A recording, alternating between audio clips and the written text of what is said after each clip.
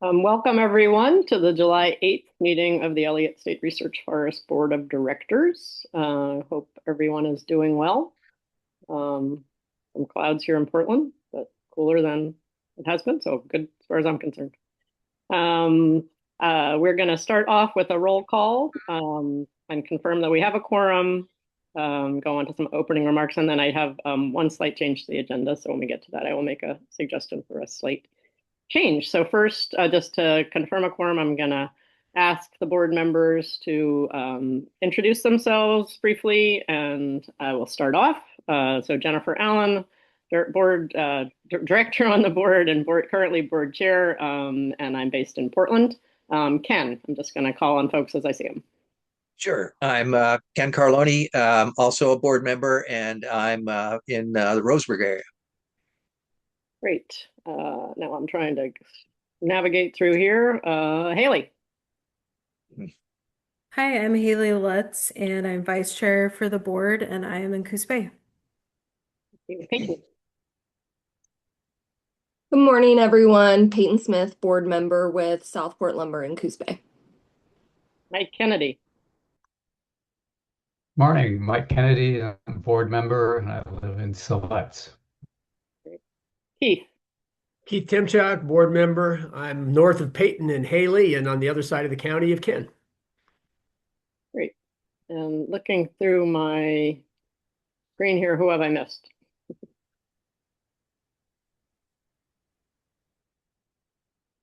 I think Mike Wilson will be joining us perhaps a little late today. Is that correct, Emma?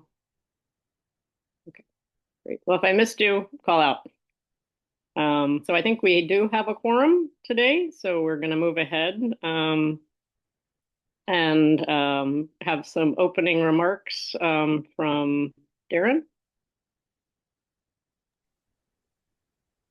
Yeah, good morning, everybody. Darren Gooding, the forest manager for the Elliott State Research Forest. Good morning to the board and staff and our members of the public that are present. I just wanted to go over a few things, to share some highlights and news and happenings here on the Elliott. So there's always lots of things going on and good things to share. So just want to let people know that the our first timber sale that we awarded back the end of March, early April. We've been learned that the operator for that timber sale is planning to start operations here in the very near future. So we'll actually be having our first operating a timber sale in probably later this month if things go according to their plan. So on that same vein, I know I'm stealing a little bit of Forester Caitlin's updates, probably a little bit, but we're also have a bid opening coming up on just this Friday for our second timber sale as well. So things moving along on the timber sale front. As far as other activities, we're really in the midst of doing a lot of planning and data crunching for prepping for the 27-29, our next biennial forest operations plan. So a lot of good work being done by staff on that. There's also on our other front, of course, the research forest. We've got our OSU researchers for a couple of the large research projects that the board recommended last year that are they're really getting to be a lot of time out in the field this year, I'll do a lot of data collection and getting things going on their research projects. We do have research going on the forest. And just a couple other last things here. On another front, and a topic that I'll talk about here a little bit later this afternoon in the meeting is our initiation of the recreation education planning. So that's another big milestone for us to kick off here for the Elliott.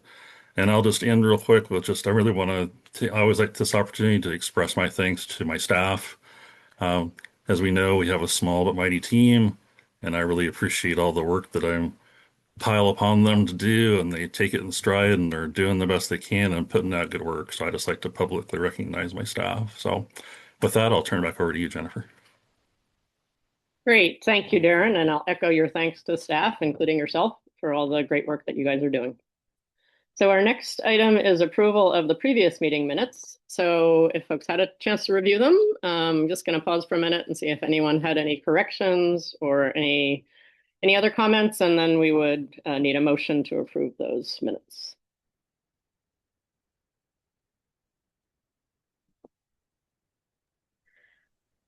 I'd make a motion to approve the minutes as presented. Second that.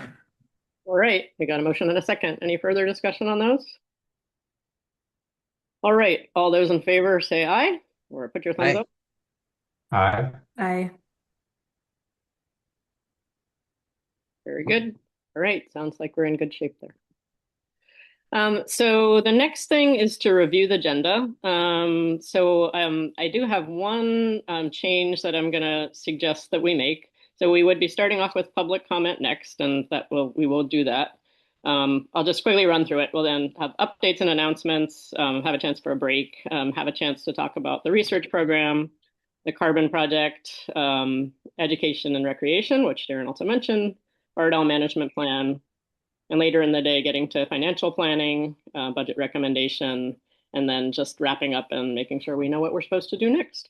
One change I'm going to suggest is that we do have some guests, I believe, who had wanted to had some comments on the carbon plan, and I think they're with us now. And so after public comment, I'm going to suggest that we just open up that opportunity for them to share their thoughts related specifically to the carbon project item so that they don't need to stay throughout the morning till we get to that. So I'm just going to propose we make that change after public comment to just allow them to be able to make those comments, and then we will return to that project later in the agenda. So I just wanted to make that one suggestion of a change. Does anybody have an objection to that?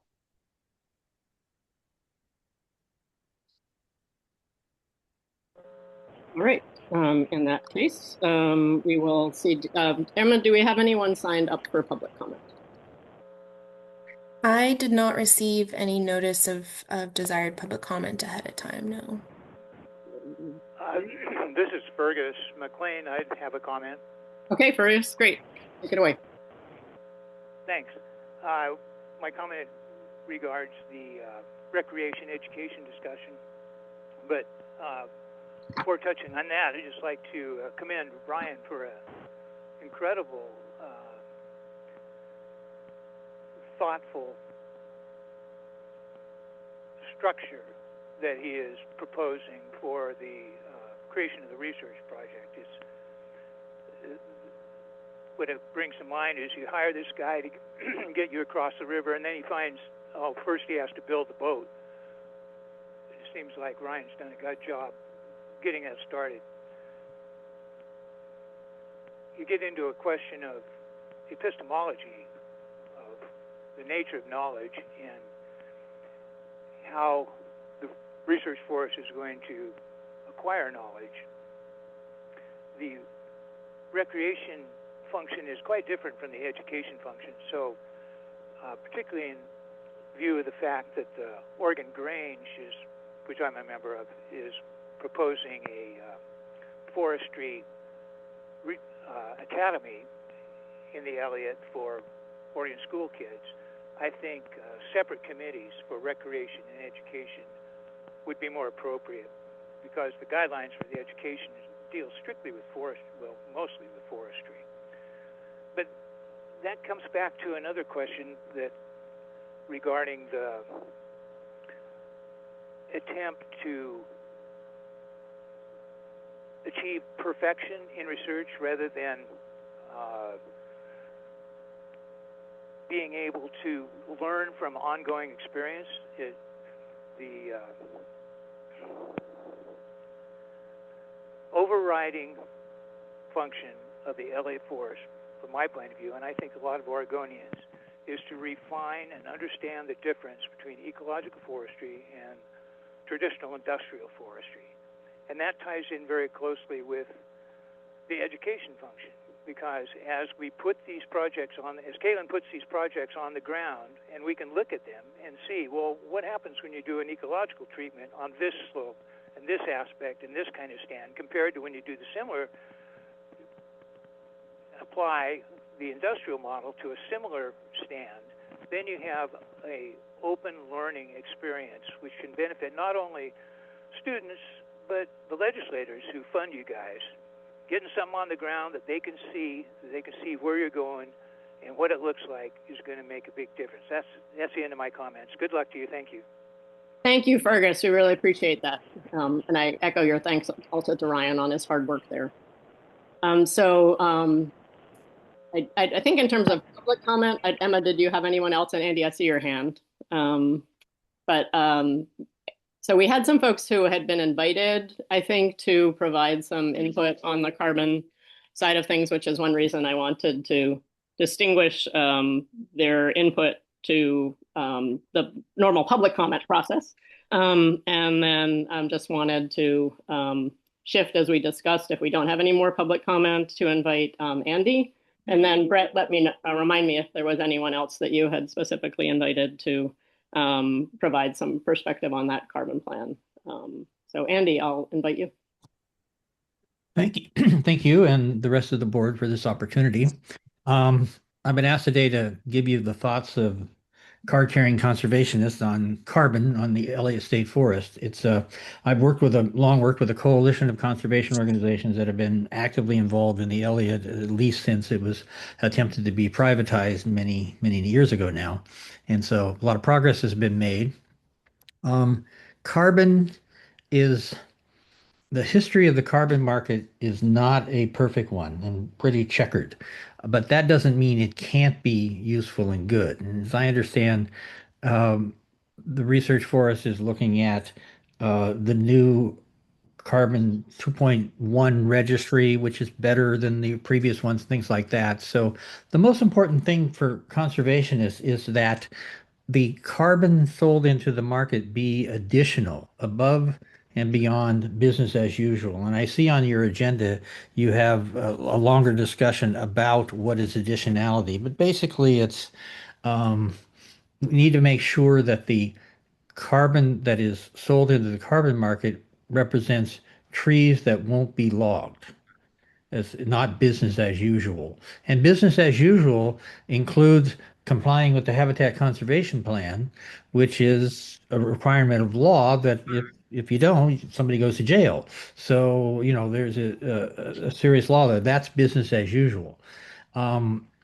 We're also would like to see that make sure that all reserve lands outside the HCP minimum should be included in the carbon sale, and that we hope that the sale price reflect the quality of the credits in reserves.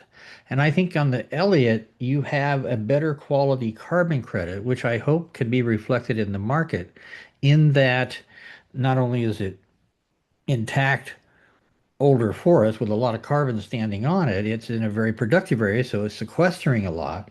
And as a matter of policy, if there is a stand replacing event, a natural disturbance, there isn't to be salvage logging on these reserves. And when you look at carbon markets, there's always a big discount because at some point, especially when a private timberland owner is involved, if it burns up, quote unquote, then they salvage log it. And that means a huge amount of carbon goes in the air.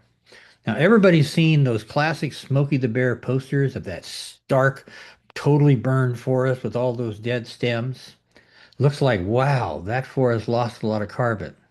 Well, in fact, most of the carbon in a forest is in the stems and the boles of those trees, the larger wood, and it doesn't go into the atmosphere. There's a paper out of the Sierras that shows that 95% of the carbon in live trees in a stand remained in the stand after the fire. That's partly because the fire didn't burn every tree, so there were trees that were missed and patches that were missed, but it's also because it's hard to burn up big pieces of wood. And so the benefit of these credits from the Elliott would be they're enduring. They're not subject to going up in smoke, to stretch the metaphor too far, is because the forest burned and then the salvage logging occurs. When you salvage log, that's when most of the carbon ends up in the air. In the process of logging, the transporting the logs, and the milling of logs, only a fraction ends up in long-lived wood products, so most of it ends up in the atmosphere within a year or two.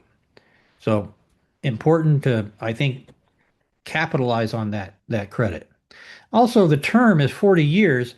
Well, what happens in 40 years? Is somebody who's buying a Elliott credit to offset their carbon sins as buying indulgences, so to speak, if this contract lasts in 40 years, in theory, the Elliott Research Forest, your successors could decide to log all that wood. Don't think it's likely 40 years from now, but it's not impossible. So does the purchaser of these credits, and I'm just raising this question, I don't know the answer.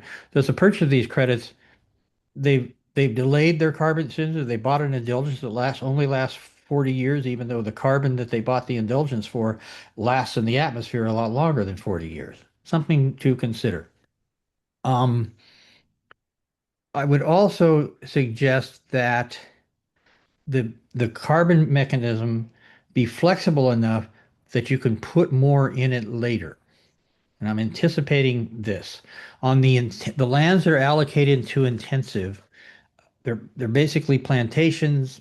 Uh, there's not going to be a lot of controversy about the logging of them. There should be some interest in kinds of research that could be done, but in the reserves, conservationists are pretty happy and everybody loves their over forest. But in the extensive, some of that extensive is plantations. It's the way the mapping drew out in this very rigid triad research paradigm that Oregon State University College of Forestry recommended is you basically have to have balance and acres and replicates and all this kind of stuff. And so there is in the extensive a few thousand acres of older forest, older natural forest that is proposed to be logged under the extensive regime. It wouldn't be clear cut, but it's a variable retention of 20%, 40%, 60%, 80%, very structured, rigid kind of framework. Well, is that 80% of the standing volume, 80% of the biomass, which is more than usable wood, 80% of the carbon? Is it 80% of the number of trees? Is it 80% of the basal area? That isn't defined what a percentage, what's the denominator, what's the unit the percentage actually applies to. So there is going to be controversy and when you get to that few thousand acres out of a much larger extensive land base that is natural forest.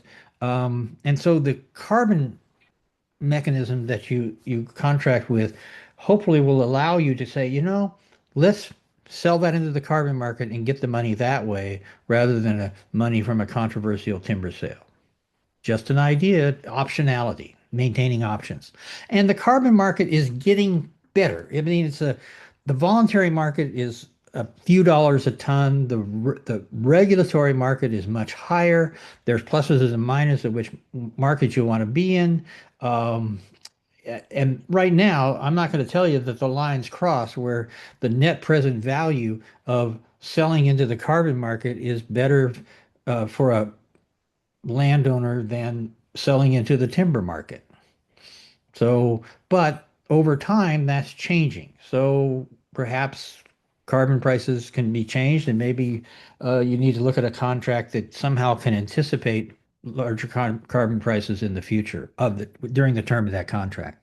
So I want to close. It's about carbon, but I want to close a little bit more about the research paradigm.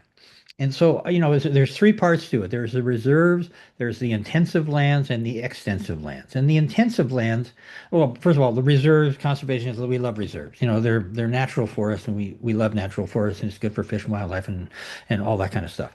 In the intensive, they're the recovering plantations, successful plantations, uh, generally monocultures, and the expected rotation age is to be 60 years with perhaps some limited use of pesticides. And on top of that's going to be some research. But so most of the private timber owners in the Oregon Coast Range throughout Western Oregon are managing their timberlands on 40-year rotations, two-thirds of the length of time. So coming out on research about how you can do less damage or help preserve some nature or scenery or recreational values in a treated plantation, recovering plantation, that's not going to be particularly useful to a profit maximizing corporation that wants to maximize net present value. However, uh, they're not going to want to take it anyway because that's what their business model is. The time value of money, how soon can we get a tree that we can cut down and make something profitable out of it? In the Oregon Coast Range, that's worth 40 years or so. So with the extensive, I mentioned, the percentage, what does that mean? What are you logging for? And that kind of logging isn't going to be useful to profit maximizing corporations either, because you're way beyond their time value of money, and they're not going to be interested in that. In terms of extensive, in the Oregon Coast Range, on the public lands, the federal public lands, almost all of it is in conservation reserves for salmon and owls and merlets and other things. And they're not going to be interested in research of how we can log it and not hurt it too much. The whole conservation strategy is you have this large system of reserves that essentially imposes the conservation burden across the landscape, mostly on public lands. So Weyerhaeuser and other timber companies essentially can log more on their lands, which might have merlets or owls or salmon, because the conservation for those species is primarily happening on nearby federal lands. So I don't think there's a lot of utility in, here can we cut in marbled merlet habitat, which is a threatened species that some of us think qualifies for endangered status, that would be useful to that result. We it's not like you can log it and and eat it too. And so again, that controversy is going to be mainly on the older forests. So I would urge you to not have a rigid adherence to the research triad. That is not in the public interest. That somewhat times have moved on. There's more replicas than necessary for research of that kind, where you want comparisons, you want a control area, an experimental area, and things like that. And so I'm more interested in looking at the character of the forest. The older natural forest, extremely important. The younger, unnatural plantations, what's their track? Is it continued rotations, or should it be, or some of it is in the name of research? If you wanted to make that forest an older forest again, will you do that? Now, some of that can be done in the Western Reserve, but it might be useful to do elsewhere. So I'll leave it at that. But I want to, also just thank you guys for doing all this work to carry out the vision of the Elliott State Research Forest. It was it had a long and difficult and lively birth, but I'm glad you guys are on the case. Thank you. Thanks a lot. Thanks, Andy. Appreciate that. Particularly your insights on the carbon front. So Brett, I'm just going to check in with you since if there's anything else related to some of the folks that you had invited to maybe provide some more input on the carbon at this point, or if not, we can move on to the updates and announcements. So Brett, I don't know if you have anything. Yeah, maybe just one thing, and thanks, Jennifer, and hi, everybody. Brett Brownscombe. And just for context, what we were thinking for this board meeting was as part of the carbon agenda item, there's a bunch in there, including the board carbon learning plan and the additionality issue. And on the additionality issue, it's one of these areas where a lot of different communities of interest have strong opinions. And so the thought was to provide the board with perspectives from at least a few different community perspectives. And so I reached out between last meeting and this meeting to folks from the forest product sector, the conservation NGO community. And so thank you, Andy, for responding. And forest product sector is also very interested and is going to provide some feedback wants to provide some feedback to the board in writing. Definitely have opinions. And there are others. And so I think as the carbon learning plan agenda item unfolds, I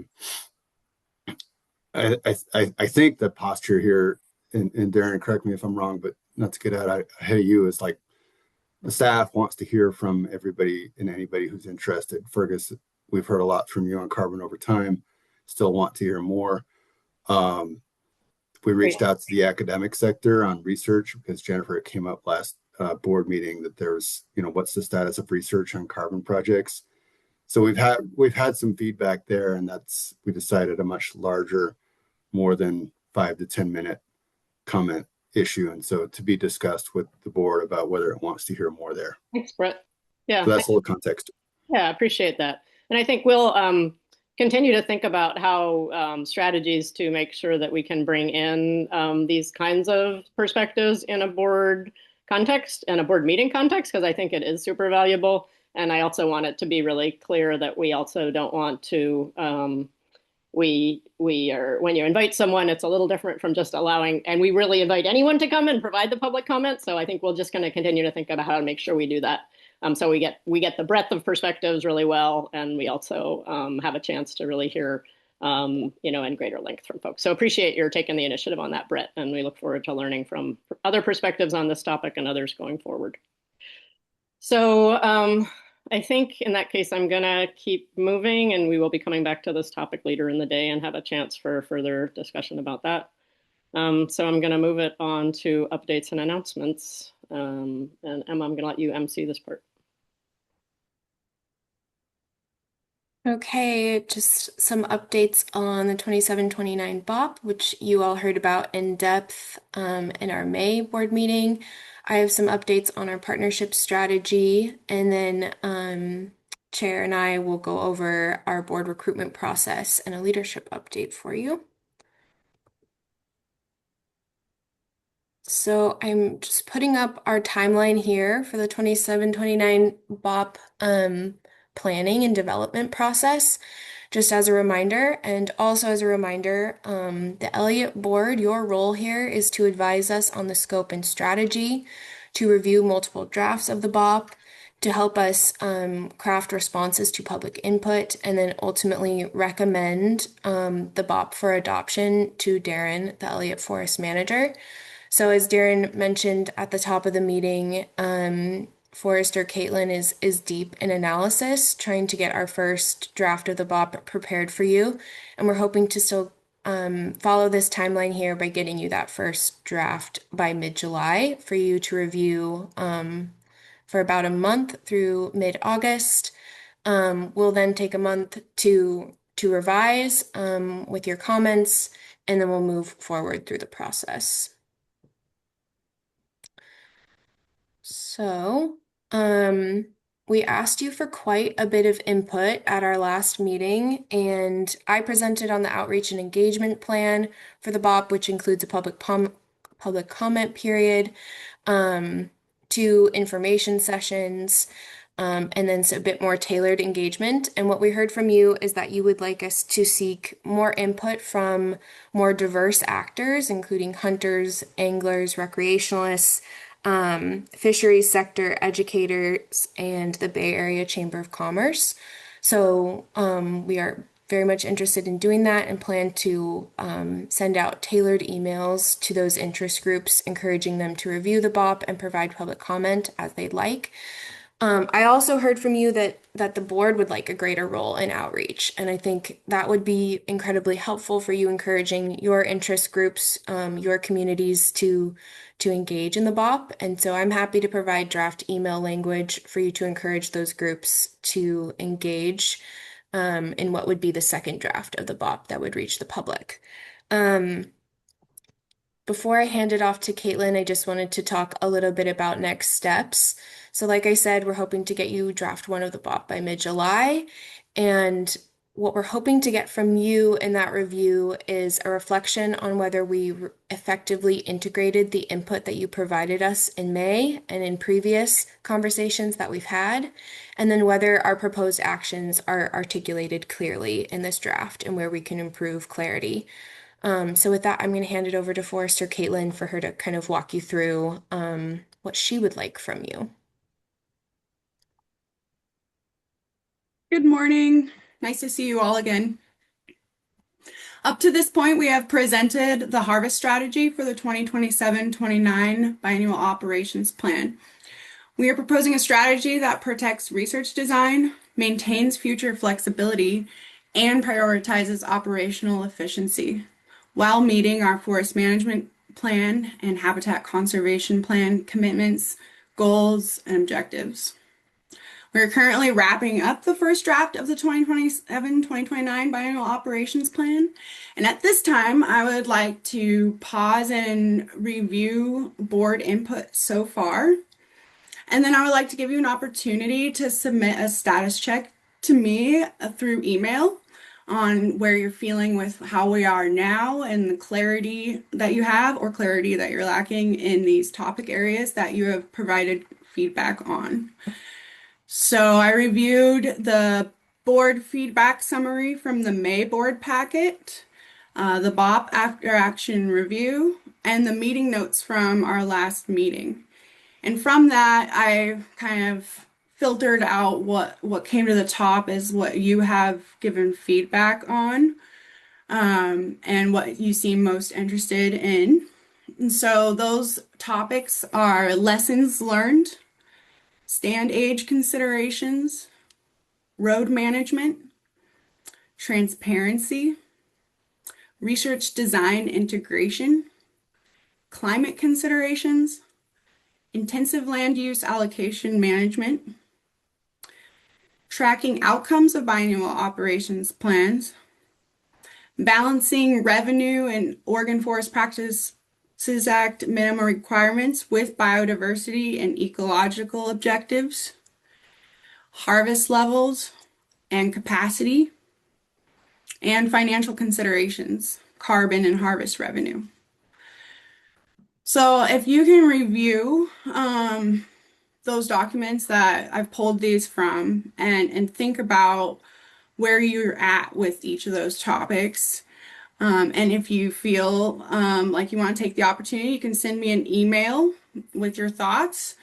Let me know where you feel well informed. Let me know where you feel clarity is lacking. And I can incorporate that into the first draft as best I can and set us up to be able to discuss more and provide more information for where you are feeling like things are not clear. Hey, Any questions? Caitlin, this is Keith. Are you sending us a prompt for that response to you? I can, yeah. Please. Yeah, that would be great. It was an excellent list, and I couldn't write that fast. Yes, I will send out the prompt to you after this meeting. And it's optional. It's just another opportunity for you to give us feedback early, often be incorporated and get that in the first draft and also help us plan what we need to focus on as we continue forward with the BOP planning process.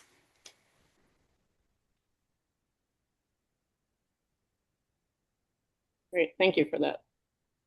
And give us, you probably did, but when you send that out, give us a time frame that you want that feedback so we can be most useful to you. Okay, I will do that. All right. Other questions at this point on Caitlin presented, Emma's framing of things. Pause for a minute for hands or speak out, sing out. Okay, great. So Emma, I think we're on to partnerships. Yeah. Okay, so just a little bit about partnerships from me. As a reminder, you all receive regular updates about partnerships because it helps you ensure that you're guiding us to meet our mission and management policies and making sure that those are upheld. So you can kind of take a broad scope view of what I present to you in these regular updates and just ensure that we're in line with what we intend to be doing. So we're continuing to pursue staff-to-staff relationships. I think I mentioned in our May board meeting that we have sent out an invite letter to the 5 Western Oregon tribes to engage with us either at a consultation level or at a staff-to-staff level to talk about a number of different Elliott-related issues, including the development of the research program, redevelopment of Shutter Creek, and then a few different items that tribes had identified during previous conversations. We haven't heard anything back from folks, but we plan to follow up soon. We are also nearing resolution of our initial consultation on Elliott planning and management. Director level anticipates putting forward 4 nominations for the land board for consideration in October for Elliott board appointments, and I'll cover this a bit on our next slide too. But 2 of those nominations represent the conclusion of our previous appointment process. And as you'll recall, DSL held board seats to allow time for tribal conversation regarding desired engagement pathways. So we've really greatly appreciated the consultation and the discussion that we've had with tribes over this process over the last few months, and we are excited to share outcomes with the Elliott board soon. And other partnership updates, we had a really, I think, successful and productive conversation with folks at OSU about the research program development. Really, we wanted to hear from them what productive partnership looked like, what a research program structure would look like that was meaningful to them, that they felt like they could engage with. And this is just one of a few work groups that we hope to have over the next couple months. So we've compiled notes and themes from that meeting and sent them back to OSU for them to validate what we've heard from them. And we are hoping to share those themes out with you eventually. So stay tuned on that. And then I also wanted to let you know that we've had a really successful recruitment round for our Implementation and Adaptive Management Committee, which you all know is the committee that helps us ensure that we're complying with our habitat conservation plan and that our management is adaptive and responsive to the monitoring results that we receive as a component of our habitat conservation plan. So we successfully recruited 8 individuals. We're reviewing those applications now, and we're hoping to get back to them within the month, host an introductory meeting in August, and then sort of a first comprehensive meeting in late October, early November, around the time that we submit a report to the federal services. And I just wanted to thank Mike Kennedy for coming forth and serving as the Elliott board representative on this committee. It is an incredible amount of time that you all give to this volunteer opportunity. So for Mike to double down and give us more of his time is really meaningful and really appreciated. And then finally, I included in the packet our Elliott State Research Forest Partnership Coordination Framework, which is just kind of a peek behind the curtain for you all of how we plan to handle partnerships moving forward. So much of the work that we do is partnership related as a public research forest. And we want to be sure that we are not exhausting our partners by reaching out to them across our program areas. So we want to have coordinated outreach. This also provides a framing for how we would like to do public engagement on the forest. So this is included in your packet mostly as an FYI. You can engage with it at the level that you would like. And if you have feedback or anything, please feel free to reach out to me directly. I think that that's all I have for partnerships. So I'll pause for questions. Thanks for sharing that framework. There's a lot of good, thoughtful thinking and work going on behind that curtain. Other questions, comments, feedback for Emma? Thanks for that, Emma. Yeah, just a quick note, Emma, I also appreciated the intention and that partnership coordination framework. I think it's really just shows a lot about the values of the Elliott and the staff and kind of being really thoughtful about that engagement. And also really excited to hear that the IMC had such good recruitment. That's a really important committee and part of the Elliott. And so that's fantastic to see that. I know you mentioned that you're reviewing candidates. Do you anticipate needing more folks on that committee, or do you think that that will likely be meeting your guys' needs? I think that we have enough to meet our needs. I think one concern that we have is that we don't currently have tribal representation. I'm hoping with some of the follow-up calls and emails that I'll be doing under bullet point number 2 that I mentioned, that we can possibly get some of that engagement. Our HCP asks that we do have that tribal representation, and I think all we can do is our best and create an accommodating environment. So That's the primary gap that I see. But otherwise, we have a pretty comprehensive group. And Amy, I don't know if you want to add anything there. I would second what you said. We can always use folks with expertise that our small team doesn't have, but I think we're good to move ahead with the current members. I haven't seen all the applications, so I'm looking forward to that. Awesome. Thank you both. Other questions or follow-up from anyone else on the board? And again, if I don't see your hand, just sing out because I'm trying to keep my eye on everybody, which is always a fun Zoom adventure. All right, great. Well, great work, Emma, Caitlin, Amy, all the above. Thank you for that. I think we can move on to the next topic, which I think is you and me. Emma, did you want to kick it off with the process? Yeah. Yeah. So, just an update here on our board recruitment process. So I think you all remember,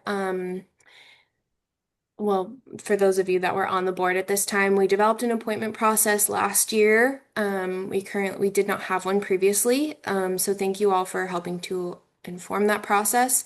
In March, we came to you and asked, what gaps in knowledge, worldviews, experience do you see currently on the board? What gaps would you like to be what gaps would you like to be seen filled this appointment round?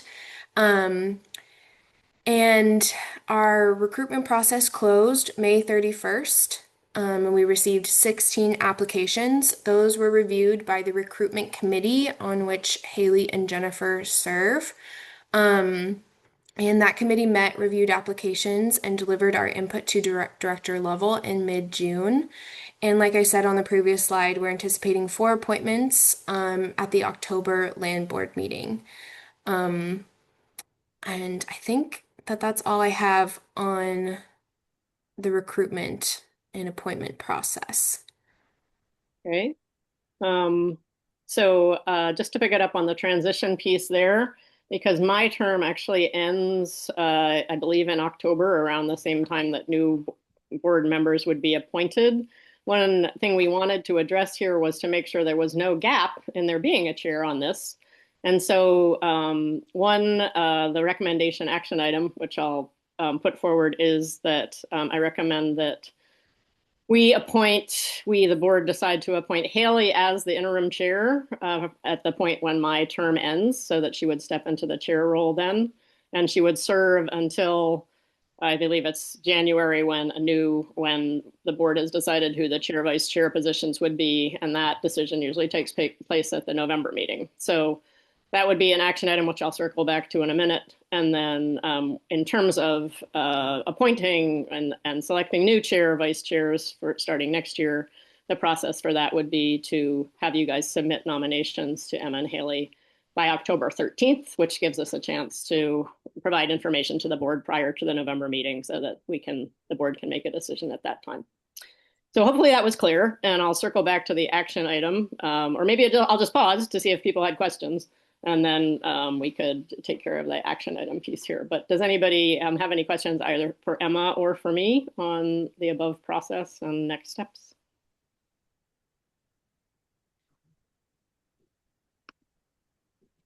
I don't see any hands. So I think we can call the question now, I believe. So let's. Yeah, go ahead. Yeah, go ahead. So Jennifer, Yes.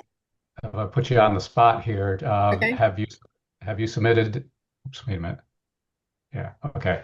So have you submitted an application to remain on the board? I have not. You have not. Okay, that kind of clarifies some things there. So sorry. Yeah. Okay, so my term ends, and I'll be stepping off the board. Thank you for that clarification, Mike. Yeah. Yeah. So I'll be stepping off, I think, in October, probably around the same time that new board members are being appointed by the land board. Yeah, Ken.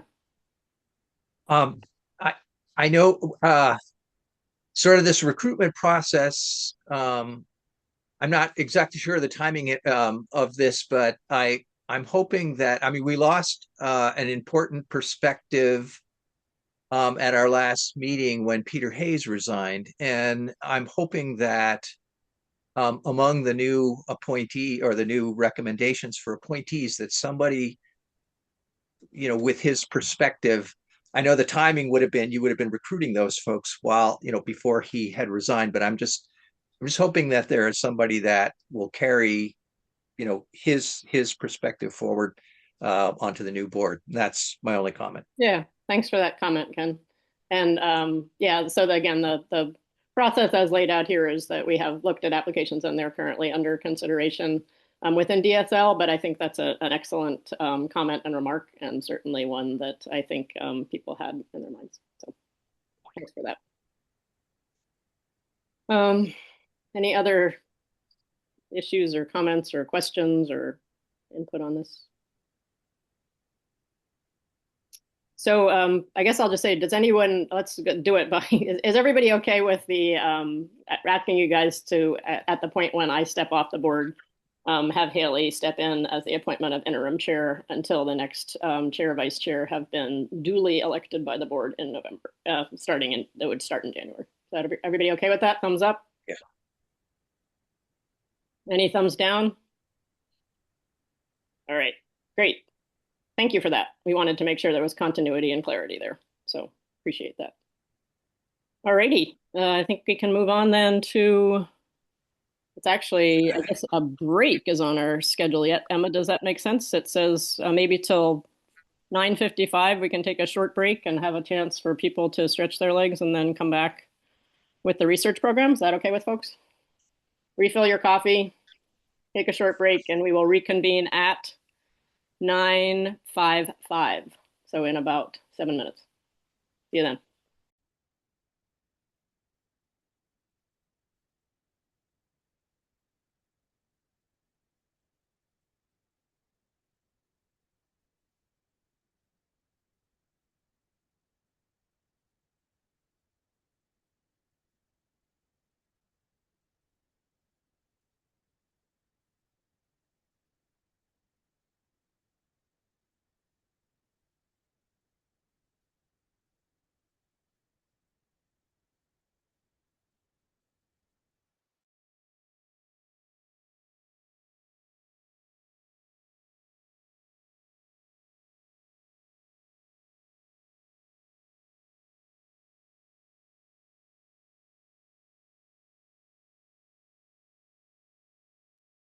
Everybody back? Sorry, my Zoom closed and reopened.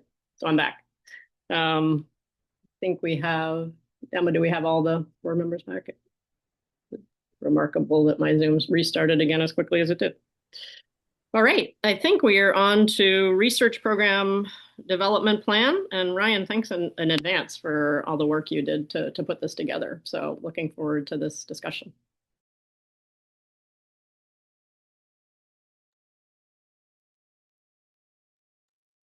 All right. Hello, everyone. Again, I am Ryan Bombush, the research coordinator for the Elliott State Research Forest here. And I'll be leading this discussion on the plan for developing the research program for our research forest. Go ahead and advance. So at the May board meeting, our last board meeting, we had quite a lengthy discussion, launching the plan for you all, and getting feedback on the path forward with it. And from that discussion, several themes came out of that. One being inclusivity in regards to the research partners that we end up working with going forward. So whether we have a highly inclusive research program that's a big tent, brings everybody in, or we focus on a more limited research partnership that is easier to manage and a little bit more streamlined. And feedback there, some suggested that perhaps we don't have enough information to provide guidance on that, which is a fair point. Saying that we don't know what our expectations are of partners, unless we can't comment on complexity or inclusivity. The flip side of that is we can let our expectations of research partners be dictated by how inclusive we want the program to be.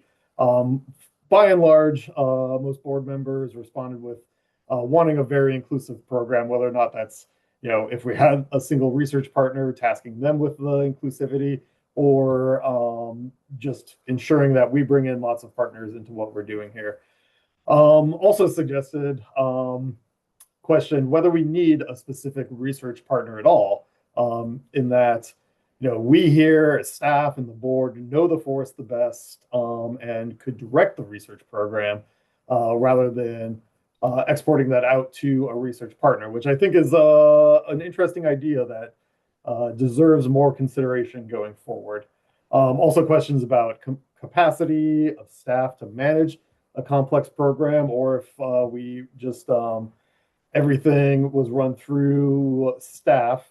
And then the question of a dream partner versus an ideal partner that's highly committed to the Elliott. And in my opinion, an ideal partner would be a committed partner, and that would be the dream partner.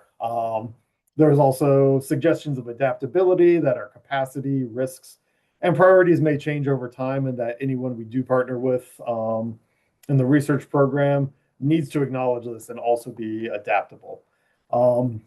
There's quite a bit said on credibility as a research forest, that we need to demonstrate progress towards having an established research program on this research forest, that the public wants to see this, and that we need to demonstrate what's been done, what will be done, so the public can see this becoming a research forest as was promised. We discussed research itself. So Keith made an important point, and if I interpreted correctly, he stated that getting the research program fully developed and getting research on the forest are two separate processes. They're two separate considerations. So I think that's an important distinction, that we can have research advanced on the forest before we have a fully fleshed out, developed research program. We have the board approved, recommended research projects on the forest. We can get more research going on the forest. We don't have to wait until we have a formal research program in order to make use of the forest as a research forest.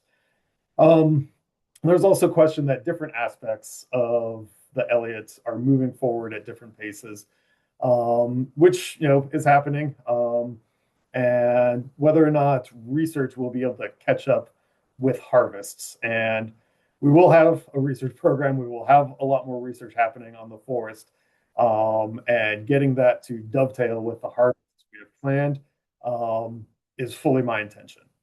And then the big one was speed. I would say that's kind of the echoing message that came through for me in the process. Sooner rather than later would be best. That we should be controlling what we can control in the timeline, knowing that external partners that we need to work with in some capacity are operating on their own timelines,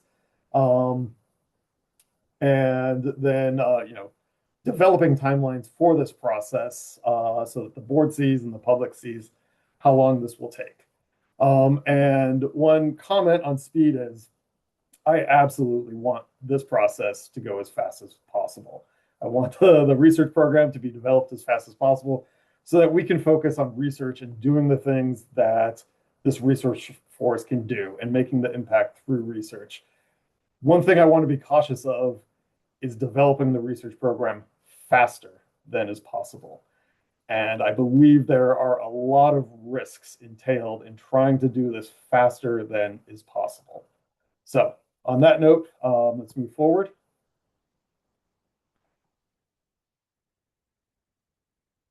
All right, so I supplied in the board packet a more detailed plan of research program development and attached timelines with that. I want to emphasize that these are very much approximate timelines. We see, and just a quick recap on what these four broad phases entail. Information gathering is understanding everything that the Elliott Forest needs to do, what it cannot do, reaching out to external partners or potential partners and interested parties to see how the forest can serve them. And then taking all that information, bringing it into phase two, where we start developing the things that will turn this into a research forest. Then we bring it to the execution phase where the board makes a recommendation for the research model they would like to see implemented on the forest. And then staff takes that and implements that recommended model on the forest. And finally, the completion phase where the forest management plan would need to be updated because there's a lot of placeholder language in there about what our research partners are, what the lead research entity might be, and all that needs to get cleaned up to reflect what actually gets implemented throughout this process. And you'll note that there's some overlap between the information gathering and the development. That's because some tasks in the development phase do not need full completion. They do not need all of the information gathered before those can be initiated. But the actual development of alternative research models can only take place once we have gathered all the information needed to develop those models. And then phases 2, 3, and 4, I want to emphasize these durations, these timelines are highly uncertain. These are approximations. We cannot know what is fully entailed in the development phase until we complete the information gathering phase. And we cannot know what will be fully entailed in the execution phase until we've developed our alternative models, brought them to the board for recommendation, and the board has recommended a model that we move forward with. And different models may take widely different amounts of time in order for us to implement. And lastly, the completion phase, again, uncertain. We don't know what the FMP updates, what those necessarily will be until we've actually gone through and had a model recommended by the board and put that into practice. All right, next slide. And since we are in the depths of the information gathering phase, just a more detailed look at what that timeline looks like. And again, the plan was provided in the board packet with lots of details of what is entailed in each of these tasks. But we can see basic things like defining the purpose and goals, defining the key roles as in who the decision makers are and who throughout DSL and state government, what I deem programmatic key roles. So things like HR, procurement, who we need to talk to and understand how things are done at DSL, at state government, so that the research program is structured around those policies that we need to abide by.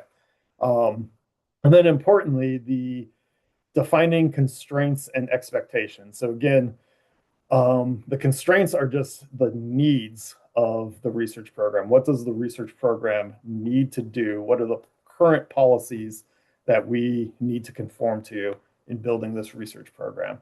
And the expectations I view more as the wants. What do all of the decision makers involved in developing this research program want out of the research program? And those wants need to fit within the constraints in order to make this whole operation viable.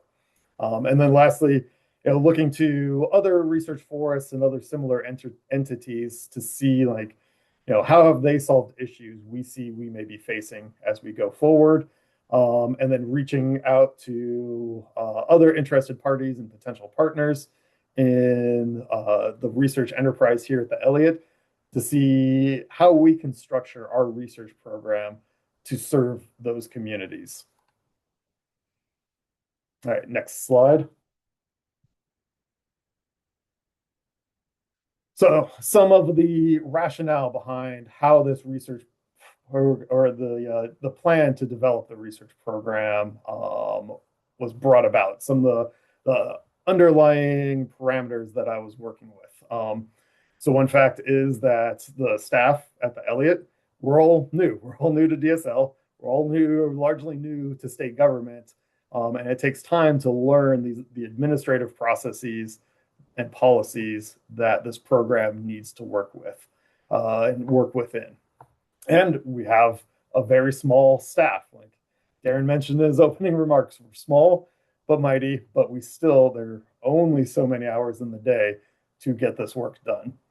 Another big consideration in this plan was that we have no statutory deadline to accomplish this by. Now, that's not to say we can take as much time as we want. Like I mentioned earlier, I want this to happen as fast as possible, but we do not have some statutory deadline that the work that we do needs to be structured around. For instance, with SB 1546 previously for the forest, where there was a statutory deadline that specific things needed to be put into place for the Elliott in order for SB 1546 to be operative. Another key factor in how I designed this plan was coming on board in October of last year. I was told we should bring 3 to 5 different research models to the board for recommendation. So part of that is these need to be viable research models for the board. So I can say, oh, I can come up with ideas and say, oh, this might be a nice model, this might be a nice model. But we need to come up with these models and fully vet them through the policies, the programmatic key roles that will be dictating how the program operates within DSL. So I do not want to bring you all a model that you recommend and then turn around and start working with HR, start working with contracts and procurement, and start working with DOJ, and come to find out that that's not a model that we can actually implement. And that's why the information gathering phase is there, so that when models are brought to the board, we are confident that those models can be implemented. And then lastly, I want board engagement throughout this process. I was told board should be engaged throughout this process. And I've been listening through past board meetings, on long drives in my spare time.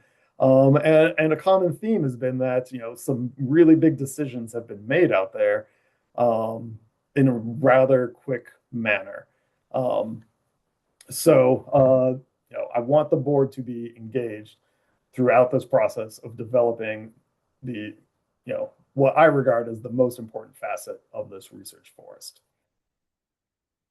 So next slide.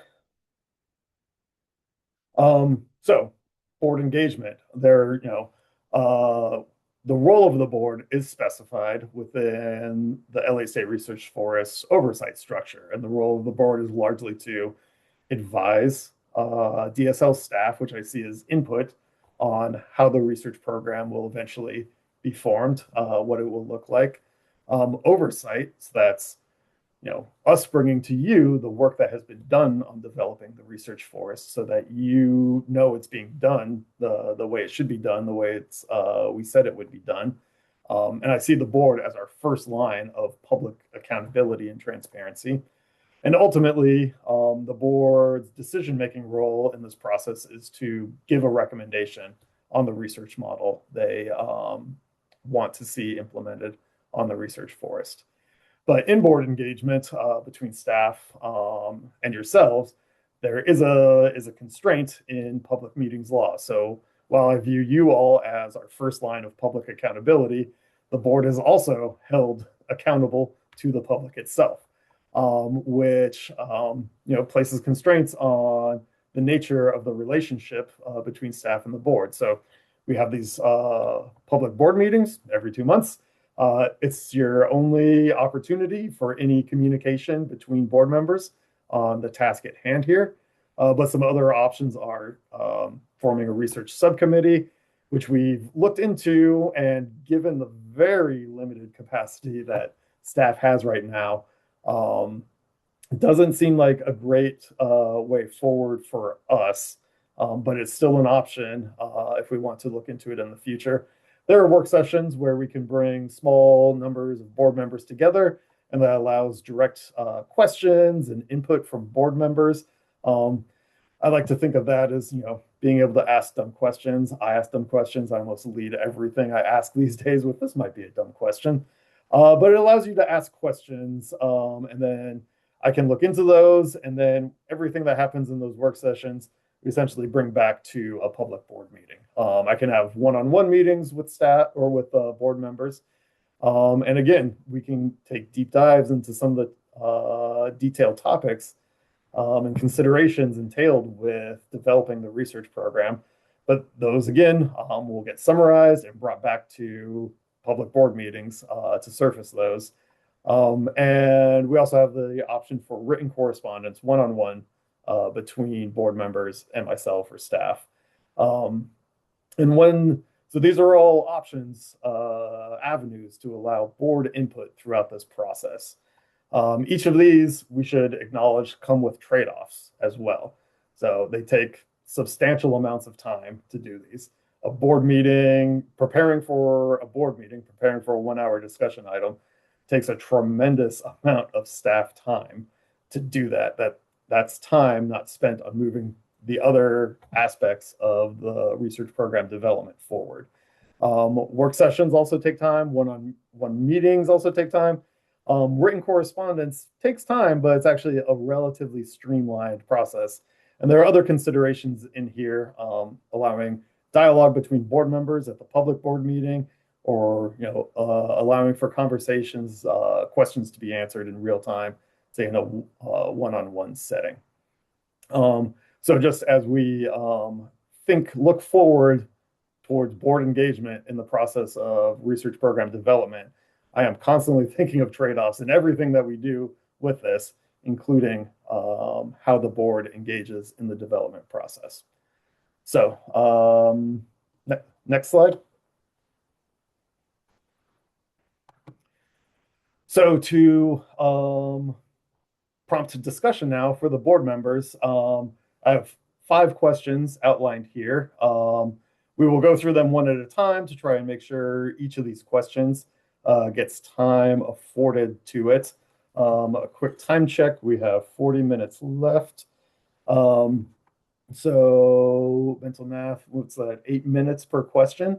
I will try and I'll set a timer and keep us timed on this, because last meeting we had some very lively discussions on some questions, and I feel bad that we weren't able to dedicate time to some of the questions later on in the presentation.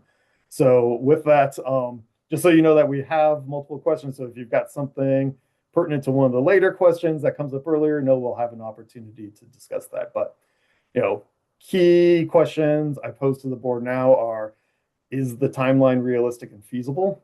What do you see as the most critical work steps in the plan proposed? Is there anything missing? Are there any blind spots we have on staff in developing the research program? Where are opportunities to streamline the plan? Which, just like the thought of that, really makes me happy.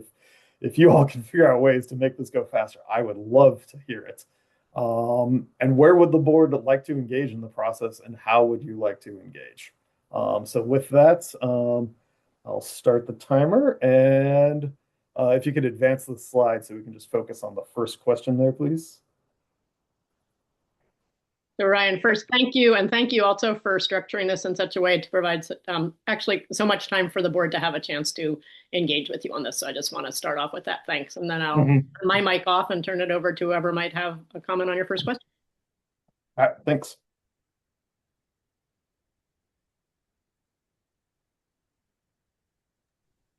I'll jump in. Ryan, I think this is both realistic and feasible, and I think it is, I'd add the third is desirable as well. In that, and as you addressed, in that it allows research on the forest in the short term, and then the opportunity for us to get it more perfect in the long term. And again, I think that we can't let good in terms of research, or perfect, excuse me, in terms of research and a research plan get in the way of good research in the short term. Most of the research we're going to have up front is going to be relatively short term, I would imagine, and we can, if that ends up bumping against a research plan, a more formalized research plan down the line, I think it all comes out in the wash, especially if those are relatively short-term research plans, the research projects. So well done, very well done. Thank you. Thanks. Haley. I'll help you with the hands, Ryan. Thank you. Yeah, again, Brian, I think that this plan is super helpful and really what the board was asking for last meeting. So I anticipate that this in itself was quite a bit of work, but hopefully it'll be kind of helpful in outlining process and getting everyone on the same page and supporting the effort. Um, I am concerned about the timeline. I think that this timeline is realistic and feasible because it's really long. This puts us at standing up a research forest almost 7 years after the initiation of establishing the research forest. And I think that's a little untenable, honestly, and probably expected coming from me, but I think that I acknowledge what you and Keith said. I think something that you did really strongly here is research is happening. It's not like we're not having it up at all in this process while you're formalizing a structure, but word packet, like we're looking at BOPs, we're looking at financial plans, we're looking at timelines. I'm going to turn my hand off or my camera off because it looks like my connection's unstable. But we're looking at all of these things that really depend on some knowns of a research program. And so I think that there is misalignment with the timeline being proposed for the research program establishment and many of the other priorities of the forest. And I also think just again, like hearing comments of research first forest and some of the harvest being recommended in the BOPs, there's misalignment there. And I know we've talked about that, but I just again want to kind of make sure that that is heard and considered in this conversation. I say all of that acknowledging that like you are one human who has many other things on your plate. So I make all of these comments not at you or not at the Elliott team, but really more in terms of how are we setting the force up for success.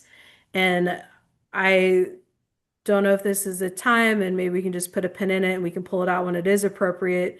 But I'd like to think about options for increasing the pace of this process that doesn't just depend on you in current capacity, because I don't think it's realistic for this speed to significantly change with what is going on now. But I would like to at least have a conversation of can we hire some consultants? Are there other options? Because I think with the level of detail you provided, again, so helpful. Looking at that, I think you did a good job of outlining here are some things that could happen at the same time if capacity allowed. Here's some things that couldn't. Like we wouldn't want to do this before this, but looking really closely at that, it seems like there's an opportunity to potentially shave off a decent chunk of time if we had there's other people starting to do like that literature gathering on other research forests. For example, that doesn't need to wait to be started till 2027. And so there might be some other of those items that could be chunked off to increase the pace. And I think increasing the pace is essential to the forest. Okay, thank you. I will also add, I want this to be an opportunity for board feedback. If you have like specific questions for me that you want addressed like immediately here in real time, I'm happy to do that. But I want to maximize the amount of time board members have to provide feedback here. So thank you, Haley. Good call, Ryan. Ken. Thanks. And I appreciate, I also will add my voice to say I appreciate all the work you've been doing on this, Ryan, and the very clear presentations you've been making to us. And to reiterate some of my feedback to leadership here is that, and this speaks to sort of what's realistic and feasible and how we can go faster. And that is that a scientific advisory committee, technical advisory committee, whatever it is that we're going to call this group of folks that we hope to be able to advise us on technical issues, scientific issues, and so on.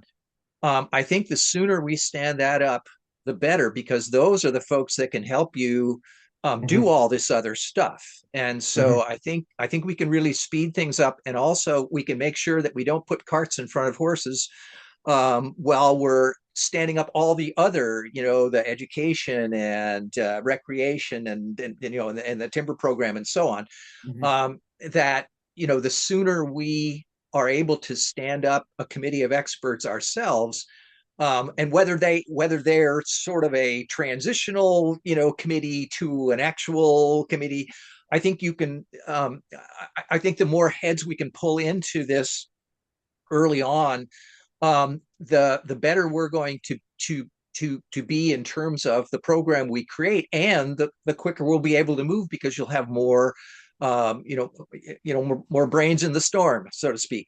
So anyway, I think I can't encourage us enough to move forward with pulling a group of experts together to advise us and help us speed things up and do it right. Yeah, thank you, Ken. Loud and clear. Let's move on to the next question. So what do you all see as the most critical work steps in the plan laid out for you? I think, Ken, you probably just answered this for yourself. So move on to somebody else. Mike. Yeah, Ryan, I want to echo a lot of good work going into this and a lot of thought. I think one of the critical work steps, and it will help get us to the points where we want to be as far as having a plan in place. I noticed in part of your steps was coming up with a provisional research plan, and I think that would be an important step to show that we have a plan of some sort. And even as we work on the BOPs, even if we have a plan on how the BOP will fit into research, future research, that sort of thing, so that we can tie it to a plan of, and it doesn't have to be perfect. And there'll be missteps along the way for sure. And that's fine. It's part of the adaptive management, part of it, just learning. So I want to wait to have perfection before we had something in place, but give a good try at coming up with at least something interim. And I fully agree with Ken getting that the people on board to help along the way is critical. And I agree with Haley too. Sooner the better, because, if nothing more than for public perception and all too, and what we said we were going to do. So, but good work so far. Keep it up. Thanks. Other input on this question? 4 minutes. Great input so far, I just want to say too. So, and we can always move on to the next question if we don't have any input on anything specific, and then with the balance of time, we can circle back around to any other thoughts folks have. All right. If we want to move on to the next one. Do you see anything missing from this plan? I would like to think it's pretty thoroughly laid out, but I'm not perfect. As Mike said, missteps happen. So this is a great group of folks here. And from your perspectives, what could be added into the plan with the sinking feeling in my stomach that anything that gets added is more time. Haley, what do you think? Yeah, Ryan, I think it's super detailed. I don't see any big holes. The only thing that flagged for me, which I don't think is actually a hole, but just to call attention to it, is you have a lot of time for like work groups and SAC, which I think is probably one of the most important parts of this entire process. But just want to make sure there's like really good, adequate public comment, because sometimes people just don't have capacity to engage in those ways. And so I'm assuming that would naturally happen through like updates at board meetings and opportunity for public comment, but just wanted to flag that like good public communication and opportunity for feedback, ideas, things that we might not be thinking of. Okay, thanks. Yeah, when I saw your hand, I was really worried there was some massive hole you identified. Don't see any massive. Here we go.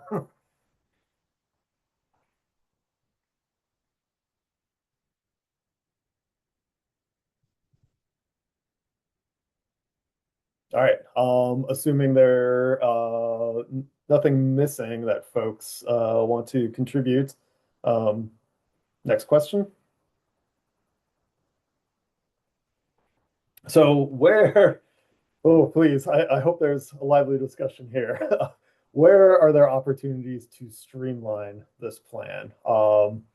Like I worked on the, staff hours and durations for each one of those tasks. And like, while I say they're approximate, like I put a substantial amount of effort into thinking like, what is it going to take and what is my capacity leading this effort to see this through to completion?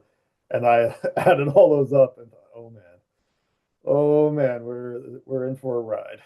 Should get comfortable. So if there are suggestions on streamlining this plan, I am all open to it.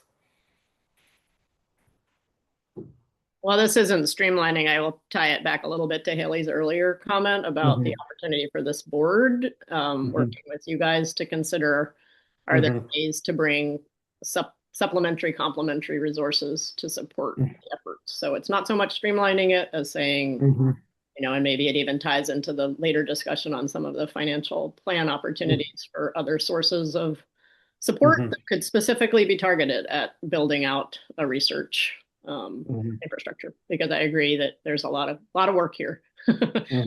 Peyton. Yeah, Ryan, I haven't talked yet. So first of all, thank you for all your work in this. And I love a visual, so this is awesome. Going through this, it seems like because we are a public body, this process is really drug out for transparency. And I there's certainly value in that. And we do need to be engaging with the public. But maybe some of those steps could be like condensed a little bit. Also, I really liked Haley's idea of maybe looking at our budget to see where we can bring in consultants as well. That's my 2 cents. Yeah. A quick comment on that. Hopefully there's no pearl clutching at this, but when I think about how quickly, like, essentially this is the slowest way I think a research forest could probably get made. But I also think it's the fastest way we can turn the Elliott into a research forest. Yeah, we have a very unique and complex and big task ahead of us. That just by necessity, I think, as a, trying to create an enduring, publicly owned, world-class research forest takes time and deserves time. So I see Ken and then Keith and then Haley. Yeah, and you won't be surprised to hear me say that that we can streamline this by adding more people to this, and in terms of sort of a voluntary body, advisory body, that's great. But I wouldn't be opposed to budgeting something for consultants. But I think, and I think that again, we talk about the good rather than the perfect, but at the same kind, we don't want to shoot ourselves in the foot with a botched rollout or something like that, right? And so I understand everybody's interest in moving fast, and I appreciate your comments about this is probably the slowest way to do it, but it's a way that we can bring everybody along, so that we don't everybody stays informed, everybody gets to contribute, and we don't get backlash later on in terms of getting out ahead of the troops, so to speak. Okay, that's my comment. Thanks. Thanks. Jen, my turn? Yes. Okay, thanks. I'm going to sort of echo Haley and Ken and Mike and the idea that maybe there's some consultant capacity to be found. I know budgets are really tight here, but I'd throw it to Haley and her experience. And there may be some grant opportunities here for us to go out and contract with some consultants in the short term to sort of round off our edges and streamline this as much as we can. And so Haley, I'll throw that at you if you're aware, or anyone where those grant opportunities might be to help bring somebody aboard to ride shotgun with Ryan on this process, it might be valuable. Yeah, I think Ryan's probably well in the loop about those opportunities too. And there's all kinds of limits and constraints right now. And also, Ryan, I want to publicly acknowledge, I know that hiring consultants is not like, oh, suddenly none of your time and capacity. I acknowledge that that's actually a high burden of capacity to do that. But I still think that cost benefit might be there. Some, a few specific ideas to consider on your question. I think, and you have a evaluate trade-offs between alternative research program and partnership models for an entire year. It's kind of the singular action for all of 2029. I don't think that probably, and again, I understand you're just making estimates and you want to make sure that I really appreciate you have language all throughout the plan of like there's consequences to not thinking it through on the front end that could be worse than the time it takes to think it through on the front end. So my comment is in balance with that, but I think that this could significantly be truncated, particularly if we're really thinking through scope of work when we're in some of these other steps of like evaluating and researching other models. I think that could happen really concurrently, and that this could potentially be truncated to like a quarter. With the right, well-functioning advisory groups and right kind of process from the beginning. So that's one thing to consider. Another thing I look at this is, again, that reviewing other research models. I think that there's an opportunity for that to happen while you're doing other things. That seems like the biggest point of opportunity for someone else to stop in. The provisional research plan is also about a year, and it doesn't start till Q3 in 2027. Um, just a flag about that. We don't need to spend time on this call, but like that should maybe be moved up since we're already doing research. And is there a reasonable copy paste that we can adopt? I acknowledge that you're not going to have a perfect copy paste, but is there like a reasonable start to that we can adopt? And how high of caliber does the provisional research plan need to be? I know some of that is going to depend on how long this takes. Like if it takes 6, 7 years, you're going to need a decent plan. But if some of that's truncated, there might be some cost benefit. So just a few things to chew on. All right, thank you. Ken again, I think.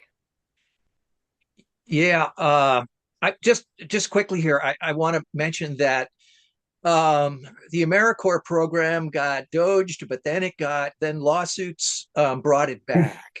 And this would not be, a high level consultancy, but it's the best deal in America in terms of the bang for the buck that you get. We've had tremendous luck with AmeriCorps. I'm not sure whether the Vista program is still up and running. Vista are planners, AmeriCorps are implementers. But it's an extremely cost-effective source of help out there, and so folks just mentioned that if there are grants out there, let folks know. And so I just wanted to pop up and say AmeriCorps seems to be back, and it's a super cost-effective program. You really get amazing young folks at your disposal there. So that was a comment there. Cool. Thanks.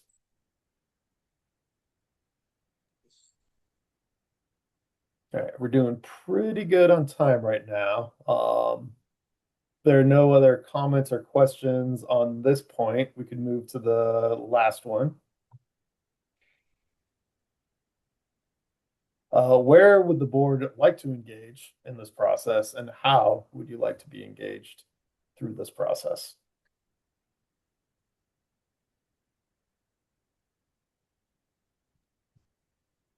So I'll start off by saying today you've structured a great way for the board to provide input. I just want to once again give you kudos on that. Keith.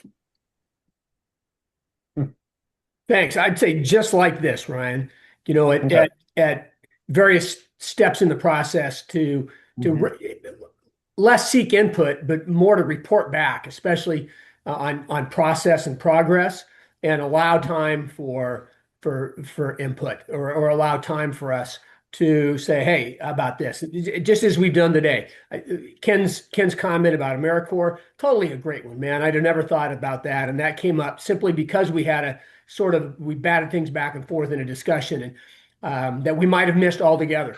And this is, I think, the way to just keep engaging in the process. To just not that you have to come back and seek our approval and everything, but by reporting back as we move forward, then and maybe that's a time allotted every meeting, and maybe not, depending on what's been accomplished. But to have this opportunity, I think that's the feedback we really need to see where you are, and to either say, full speed ahead, or have you considered this? And that's what we've done today. So, Haley. Yeah, I might start by saying off a role that I don't want to have is one that ends up being a total capacity suck that doesn't have any benefit to the process. Yeah. So I agree with Keith's comments. I think part of striking that balance is keeping us well informed at an appropriate level of detail that gives us the ability to raise flags or concerns along the way, because there is nothing worse than being like, hey Ryan, that thing that you did that took 9 months, we totally don't agree with the direction of that. And that's just disrespectful on all parts. So I don't want that outcome to happen. So I think just us thinking through that a little bit, and especially given that our role is to kind of recommend a research framework, to DSL, it does necessitate a decent level of involvement in this. So I think having progress be a standing board item. But I would also, pivot the question back to you, Ryan, as well. Like, I would be really interested in what you think about that. Like, what seems genuinely useful to you. Just kind of wearing the two hats I have as a board member and a community partner engaged in and restoration. Like, there's obviously some points here where I think like weekends or feedback sessions, with the Elliott team into some places that we're already convening a lot of the folks that might be helpful for you to get like bona fide feedback on. So obviously open to any way that we can kind of help with those connections. But again, I'd really look to you, like, is there a way you see we could actually be useful? Okay. Yeah. Before you answer that, Ryan, I'll Oh. piggyback on it because I had a similar comment, which was, and you can respond to Haley, but was just that, which is that if you find you're getting to spaces that might be already in the timeline and the plan that you've shared with us today, but also could be here we are, and I'm really trying to think about this question of like, who in the community would be really good to involve in this next phase that we're coming up to, right? Or here are some of the decision points I see coming, and it would benefit you to have us be able to share thoughts and ideas and perspectives. So it's kind of what Haley said, but just to even as you encounter those things, to be hopefully thinking of us as a resource, to say this is a point in time when it would be helpful to hear ideas from the board or feedback or tap us for thoughts. So feel free to respond to Haley on that, but I agree that that's what I would hope is that where it's useful. Okay. Yeah. And I see the role in decision making for the Elliott through board recommendations is incredibly important. And your oversight capacity on behalf of the public is incredibly important. But in the process of developing this research program, I think where I see personally the most value the board can provide is just the diversity of perspectives of the public that you all represent and come from. You are not you're not the SAC or a group of research experts will be able to provide, a depth and breadth of knowledge for the research. They're not going to be able to provide the diverse public perspectives that this board brings to what we are doing here at the Elliott. And bringing those diverse perspectives, I think, is the what I can benefit from the most. And the modality of how we do that, and the capacity it takes on my part and your part too. Like I want to be very respectful that you are all volunteers in this. And I get paid to show up at the office every day. You all are taking time out of your lives to see this thing become a success, and I want to be very respectful of your personal time. But just looking at the modality of how I solicit input or bring things to you, to get that feedback in effective ways. Like some topics may be more appropriate for one-on-one meetings, and some topics may be easily handled by just sending you a survey form or sending you an email prompt like Caitlin's going to be sending you on the BOP, and saying, hey, what are your thoughts on these specific things? Collecting all that feedback one-on-one from everybody, compiling it, synthesizing it, and then bringing it back to a public meeting, because I want there to be absolutely no doubt that like this is a publicly owned forest, and every part of this I want to be like up and above board and visible for everyone out there to see as we put this thing together. Might get a little messy at times, but it's important, I think, for everyone to see that. I just wanted to chime in briefly and say that like staff have done a lot of work planning and informing how we structure board meetings a couple of meetings out. And so I think what I'm really curious to hear is what specifically would the board like to be brought to them for discussion? Like what, as you reviewed the plan, like did anything come to you where you said this would be a great point for us to pause as a board and review the work that was done in the previous component of the plan and discuss? And I did see Keith's hand up, Emma, just as you spoke, but I think it's a good question. So Yeah, I was going to comment on Ryan's comment, but do that again, will you please, Emma? And I lost exactly where you were going there. Can you restate your question or your point? What specific points in the plan that Ryan's presented does it make sense for us to come to you with discussion? I'm hearing that you want progress updates, you want to be kept informed. Where are specific areas that you want to provide input and that you want us to host discussion rather than just updating you? I'd suggest just progress updates, and then let Okay. let the process and the progress determine when we talk about what, rather than trying to to to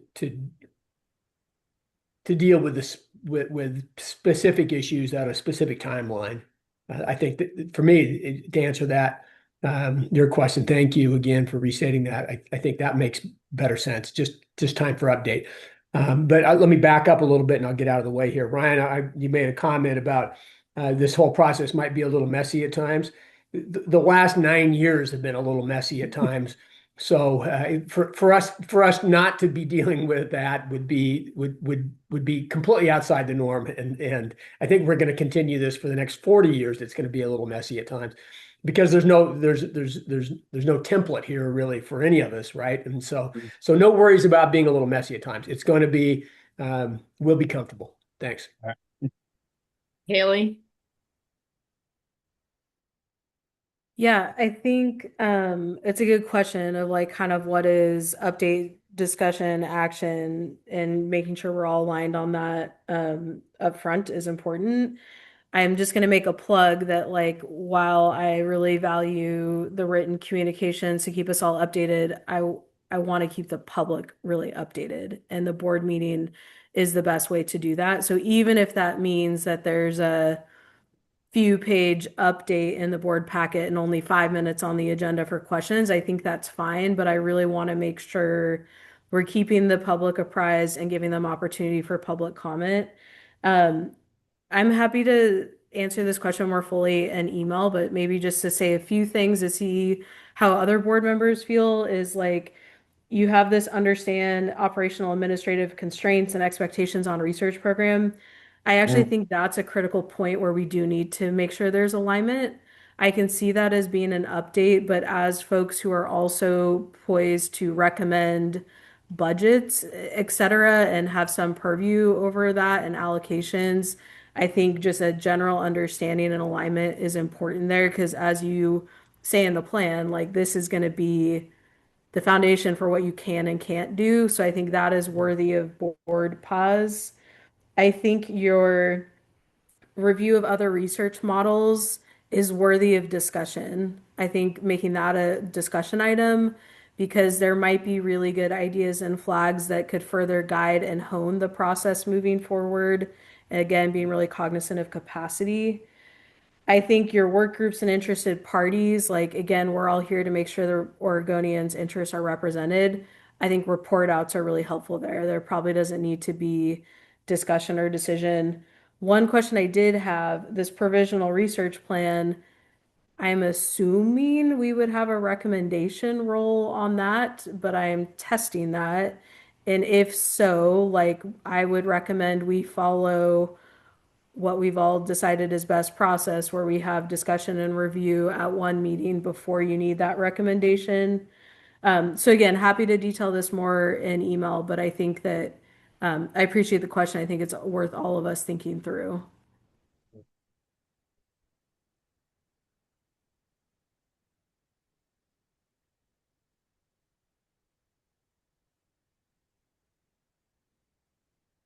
All right.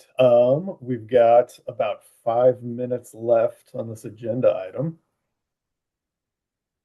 We could get an extra 5 minutes of break, but is there anything anyone wants to circle back around to from anything that's been presented here in the on this item?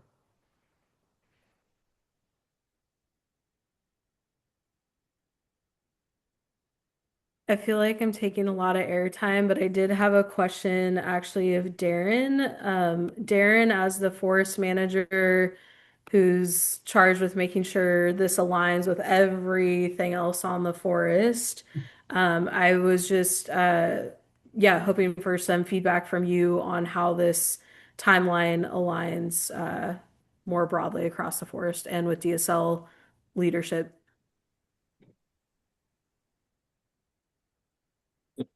The right button push there. So first off, let me just share my concerns that I've heard from the board here about, the timeline, certainly conscious of the the length of time involved. And I think from it's a balance as everything is about with the Elliott.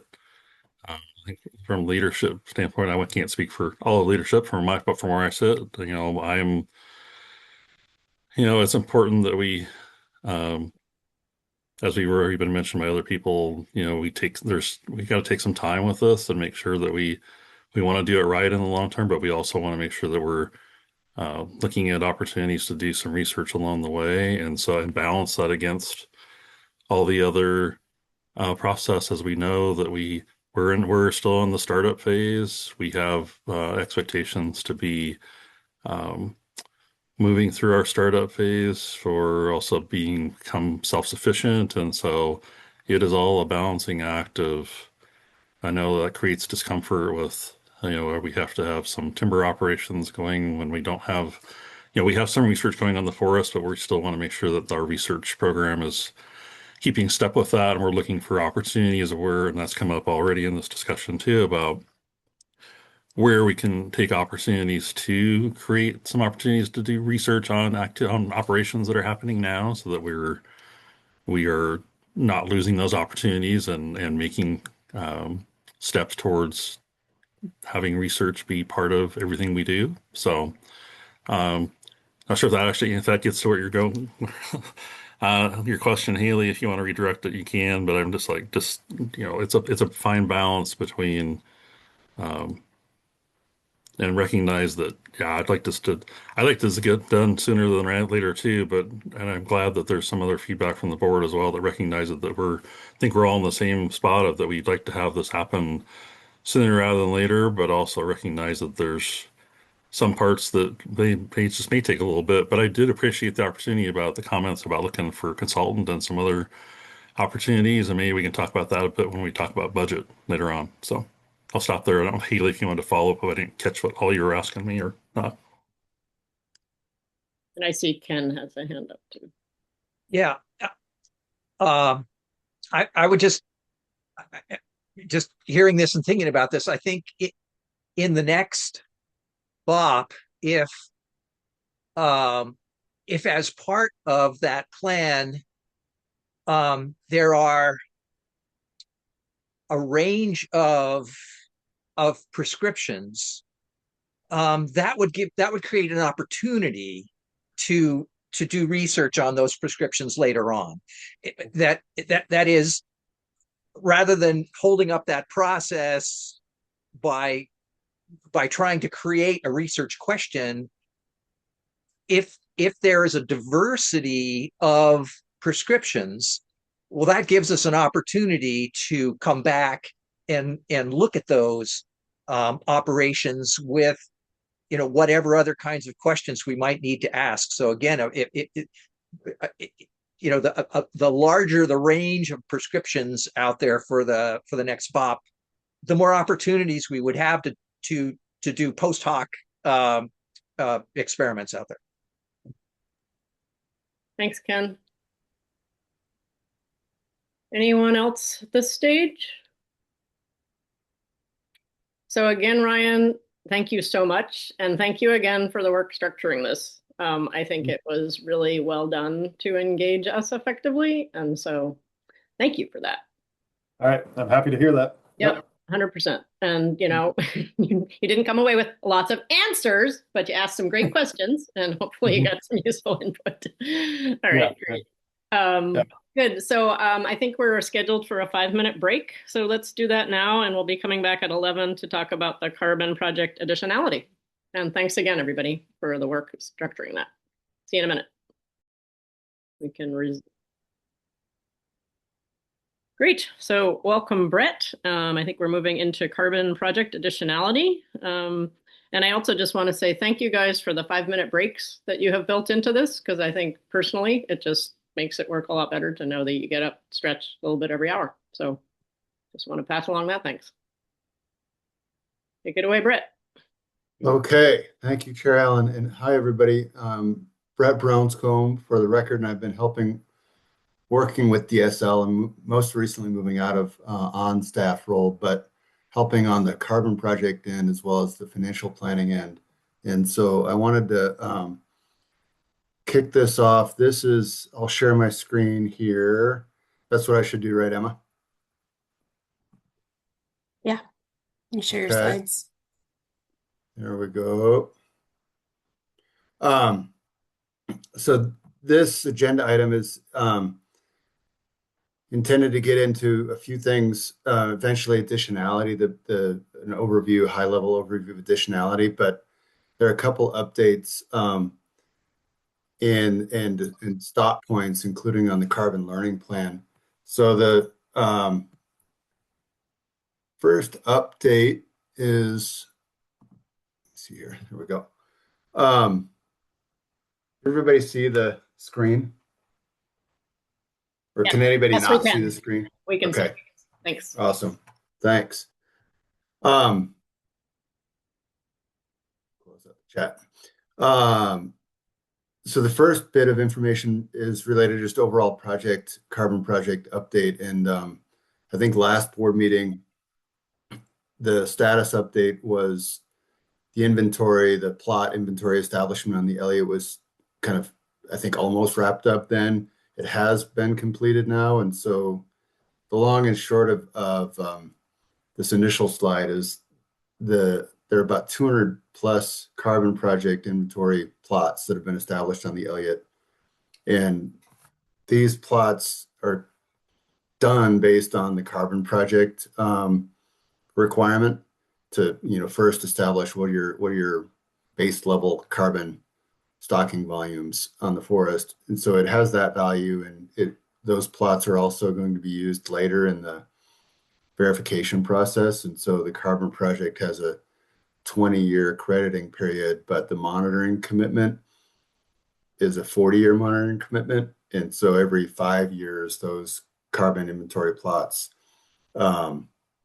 get verified as to what are the carbon stocking levels looking like to ensure that the committed carbon sequestration that's happening through the project is happening, and that the management of the forest is not through logging or unintended actions driving it down below the committed stocking level. But then there's broader value in these plots, and that's really, I think, something not to get into much here, but just to mention. There's they can provide a lot of information over a long course of time and tie in with broader carbon sequestration, not just the carbon project, but broader climate and carbon work on the forest that could potentially sync up with what OSU is doing on the baseline network and then other research. These plots may be useful for a number of reasons beyond just the carbon project. So the upshot of the results from the inventory work is that there's a qualifier. It's still ongoing. The analysis is still ongoing. There's some quality control final looking, but the current estimate is that the stocking levels are, well above the assumed volumes. And the assumptions came from 2023 feasibility study work that where in that feasibility analysis looked at inventory data that I think Mason, Bruce, and Gerard had provided. And it's a long story, but the inventory on the Elliott, as Caitlin can tell you, is not far from perfect. But the upshot of these plots, which can help on kind of fine tuning, is that the carbon volume levels are beyond what was assumed, maybe to the tune of 25% higher than 2023 assumptions. And the implications, I guess to start with the broad one, is it's further verification that the Elliott's a productive forest and is, that carbon is measured as part of what's in the above ground trees and how they're growing. In the project implication space, provides a larger pool of carbon volume to draw credits from. But what we're hearing from Anu is it's not likely to really have a large impact on the crediting amount or the amount of carbon credits. And that's primarily because the way credits are calculated is there's your baseline management scenario. So in other words, and we'll get into this later in the additionality high level overview, like what would management on the Elliott look like in the absence of a carbon project? And then there's your project scenario, or what does management on the Elliott look like according to the forest management plan and its carbon sequestration commitments. And so just because you have more carbon stored in existing standing trees to begin with doesn't necessarily mean you're going to get more credits, because the crediting is really about how much more carbon sequestration are you doing through your RFMP versus what would otherwise happen with logging without a carbon project. So that's just high level inventory project update. Wanted to cover that. And then the next set of slides are on great. There we go. Carbon learning plan. So this is part of the board packet that you all have, and the document starts with a few things that really the overall plan was shaped by feedback from the board. And whether in meetings or through individual board member interviews, feedback, we were asking the question, what do you as board members feel makes a strong carbon project? Or in other words, what do you need to know to feel like there is one on the Elliott? So the responses formed the overall carbon learning plan. And part of the response was a strong desire to really clarify what's the board's role in this. And so the document in the packet, the learning plan document, has a subsection that really tries to just lay that out in writing and clarify the board role. It also sets out a schedule of what's ahead. And of the areas covered in that schedule, they're laid out here in the yellow table on the screen. The trade-offs issue is probably the probably touches on the most areas. So the feedback that we heard, was board members want to know, by doing a carbon project, or what's the impact on timber harvest, or is there going to be any trade-off or reduction in the amount of timber harvest that can happen on the Elliott, above and beyond what the FMP commits to. So like, yes, the carbon project will sequester more carbon than would otherwise be possible without it, but is it gonna cause an FMP timber harvest conflict? Research, is it going to conflict with research? Do we have trade-offs there? And then there was a lot of interest in knowing more, having clear information on revenues and costs, which we'll get into more in the financial plan. There's a lot of information in there on that, but not everything. So that's all captured under trade-offs. But as part of the feedback we got within this trade-offs arena was the question of thresholds, and do they exist, whether they exist. And so I wanted to get into that in the next slide. And before getting into the additionality conversation, maybe pause here and just hopefully generate some conversation and feedback on what did you all think of the draft plan? Does it meet the purposes it set out to meet? So do you feel like it accurately captures the board feedback and interests? Does it help in clarifying the board's role?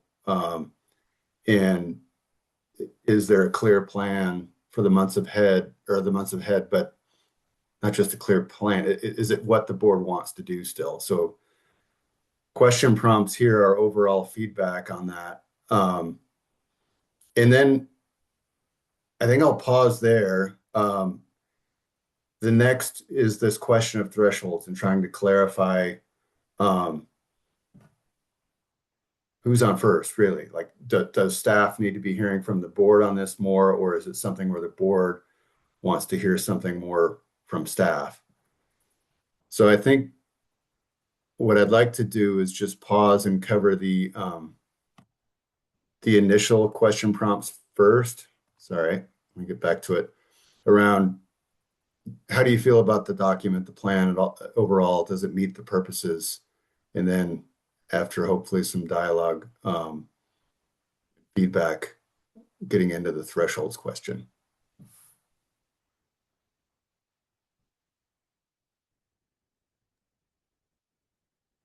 Thanks, Brett. We're just giving people a chance to collect their thoughts. Haley. Just a quick flag question. I appreciate the increased clarity on board role. This is actually really helpful. I see that, you're seeking for us to have a recommendation role, and that looks like it's going to be May of 2027 or June of 2026. Oh my gosh, that's not right. Yeah, May of 2027. 2027. And it's noted that like part of our job in making that recommendation is thinking about, is it consistent with research and timber harvest levels and approaches? Not something we need to discuss heavily now, but again, this is like part of my concerns articulated in the prior conversation about research, of like with the really different timelines of the research model and the timeline of standing up the carbon project and making that recommendation.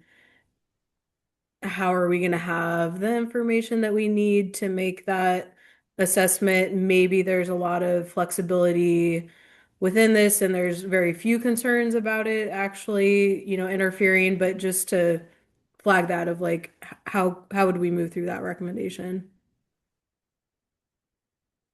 Yeah, the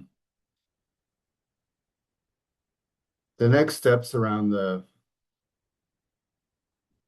I think Haley, the best way I can think to answer it is we haven't heard anything that would, like, from all the past vetting of this question about, is a carbon project compatible with the research, or is it going to constrain the research?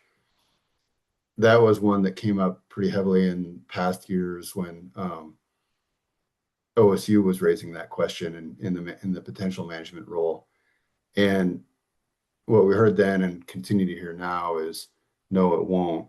You still have flexibility. There's a Q&A document that we DSL have asked the new and U.S. Forest Capital to work on in kind of getting specific answers on this back to the board. And so I think it feels like the board is like, well, don't just say, just trust us, like articulate an answer. And so we've asked a new and U.S. Force Capital to kind of re-articulate that.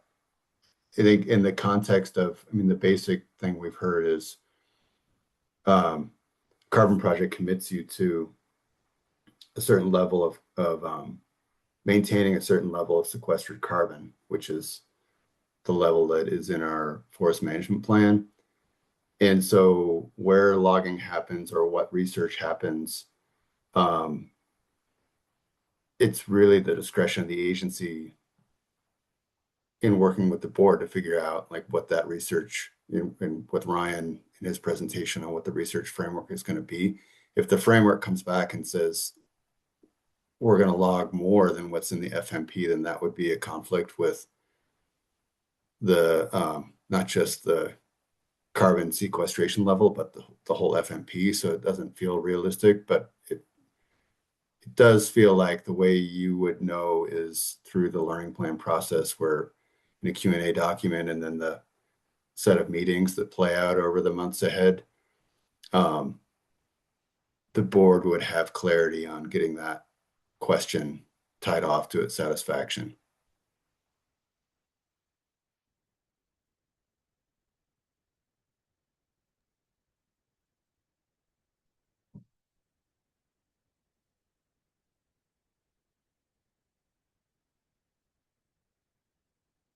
Any other I mean, any others? I mean, I think overall,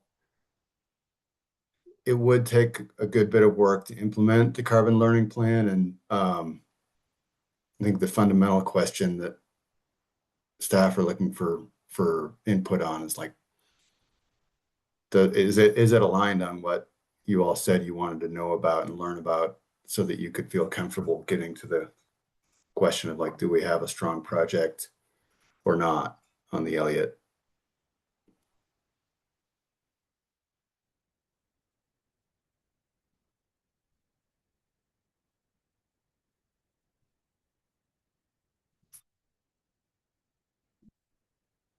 Ken? Yeah. Again, I appreciate you soliciting this feedback, and this may be slightly peripheral to what you're asking here, but I completely agree that a carbon program is not going to affect research on the forest, particularly because I would think that a great deal of our research is going to be on carbon because we know how to cut trees. We know, I mean, there's 50, 60 years of research on all kinds of prescriptions out there.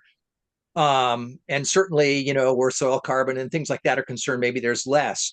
But I think that, a lot of our research is probably going to be focused on carbon. How do prescriptions that we put on the ground out there affect the amount of sequestered carbon that we have on the forest? And so I just wanted to echo the understanding that having a carbon program, would not restrict in a meaningful way other kinds of research that goes on out there.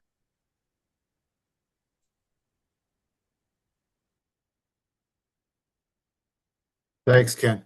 Yeah, and that is the intent and what's in the FMP, and I'll touch on that in a second. Should I keep moving into the thresholds question? Sure, why don't you do that, Brett? And if that dialogue prompts questions that bring us back to this, maybe that's a good way to do it. Okay, so the issue of thresholds came up in the feedback that we received on crafting the learning plan. And I think essentially it came up in a number of areas like revenue costs, project quality, i.e. additionality. And I think the gist of the question, sorry, I keep moving that forward. The gist of the question hovers on like, is DSL just going to, out there, Anu is developing a carbon project on the Elliott and working on the development process now. We're still relatively early. And the FMP for the Elliott directs the development of that, and DSL is under a contract with Anu for its expertise in doing this kind of thing. But I think the gist of the threshold question was, is the agency just going to take what it's given in a carbon project, or like once a project is developed or information through the development process comes in, are there any walk away points, i.e. like, is there a point where it's going to be too little money or too high of a cost to really make it worth it potentially? Or is there a point where if the additionality is done in a certain way that's specious, like would the agency walk from it? So the forest management plan provides some direction on this, and I'll paste it in the chat. I mean, basically, it says, the offsets would move forward if it's determined that doing the project is consistent with the Elliott's mission, with its approach to research. And so it has to be consistent. Doing the project has to be consistent with the approach to research. It's kind of built in as an FMP requirement, and that the project is going to maximize scientific and educational value. So yes, part of the purpose is the money, and there are broader purposes to doing a carbon project. So that FMP direction, though, while it exists, and I'll drop it in the chat in a second here, I don't think it necessarily gets at what we were being asked to run this threshold question. And so the question that I've teed up here is whether board members want the agency to go back and come to the board with a draft or a document on like what it feels the threshold points would be, because I think they do exist. Like, it's not the intent is to have a legitimate, be a model, be a positive carbon project in the space of doing these kinds of things, recognizing that there's a lot of eyes on this space, and there's a history there. I think the intent is the agency wants the Elliott to be a leader in this space. But does the board want the agency to say, okay, where would the break points be? Come back to us with that?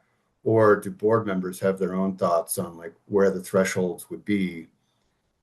And do you want to, essentially tell the agency, this is what we think our must-haves are and what the threshold should be? So I see And from the feedback we got, I didn't know. Yeah, And Keith, so I Keith think has his hand up so we question. can see what he thinks. Yeah, go ahead, Keith.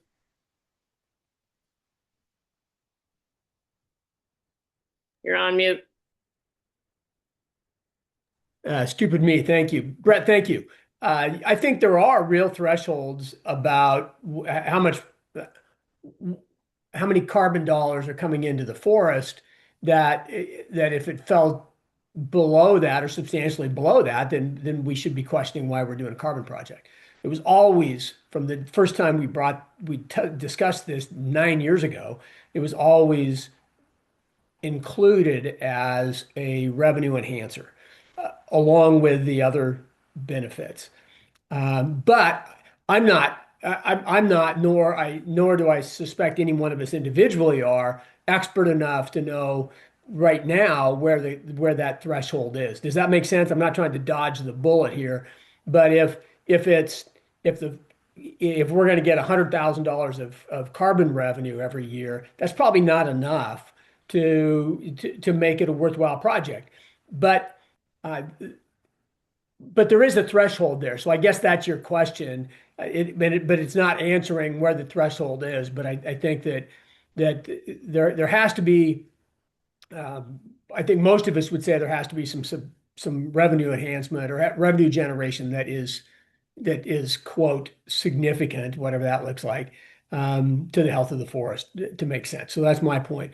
And number two, and I'm going to come back and address Ken's point a little bit. Ken, I would suspect that there's the potential for carbon to have some impact on research down the line that we can't predict. I think it's less, it's less, and that's not an argument against carbon. I'm just kind of speaking out loud or thinking off the top of my head. Less so on harvest because the FMP is pretty specific about a number of board feet and about treatments. But in terms of research that we can't yet anticipate, it's possible that a carbon project might get in the way of that. But once the carbon project is in, then those research projects are not viable anyway, right? So I just wanted to, if that makes sense, I just wanted to follow up on your point, which I think was a great one. But somewhere down the line, it's not the potential is a non-zero number that carbon and research might bump heads at some point, if that makes sense, at least from my reading. So thanks. Does that make sense, Brett, what I was saying? Yeah, perfectly. Thanks, Keith. You Yeah, bet. and just so, I mean, Anu has its interest too. So, I mean, they obviously wouldn't do a project unless it was going to generate a certain amount of ILO money. So it's more just the question of, is it a, you know, it when you see it standard, or is there a number that folks have in mind, or a way you want to state what the threshold should be? Or do you want the agency to say, here's how the agency feels about it? Yeah, $12 million a year would be great. But, but I know I'll know that when I see it. But beyond that, I think we just have to see the figures and need some agency input, and we'll navigate our way carefully through that. Because I just don't know. I'm not qualified enough to say this is the dollar figure that we have to hit, because it may or may not be unreasonable. So. And would need some help, I think, from staff at least, saying, yeah, that makes sense, and that really helps budgetary wise if we're going to push for that a little bit too. So thank you for the questions, and thanks. Peyton and then Ken. Thank you, Brett, for putting this together. I'm just thinking about this. I think one threshold that DSL should really be looking at as we move forward with this is the additionality piece, because, I think a lot of the times that can be really murky. Like on the Elliott, technically, yeah, there's been timber harvest allowed for the last 25 years, but it's also been aggressively litigated. And, on paper, what's happening on the forest is oftentimes really different than the on the ground reality. So, to say like this forest would have been harvested, like that, it hasn't been happening. It's heavily litigated. So I just want to make sure we're really looking at, what Anu is bringing to us in terms of additionality, and if it matches like what has been going on the forest for the last 20 some years. Yeah. Thanks, Peyton. That's great. Right on.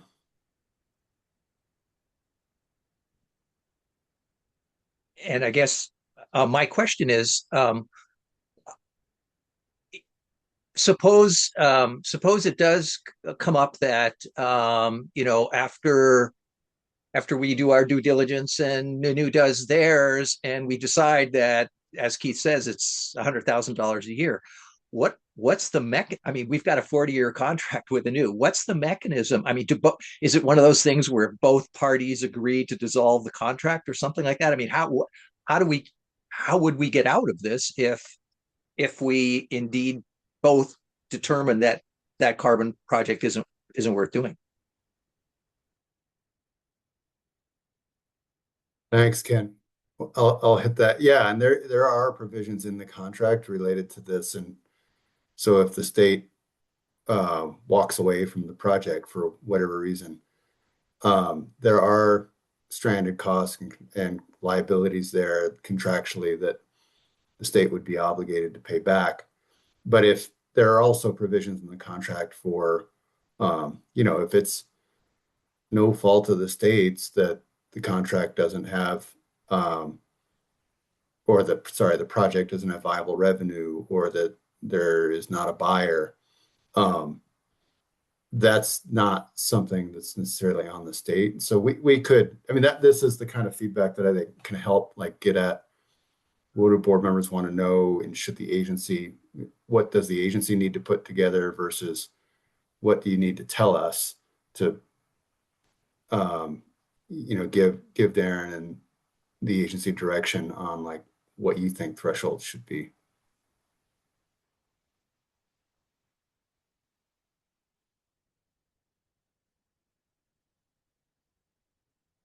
Anything more on, I'm tempted to get into additionality, but I think really. Go ahead, Brett. Oh, here comes Keith. Yeah.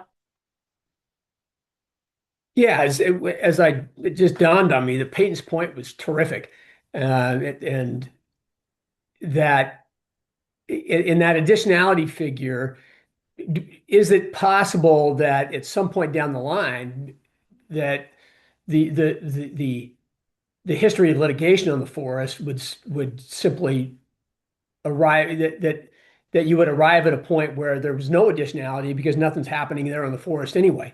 Has Anu addressed that? And I'm not suggesting that that's the case, but it's really a good point. So if as Caitlin mentioned earlier, if we have a harvest on the forest by the end of the early fall or sometime this year is being suggested, I mean, that's the first in a decade, I think, right? And so, thanks, Peyton. That was a great point. Yeah, and Keith, I think some of the additionality in the next set of slides will get at that, but Okay. I see Haley's hands up and looking forward because well, go for it. Yeah, I think it's a little bit of a complicated question, but I think there's more to think about.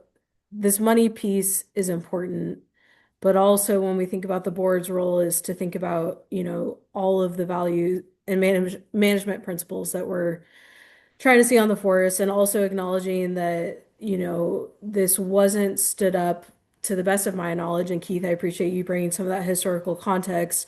This wasn't brought up as just a money-making venture, but this was the governor's priorities around carbon. So there's just a lot of different elements when we're talking about thresholds to consider. And so it also becomes the question for me of like everything that's going on with the voluntary carbon market, and what are the costs of this, and how does that outline with what the revenue would be made, and everything you list in the FMP, but also in this context, is this actually the most meaningful way to even get at the carbon value from the governor? And so I think just when we talk about thresholds, we need to make sure that we're talking about it more expansively in terms of how does it lie within all of those different priorities, and in the context of research, and our when we say things in the FMP, like does it maximize scientific and educational outcomes, you know, is a significant thing we're hoping to contribute through our research program. Are we trying to create a model where other forestry private industry might consider carbon markets on their properties? And if so, what are the key questions there? So I don't let perfect be the enemy of good, but it's just like there's a lot of detail to consider when answering that thresholds question. And I appreciate how much we're digging into additionality and carbon, and I appreciate all the education. I think the education plan is actually really solid, but also making sure that we create space for these other management principle components to come into the conversation of thresholds. Thanks, Haley. Yeah, and I think, and then there's overlap in that with like, what's the research framework going to be, and how does that get at carbon related questions?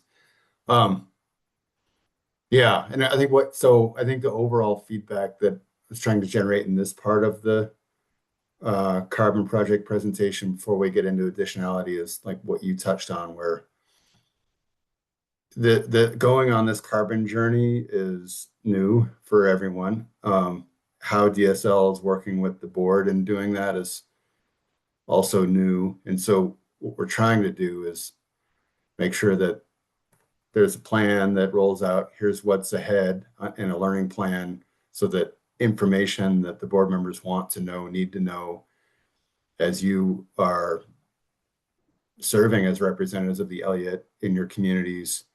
You're not, it's not like asking board members to become experts in carbon projects to the level of somebody like a carbon developer, like a new, or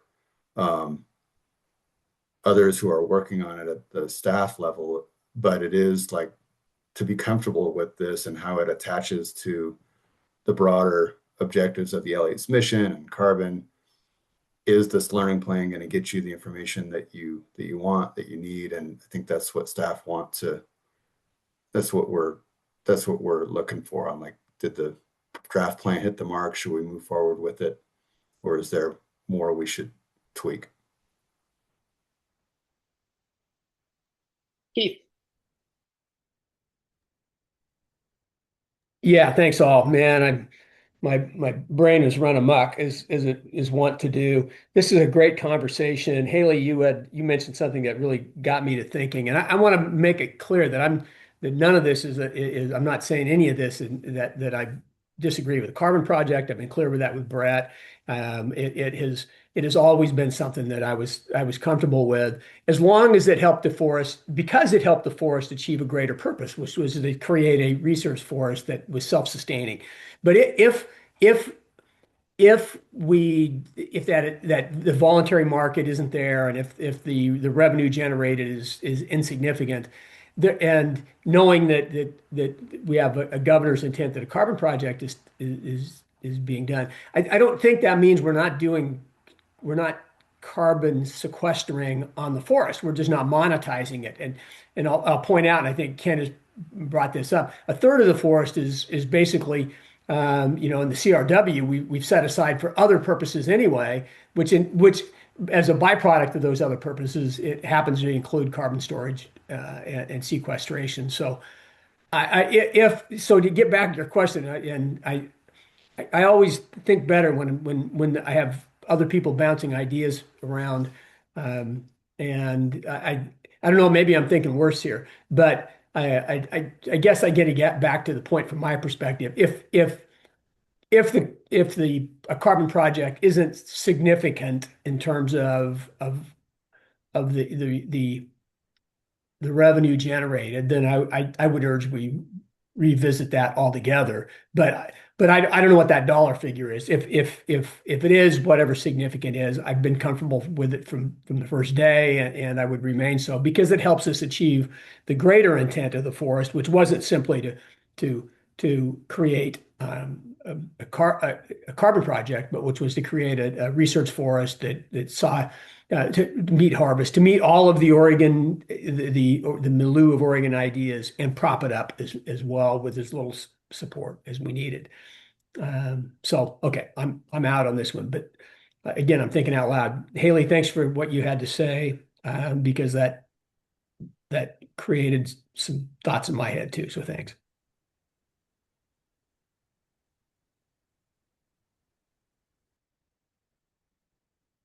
Okay. Well, I'll move into Chair Allen. Should I move into the additionality slides now? And then I think if there's because you got great. about 20 minutes left. Yeah, we'll have to move quick through some of these, but yeah, and if there's more feedback, please do through Darren and staff. Just if this is not the learning plan or the plan for the months ahead that the board wants that's represented in that draft carbon learning plan, please do say so. I think I just saw Allie Ryan Hansen's hand went up. Good morning, everybody. I am here. Allie Ryan Hansen, I'm State Land's Chief of Staff. I am here. I am quiet because I feel like this is not necessarily my space. I want to make sure our board members have their voices heard. But I also wanted to offer an observation and a request for our board, which is Brett, I liked what you said about this being a journey, and this pathway being one that is new. And I think, how some of your thoughts already, like I'm seeing you lean toward multiple benefits. There's a lot of ways that this forest can contribute overall and within the carbon space. So I just wanted to encourage you all as you are letting this ruminate, to not be thinking about it, to be thinking about things that we might want to run toward, not just, it's not a necessarily backing off. I think our tendency is toward like, what if this doesn't go the way we think it will? And that's something that we would next need to, pull away from. But what if this doesn't go the way we think it will, in a way that's like, we really want to lean into and run toward? So please just think about both. And with that, hello and goodbye.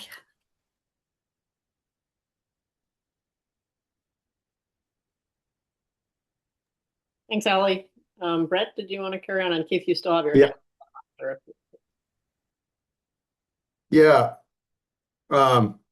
So thank you all. I mean, I think part of that was important, and thank you all for bearing with it. The main point of the presentation is to get it into a high level overview of additionality, which is one of the carbon learning plan key pieces. But it was helpful to first get a little feedback on how are we doing? How did we do with the draft plan? Does it meet the interests of where the board wants this to go? So Brett, I just want to check. Keith does still have his hand up, and I don't know if that's No. It was purposeful. I just wanted to ask you, Jen. This is a conversation we've been wanting to have for a long time, where Brett's going right now. So if we run a little bit late, can we have a little leeway to kind of Sure. Let's see how it goes, and I'll factor that in. And then thank you very much. And scarf their lunches. All right, sounds good. And Keith, I don't know if this helps staunch your inquisitiveness on this, but just to put it out there, high level, that's all this is right now, is the high level like additionality, and the intent on next steps, and we'll get to this on the final slide, is from here there's an intended approach to doing work groups, and then a subsequent board conversation that's based on a more detailed articulation of how the Elliott project is approaching additionality. So this is more just high level conceptual. The 3-pager that's in your packets was developed based on the board wanting to know, okay, how is additionality going to be addressed on the Elliott? And that material is intended to provide, okay, here are the things that folks need to know about what is additionality and what goes into it. And so the path ahead will be more of the details. This is more the high level definitional pieces and framing of the concepts and what has to be addressed as this project gets developed. And then the other caveat is this is not like, we are still in conversations with Anu on how it is approaching the additionality issue. And so that's going to be that's also why it's part of future looking. So in short, here's the definition of the key definition of additionality through from ACR. And when you read this, the concepts that really jump out or should jump out from this is, okay, the baseline scenario is business as usual, supposed to be like without a carbon project, how would the forest be managed? Project scenario is, how's the forest going to be managed with a carbon project? What's the sequestration commitment going to look like? And the delta between the two, baseline, what would management be without a carbon project, and project scenario, is how the additionality is addressed and how the credits get filled. So on baseline, the bullet points here, this is further defining what baseline is what it means and how it gets defined in a baseline scenario for any carbon project. These are from ACR, American Carbon Registry, which this project and many others operate under. So the baseline bullet points here point out the big challenge in this and any other carbon project is when you're doing a baseline scenario on a project, you're essentially having to demonstrate a counterfactual. You're having to demonstrate something that's not really going to exist, but that could exist. And so you have to be looking at like, what would management on the Elliott be looking like if we didn't have a carbon project? Including how much carbon would otherwise be stored because of other reasons. And we'll get into that versus emitted through logging. And then you have to, the baseline crafts basically an alternative harvest scenario where it's more timber focused because the carbon project is assumed not to be there. And so it's got to be, how would that look, not just legally complying with the various laws out there? Is it practically feasible? And is it plausible? Like would DSL actually do it?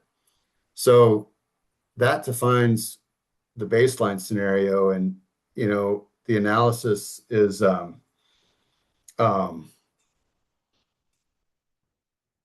it's a tough thing to get, and I'm not meaning to I think people have thought about this on this board for a while, but proving the counterfactual is not an easy thing to get your head around because carbon project does exist, and that's built into the forest management plan and through the Elliott's process of going from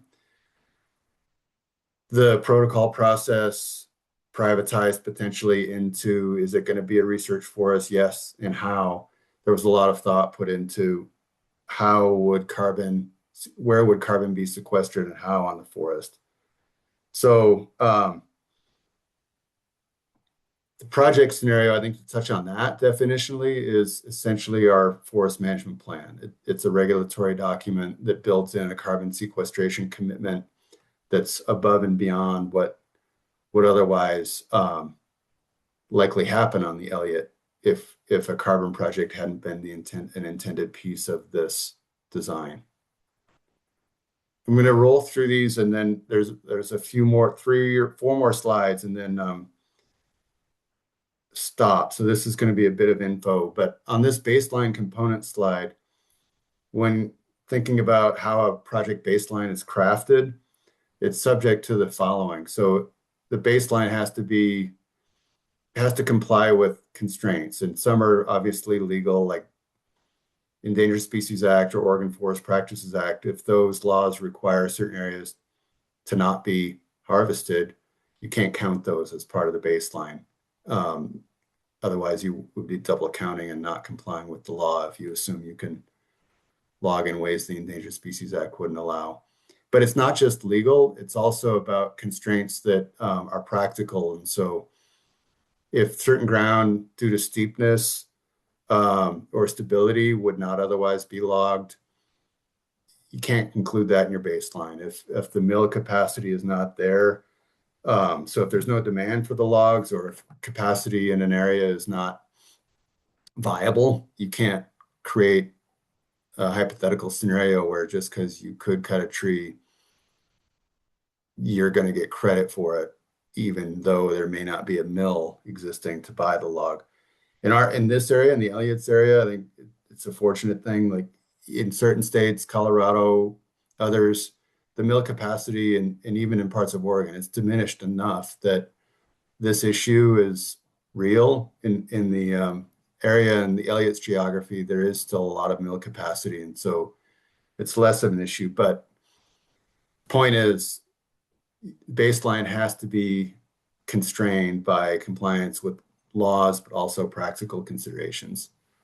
And then the second point around crafting baseline scenario is it's not just on the Elliott that gets considered. It's, that baseline scenario has to be plausible for other similarly situated landowners. So think ODF state public forest lands. The baseline can't assume that the Elliott's going to operate just like a TMO would or just like a private industrial landowner. The baseline scenario has to be consistent with other state public forest landowners, and it has to be within the geography of the Elliott. And so this is why in past conversations, the West Lane district of ODF's managed land has been looked at as a potential comparable property in the analysis that the developers do. And then it also is an area where ODF's habitat conservation plan has bearing. So what the assumed constraints are under the Endangered Species Act through that state forest HCP is going to be relevant to the Elliott, because we're talking about a similarly situated landowner, and what the Elliott's baseline is has to also be plausible for other lands, other similar lands. Then the last piece in this is it's dynamic. So the dynamic reevaluation of the baseline scenario over the life of the project, it's this is one of the big policy changes that were made in the current protocol, American Carbon Registry protocol, that the Elliott's operating under, this ACR 2.1 you'll hear about. You can't have a static baseline anymore. Previous projects that were done under standard or static baselines were like, this is your baseline in 2026, therefore it's going to be your baseline in 2035, no matter what changes on the mill capacity end or the legal constraint end. That was creating a lot of the controversy in the carbon project space, where people were gaming the system.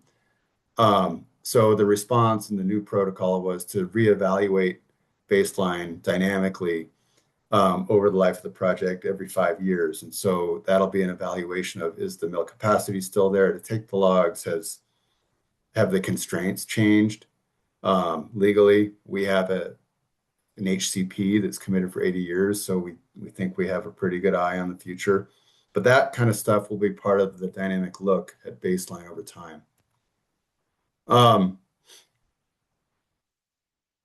The end result for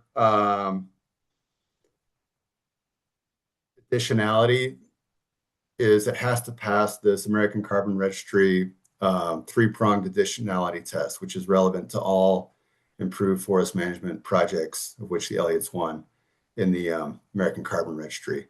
So one is regulatory surplus. The Elliott effort has to be meeting and in surplus of all regulations. So we'll come back to that in a second. That's a big one and really relevant to next steps. Common practice test. This is one where it has to exceed management practices common on similar land ownerships. So this is, what we talked about before. We can't pretend to be, we can't be doing things on the Elliott that wouldn't be allowed on other similar lands, i.e. state lands.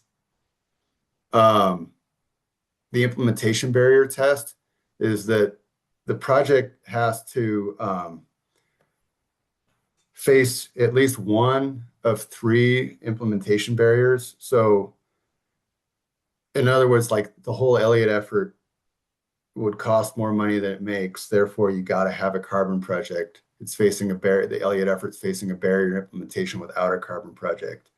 Technical barriers is a barrier that it's not really applicable here. It's like technically it would be too hard to do a project on the Elliott.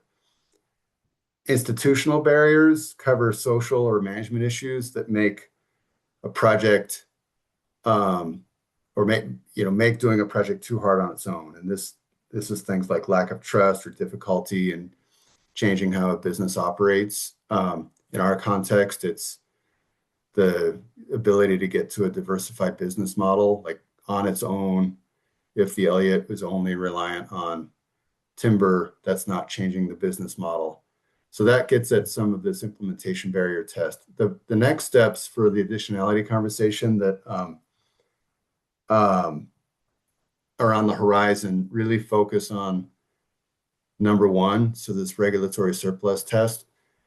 The common practice and implementation barrier test will also be evaluated, and part of what DSL is focusing on is there's been an expert hired to develop a carbon project who does this thing across the US, in North America, and knows how to do these evaluations. So there's partly the expert will work on making sure these tests are met, because otherwise the project can't be registered, or will fail registration and will fail third-party verification. So this will get documented and shared out in project documentation with you all. But the regulatory surplus test is the one that I think is partly what makes the Elliott different in the context of a lot of the other carbon projects out there. The regulatory constraint aspects of the Elliott, and especially the Endangered Species Act, and the fact that we have a habitat conservation plan, that's something that is somewhat unique in how the regulatory surplus test is met. Is something that this is the next kind of phase of the additionality work. It's really drilling down into how is baseline going to be crafted on the Elliott, especially in the context of we can't count as carbon credits acres that would otherwise not be available for harvest due to Endangered Species Act constraints. And so how does that play out on the Elliott? Like, what does that analysis look like? And that's where it kind of it gets at Peyton's point earlier, like the baseline for Elliott to some is 0, because that's what it's done since 2016 until the recent sale, which is yet to be implemented. For other people, the baseline is 50 million board feet, or somewhere between 30 and 50, which is what it was doing, or committed to doing under the 2011 forest management plan that ODF did. So there's a lot of potential for nuance and confusion in this space. And so the next steps relate to the workshops that we have planned in the carbon learning plan on additionality, and then working on next stepping with you all and the public, the approach to additionality, and documenting it in more detail that the Elliott's going to take. And that would be following workshops teed up for a future board meeting. So that, to Keith, your quest on this is, like, a lot of the details are not in this presentation. Sorry, but we're on time, and they're coming. And that's kind of the next step for where the additionality analysis goes. And this presentation was mainly just trying to hit on the key concepts and a bit on how the Elliott is approaching them. So with that, Chair Allen, that is my last slide. Thanks, Britt. In a general sense, remind me of the timing around the workshops and the more detailed exploration that you just laid out. This is a question that relates to capacity. The intent is later this summer / early fall for the workshops. Okay. But I think we need to circle back through Elliott staff on, like, okay, what's the capacity going to look like? And then start, part of the question was, if the board learning plan looks good, let's kick it forward and start scheduling these. So that was part of the reason for asking, like, what do y'all think? So I imagine people do have questions now, and I see hands up already. So let's take a few more minutes just to take some questions, but I'm also going to maybe suggest kind of like what Caitlin Forrester did earlier, that if people have additional sort of clarifying questions, that we also find a way to follow up with them in the near term. So let's take a little bit of time here on some questions, but then let's also maybe create some space just for people who say, can you explain that one to me again, or other things they'd like further. Is that okay with you, Brett? Okay, so I see Ken's hand up. Yeah, on the question of additionality, because you can't, if something is already unable to be logged, you can't count that, right? And that's it's so the question I have around that is the reserves that we've already set up. My guess is that we can only count the carbon if our HCP exceeds what would be going on private land. And so I guess the question is, how much carbon are we going to be able to claim from the reserves compared to again, sort of what's the baseline against which we compare the reserves? And Brett, I'm also going to say, if there are questions that you feel are better answered either in longer form or in another forum, I'm going to give you the permission to state that if you feel that way. Yeah, thank you. And I promise I'm not, that's like permission to duck, but I'm not trying to duck it.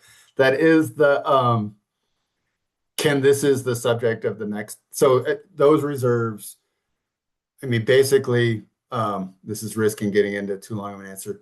What we need to be talking about is in the reserves, we have an HCP. We can't do certain things because of the Endangered Species Act. That's a known. But in those reserves, there are many thousands of acres of plantations that could have been positioned for an intensive rotation over time, but through the Elliott design process, were instead put into reserve. So that's the question and the conversation around additionality in the reserves. Thanks. Peyton. Yeah, Brett, you mentioned milling capacity, and I think that that's a really important part of this equation. And I hate to yuck anybody's yum, so apologize in advance. But I just worry sometimes that this can be a bit of an oversimplification because, milling capacity in Oregon has been dropping off like crazy. Just last week, we had a mill in the Elliott's wood basket announce that they're closing, and a big part of that was due to lack of fiber supply.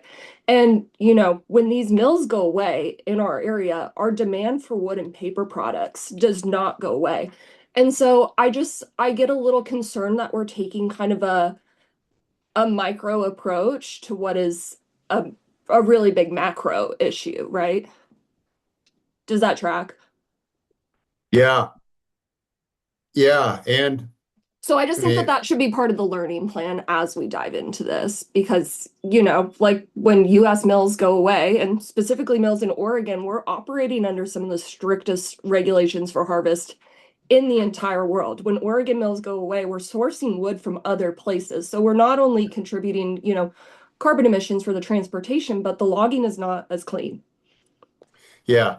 Yeah. And this is, I think you're getting at the leakage issue. Like if it's not happening, if things are shutting down mills and mills are disappearing, it's not like the demand for wood products is disappearing. And so it's going to get logged somewhere else.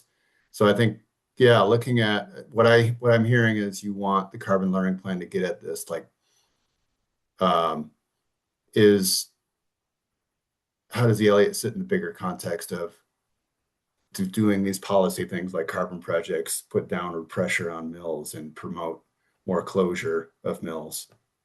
Is that okay? Keith. Yeah, extra credit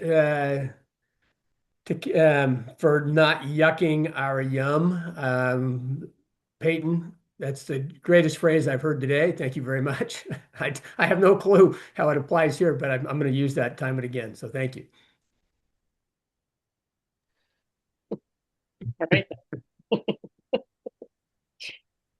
Does anybody else have any kind of comments that right now feel like it's the right time to share with Brett? And again, Brett, we can think together after this. So, I mean, it seems like going into the workshops, there would be a way of capturing, funneling in, the questions to shape those workshops in ways that capture other questions the board might have. So I think let's just make sure that that process is there so that as folks are like, can you make sure that we cover this one? There's a channel for folks to be raising those as you move into the workshop thing. Does that sound okay? That sounds great.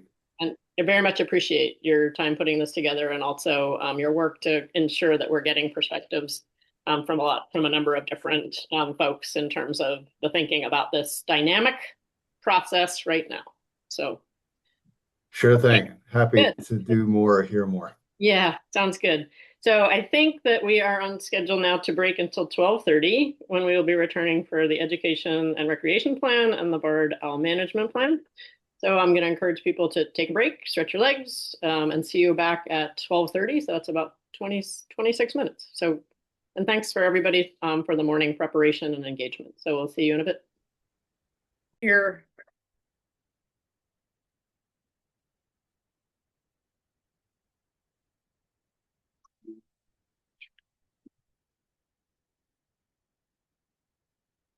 Right. I think we have enough folks here. I don't know, Keith.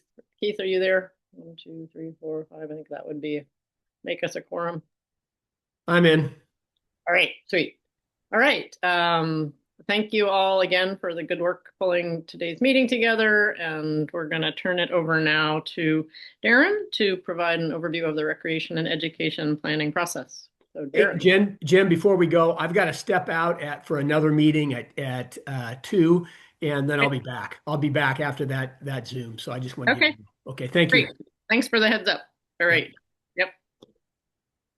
All right. Good afternoon, everybody. Again, once again, Darren Gooding, the forest manager for the Elliott State Research Forest, here to talk about the recreation and education planning implementation process. For the board, you hopefully all had a chance to take a look at the full draft plan that I included in the packet.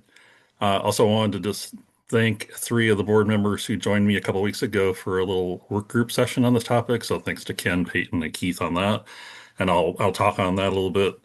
Some of my notes from that, some feedback I received, and then yeah, if the 3 of you want to chime in a little bit when we get to the end of my little run through here, you're welcome to join in and share any thoughts, and of course from the rest of the board as well. So next slide. So why are we here? So as everybody probably knows, we've talked about this a little bit before, that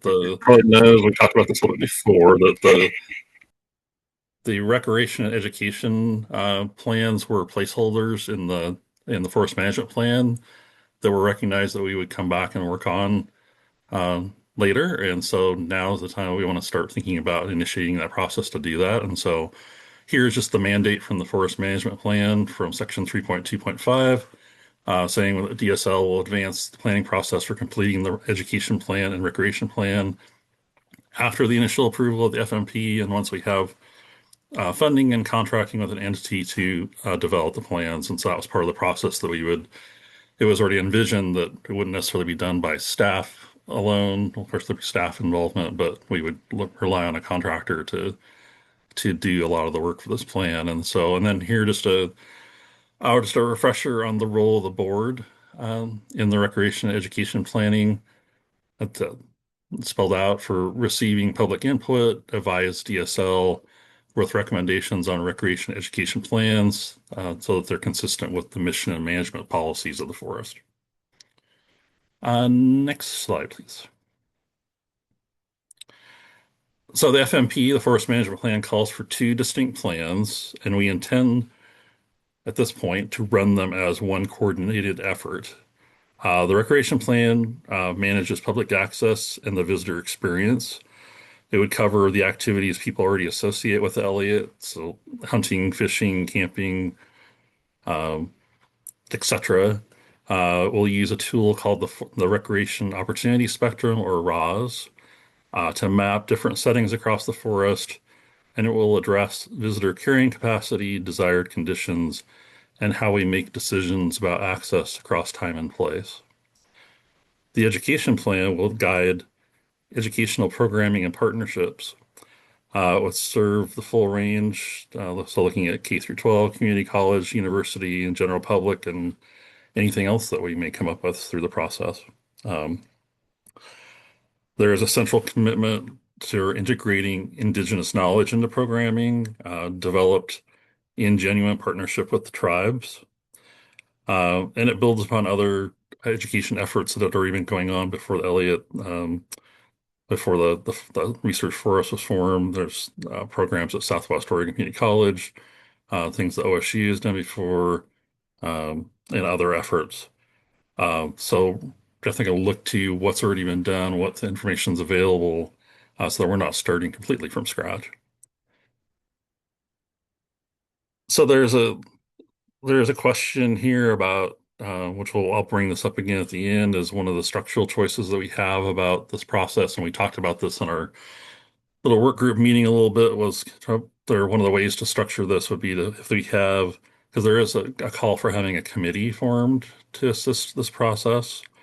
So one of the options is to have one committee and have two work groups. So a work group have one central committee formed, and then have a work group for the recreation plan and one for the education plan, or two parallel committees that would run separately. And so, we talked about that a little bit in the small group. I'll come back to that at the end.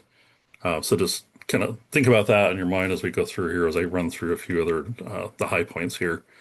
Next slide, please. So just a quick word here on the visitor use management framework. There's this slide, and a couple other documents, a couple other pages I dropped into the board packet. If any of you really want to geek out a whole lot on what the visitor use management framework, there's a manual that goes with it that I can, if anyone is interested and wants the link for it, I'm happy to share that at some point if you really want to dig into some more of the details. But I'm just going to kind of hit the real high points here for our points of our discussion here today. So as I said, a quick word here on the framework, because it's going to shape everything else that would follow on the planning process. In the FMP, DSL had adopted this visitor use management framework to guide both the plans. It's a well-established framework that's been used primarily. A lot of federal agencies use it, but other natural resource and other parks and recreation type of entities have used this planning process for developing sustainable outdoor recreation planning. And it has four elements. The first element is building the foundation, which is developing with vision, mission, goals, legal context, and assessing the existing conditions. And that's the focus of what we're kind of looking at as our first step today. Then element two, the next phase after that would be defining the direction, where you look at the desired conditions, which uses are appropriate where, and indicators and thresholds we'd monitor. Certainly this would come in a lot with when we've mentioned before about when we're talking about, especially with the research program as an example, about obviously here we're talking about appropriate where, looking at those type of issues, we'd be thinking about research and the other activities in the forest and how those all would interact together. Element three is identifying strategies, the actual management actions, visitor capacities, and monitoring approach. And then element four is implement, monitor, and adjust, which is then the adaptive management loop, which put into place to evaluate and refine. One thing that's throughout this throughout this whole process is that public involvement, looking at new information and applicable laws and policies are not a single step. They run through all these elements continuously, and they really are. Then they're a core principle of both the framework and our forest management plan. Next slide, please. So for the implementation phase, so what are we looking at to try to get this process off the ground? So first of all, we had to make sure that we had some money available, and that's something that we had in the budget process. In the allocation, we had set aside $150,000 in the current 25-27 Elliott State Research Forest budget for this work. So part of that initial task will be looking at, is there we need supplemental sources, looking at the full budget for this will look like, for consultant contractor costs, committee support, data collection, public engagement, all of that. Also, of course, then working out, if we're going to have a contractor, we need to be working out, having a detailed statement of work, scope of work for that RFP, which is then the next thing here, is then looking at issuing an RFP once we have a scope of work and some of those other questions answered, and then select a contract and select a contractor. We'd be looking for a contractor, a qualified planning team that has some real experience using this framework before. Also would have, in my eyes, looking for someone, a group that has a demonstrated track record of meaningful tribal engagement and has some knowledge or at least some experience with similar regulatory contexts that we're operating under, since we have an HCP and an FMP, and then preferably some experience in the Pacific Northwest forest would be things we'd be wanting to look at there. The third thing is forming the planning committee or committees with broad representation that the FMP requires. So it calls out having tribal engagement, educators, local knowledge experts, technical experts, recreation user groups, local government, DSL staff, research partners, and anyone else that we think that should be included in that group. And that's one of the other questions we'll ask at the end about who's missing or what things are we missing. Next slide. So this is more detail of the steps within that first element, the building the foundation. So step one, as I mentioned, is defining vision, mission, goals, and objectives, which we would co-generate with the public through an iterative process. So we're not just walking in with some predetermined fixed goals. We'd start with information that we have available. One of those is, these are just a couple of examples. We do have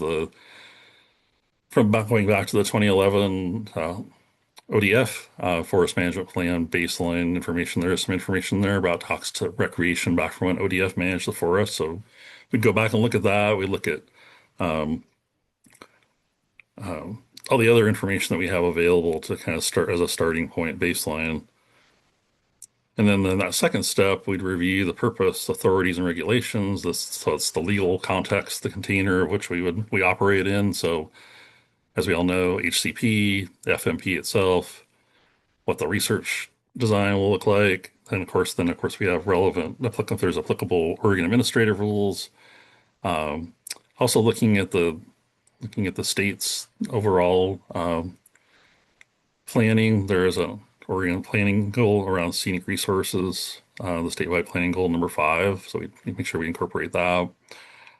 Step 3 is assessing the existing information and current conditions. And this is another spot where the FMP is pretty candid about the fact that there is a general lack of data on current recreation use. There's a lot of anecdotal information we have, but as far as real strong data, we're lacking in that. And so this step carries some weight on how we're going to look at trying to gather some more information. We look at ways to inventory current use, identify data gaps and special interest areas, look at regional supply and demand, so that we complement rather than duplicate what's already out there. Those are all things you think about when you're doing especially in a recreation planning process. Begin that ROS mapping that I mentioned earlier, and then compile any needed inventories of information. Next slide, please. So just a little bit here about roles. So they're pretty straightforward. It's like the roles of the board. Of course, the board, as I mentioned first on the earlier slide, is that the board role here is, receiving and considering that public input, and then giving advice to DSL with recommendations on both the plans where we get to the final plans. You may also, during this process, we may end up with thinking about recommending or adopting rules that would govern recreation use on the Elliott. Something maybe along the lines of an example of what, state forests, ODF forests have recreation use standards and administrative rules. So we would part of this process would look at, do we need something like that for the Elliott? Those are the type of things we would welcome and be looking for the board's involvement with that. And then just also reviewing those planning community deliverables at major milestones. So we're making sure that we're getting feedback and engaging the board where you weren't, similar to us with the discussion we had with the research program about where and how you'd like to be engaged in the process, and how we do that at those major milestones. And then just on the DSL side, obviously we're the agency, so we're going to be advancing um, the process, funding, handling the procurement process of hiring a contractor, doing that, executing contracts with the planning team, managing the data. Um, and then eventually when we get to the end, we would incorporate, as I mentioned earlier, we have those placeholders to fill in the FMP. So at that point, when we had these final plans done, we would look at then how we incorporate that as formal portions of the FMP. So that would require going through our process to do that and going back to the land board, the state land board, and that process to update, amend the FMP with those final plans. So at this point, really asking for the board, this was a little bit trying to give you a little quick overview of some of the information, hit the highlights from that document that I shared with you, kind of about where we're at, how we want to get started. So looking just for the board, there's not really there's not a decision point here. It's more of like just acknowledging the initiation of this planning process and just looking for any initial feedback. If you hopefully had a chance to look at the rest of the document that I had shared, if you had any comments, and you're free to, if you don't right now, free to send those my way anytime you'd like. Any feedback on that, like I mentioned, the committee structure, um, groups or other interests that perhaps we want to make sure they're represented that maybe aren't as obvious on the list that I kind of rattled off kind of quick. Any other areas for planning focus, early focus in the planning process? Those are just a few of the questions I had. And so before I open it up and maybe give a chance to, I just want to hit on a couple of the notes from the work group sessions that I mentioned that I had with Keith and Peyton and Ken. So Ken, great for Ken's credit here, highlighting the need for, and we've talked about this in a couple of different settings, I think already today, as far as the need for all of our programs to be integrated to avoid conflict. That is certainly a recurring theme throughout with a lot of the work that we're talking about. Going on the Elliott is trying to do a lot of things and making sure that how their timelines match up and how they intersect, and making sure that we try not to have things get too far ahead of each other and make sure they align. And so that's one of the fun parts of kind of negotiating all that. So that was a great observation from Ken. We did talk the small group a little bit about the whole one committee with recreation and education work groups, or two separate committees.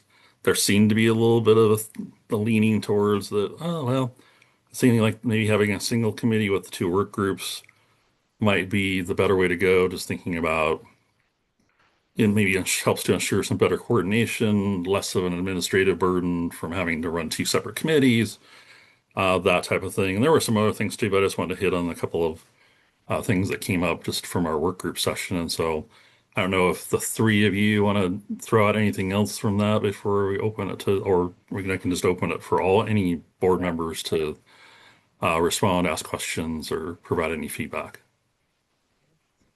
I would just say about the two committees versus one that I was a proponent of keeping the committee as one, with separate work groups, because I think there's so much of an opportunity in recreation for education, and so much of an opportunity in education for that recreation aspect of things. And I think that when you get students into the field and things are cool and fun, it really sort of cements that learning.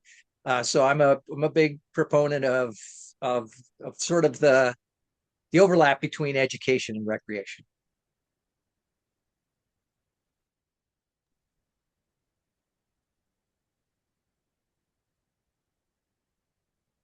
So before other folks go, thanks for this overview. And also I like this slide. I also really liked the way you just laid out and framed the clarity of our role at this point in the ask today. But yeah, let's open, other folks in terms of comments, questions, input.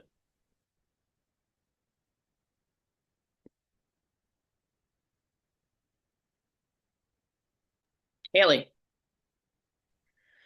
I like the idea of a single committee with two work groups. I think there's a lot of just like continuity that can be advantageous there. And, it also gives you the space and flexibility for education to, go off and do its thing when there's divergence. But I think from a capacity and coordination perspective, that probably makes the most sense.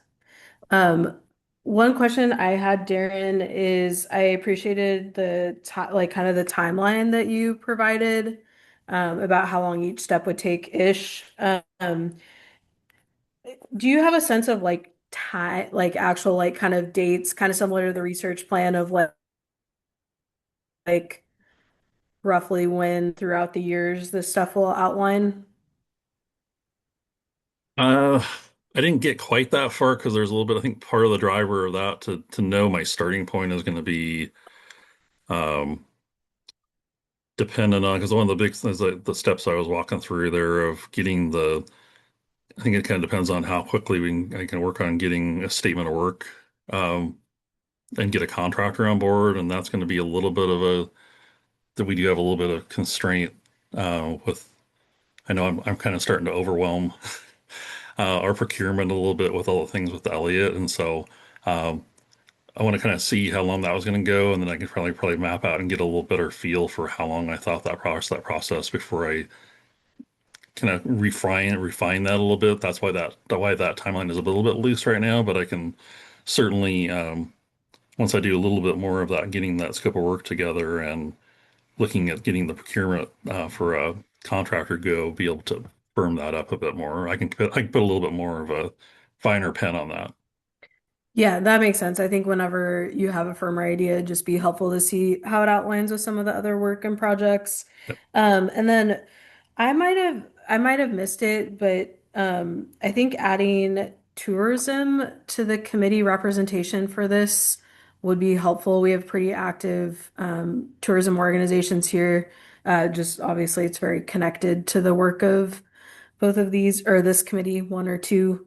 Um, and then probably a tall order, maybe an impossible order, but obviously a contractor who had any coastal experience would be seems uniquely qualified just because forest is unique in the sense of how it ties to like coastal ecology and kind of coastal communities.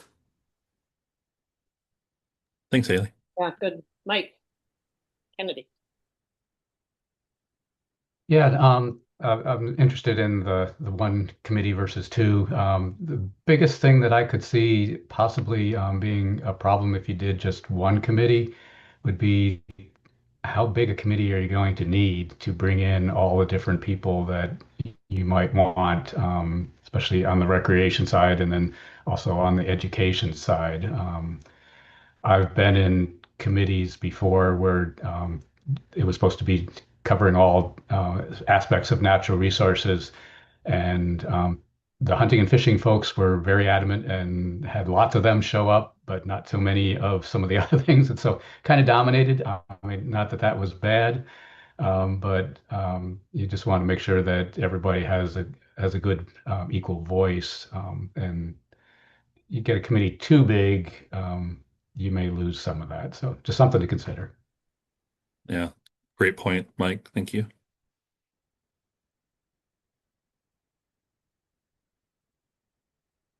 Other thoughts, input, suggestions, questions for Aaron on this? Peyton. Yeah, Darren, I just wanted to flag something that I think maybe the rest of the board would enjoy looking at, because I know that Ken, Keith, and I really liked it, was just your current inventory of like recreation assets that are already on the forest. Yeah. Yeah, I had that on my to-do list still from our work group meeting to pull something together to share with the rest of the board. Yeah, I agree. Thank you, Peyton, because I was wondering that myself. I'm like, I know the slopes are pretty steep and this and that. So yeah, that'd be great. Other thoughts for Darren?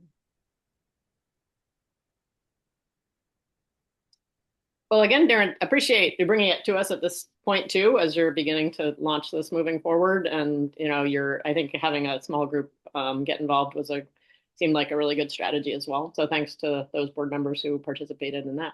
And we look forward to supporting this effort as it moves forward. Thanks, and I'd like to continue using that group if you're three are still interested. Obviously, we talked about still. Obviously, there's a few more things here to kind of work through and kick around. So I'd like to still use that little group to do that with. If you guys are still game, we'll look forward to setting up something else here in the near future again.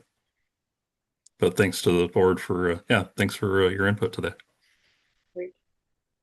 So we're a little early for this one, but are we ready to move on to Barred Owl Management Plan? Yeah, I'm ready to go. Right, great, Ryan. Thank you. Let me take over screen share.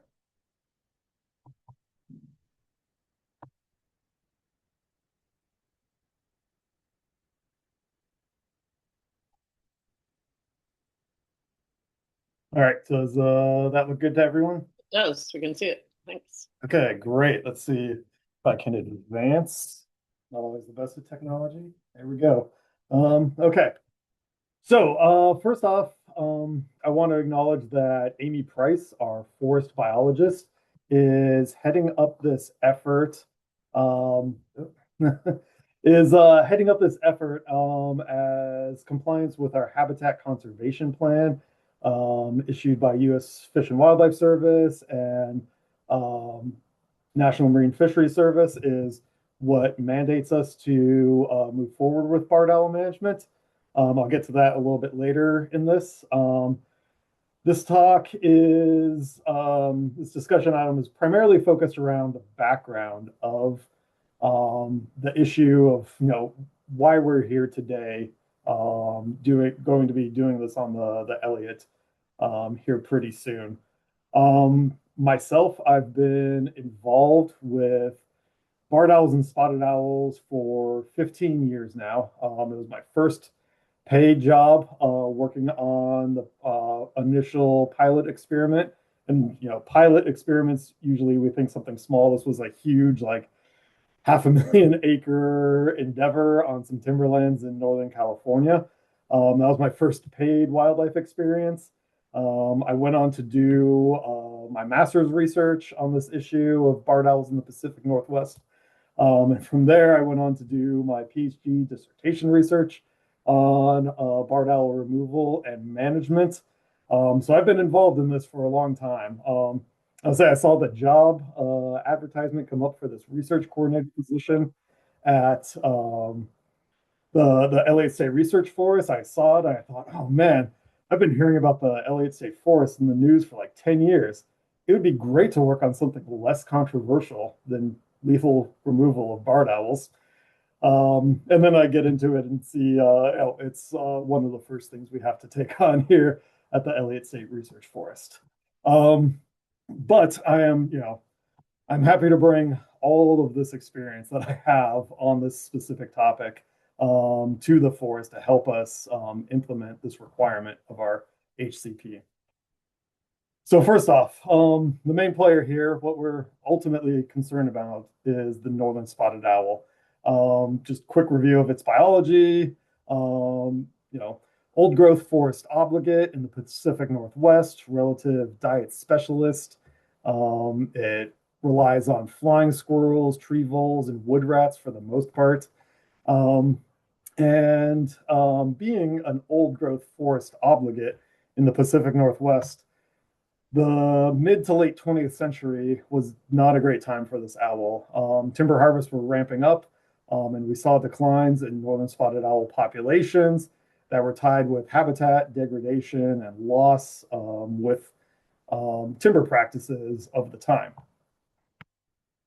This triggered a pretty big cultural conflict where the spotted owl got tied up in preservation of what old growth forests were left in the Pacific Northwest, and preservation inherently meaning stopping timber harvests in those forests, which then prompted a response from the other side and became this huge cultural flashpoint in the Pacific Northwest, pitting environmentalists against the timber industry. So to come out of that, the northern spotted owl was listed as threatened under the Endangered Species Act in 1990 because of that habitat loss and degradation. So in order to recover the species, a massive amount of habitat conservation took place in the Pacific Northwest. So on federal lands, BLM and Forest Service, the Northwest Forest Plan was approved in 1994, fundamentally changing how federal forests were managed in Western Washington, Oregon, and Northwest California.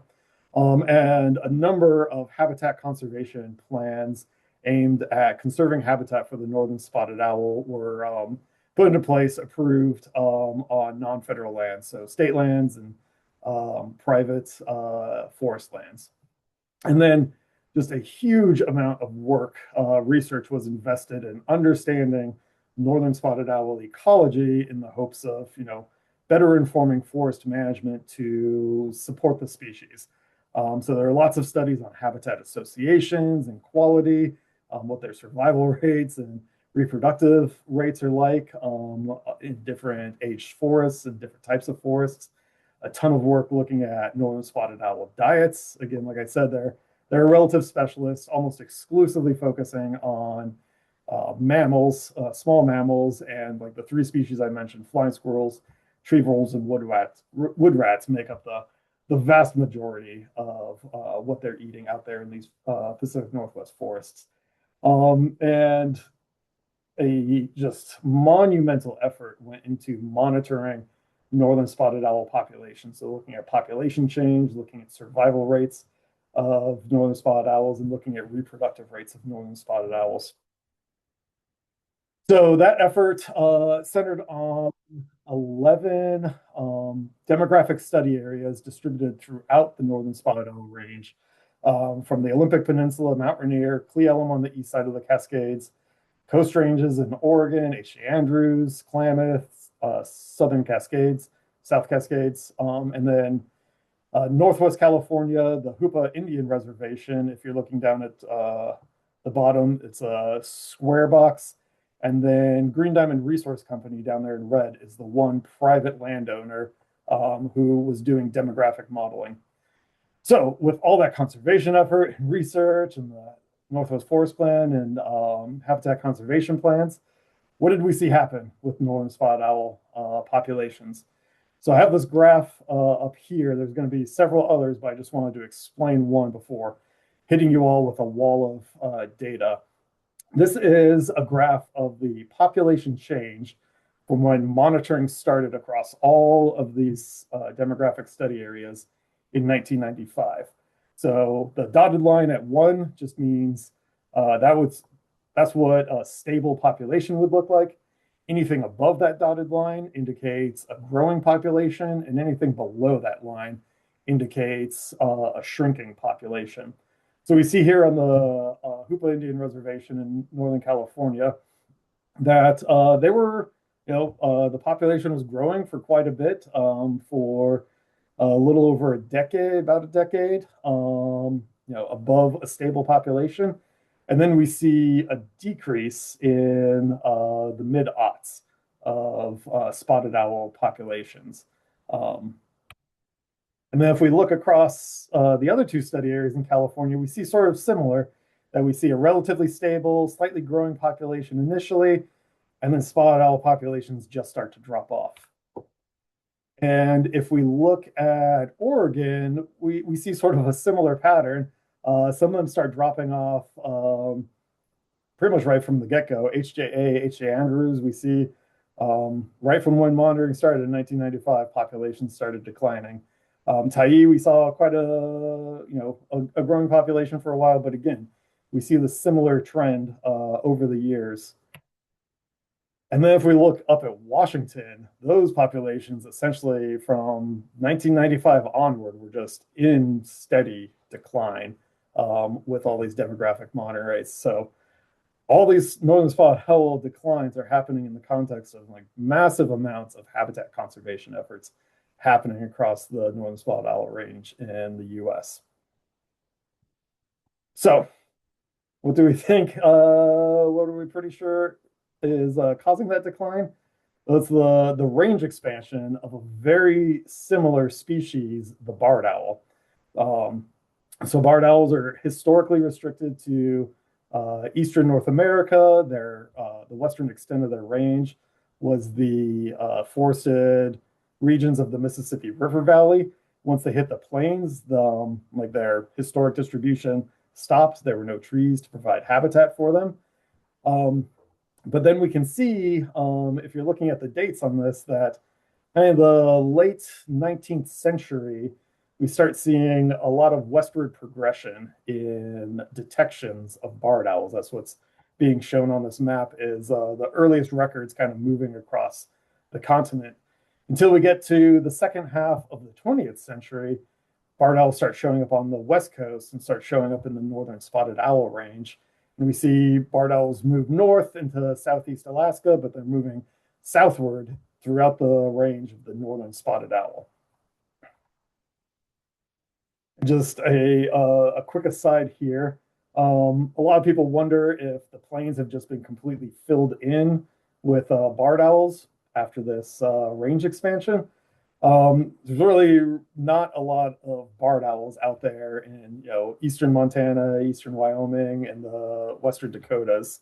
So there's not like a huge stable population there that would be supplying barred owls, but it's still they have quite a large western extent at this point.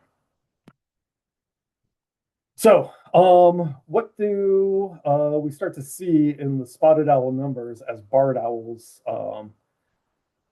become more prevalent? So, one of the big advantages of this large demographic monitoring effort that I showed earlier is they're out there, they're playing calls, northern spotted owl calls to detect where the spotted owls are in these demographic study areas, but barred owls will respond to those calls as well. So since 1995, earlier in some of these places, they've been calling for spotted owls, but then incidentally detecting barred owls as they move throughout the range. So if we look up north, this is a slightly different. So this isn't a population change. This is the purple lines are proportion of spotted owl territories where spotted owls are occupying that territory. And then the gold lines are the proportion of northern spotted owl territories where a barred owl is detected in that territory. And we see here in the Olympic study area in the Olympic Peninsula, barred owl detections in spotted owl territories increase at pretty much the same rate we see spotted owls leaving those territories. And sort of a similar case across the other two demographic study areas in Washington. We see barred owls kind of pick straight up right from when they started monitoring, and northern spotted owl occupancy rates were declining over the course of monitoring. And then if we look at Oregon, a lot of the study areas, barred owls started at relatively low occupancy. So a small proportion of the study areas were detecting barred owls in them. But again, we just see this very consistent barred owl detections increase across the spotted owl territories, and then spotted owls stop getting found in those territories. And then down in California, again, it took them, they established in California last within the northern spotted owl range. So out here in Hoopa, where the population looked pretty stable for a while, there was a long period of just really low detections of barred owls. And then those detections started ramping up. And as they started ramping up, spotted owls started to decline. So how are barred owls exactly impacting northern spotted owls? A lot of thought is, are they killing northern spotted owls? There is not a lot of evidence out there. I think there have been a few records of this. Barred owls are a little bit bigger than northern spotted owls, but there's just not a whole lot of evidence of this actually happening. And I'll touch on that in a few slides. Are they hybridizing? We know barred owls and spotted owls will hybridize.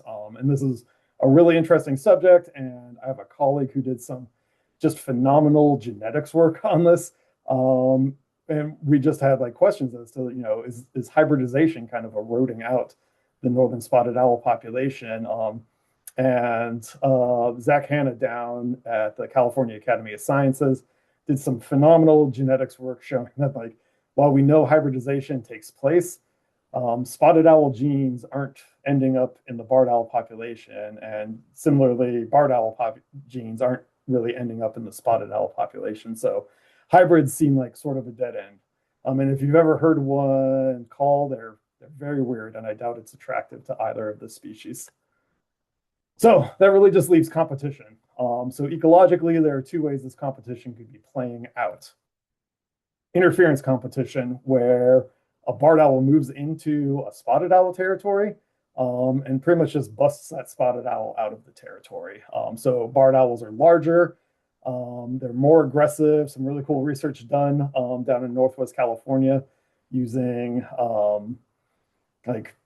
taxidermy specimens with accelerometers in them, playing calls, seeing it like the attacks essentially of barred owls versus spotted owls. So they showed that barred owls were a little more aggressive, and then barred owl home ranges are just a lot smaller than spotted owl home ranges. So you can get a big spotted owl home range that could easily have 4 barred owl pairs packed into it, and then that spotted owl would really have nowhere to turn where it's not getting harassed by by barred owls as it's out there trying to forage and support fledglings. And you can also have resource competition. So barred owls are larger, they have larger clutches as well, so more babies to feed. So they're going to be taking in a lot more prey off the landscape. With them being higher density, higher population density with their smaller home ranges. Again, they're just taking more resources off the landscape. And there's diet overlap between northern spotted owls and barred owls. So anything a northern spotted owl eats, a barred owl will also eat, but a barred owl can also eat just about anything it can capture and fit in its beak. I should probably stop myself there. I don't want to get too into the diet of barred owls. I can get too excited about that. That's my PhD research. But a quick aside on that, like with barred owls, like I said, there's the demographic monitoring provided us like really clear data and evidence that anywhere barred owls increase in detections, increase in abundance, we see a drop off in spotted owl numbers.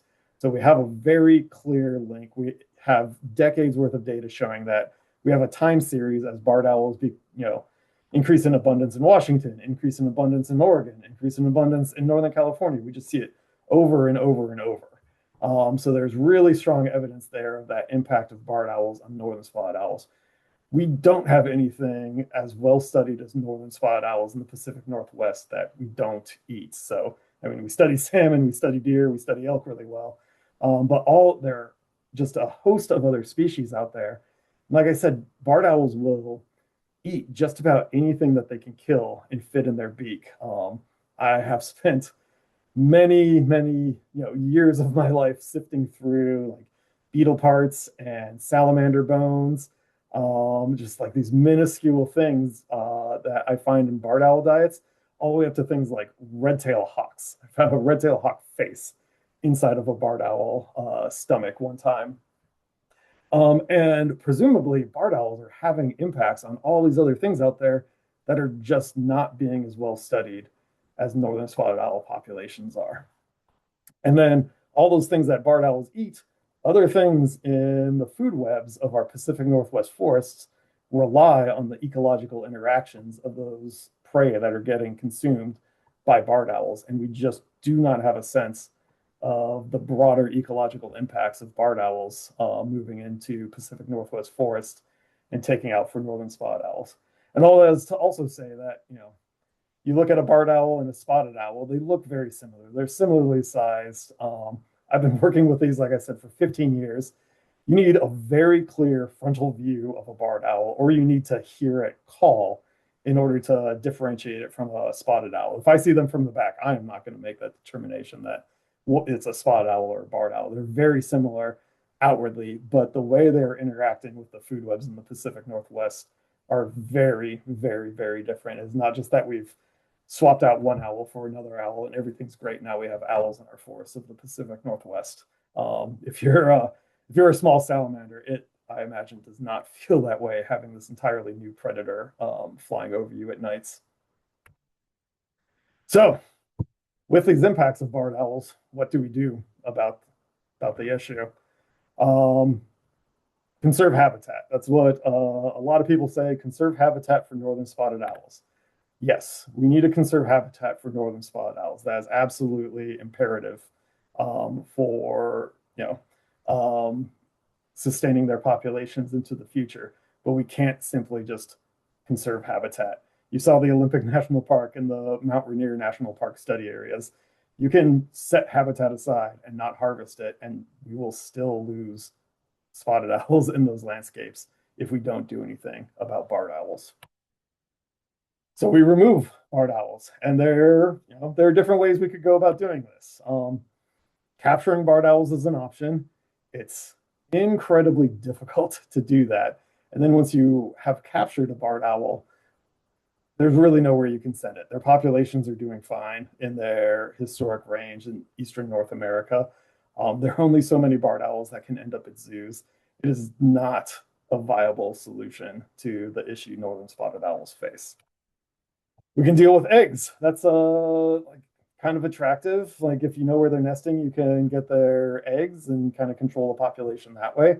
That would also be incredibly difficult. It's very difficult to find their nests.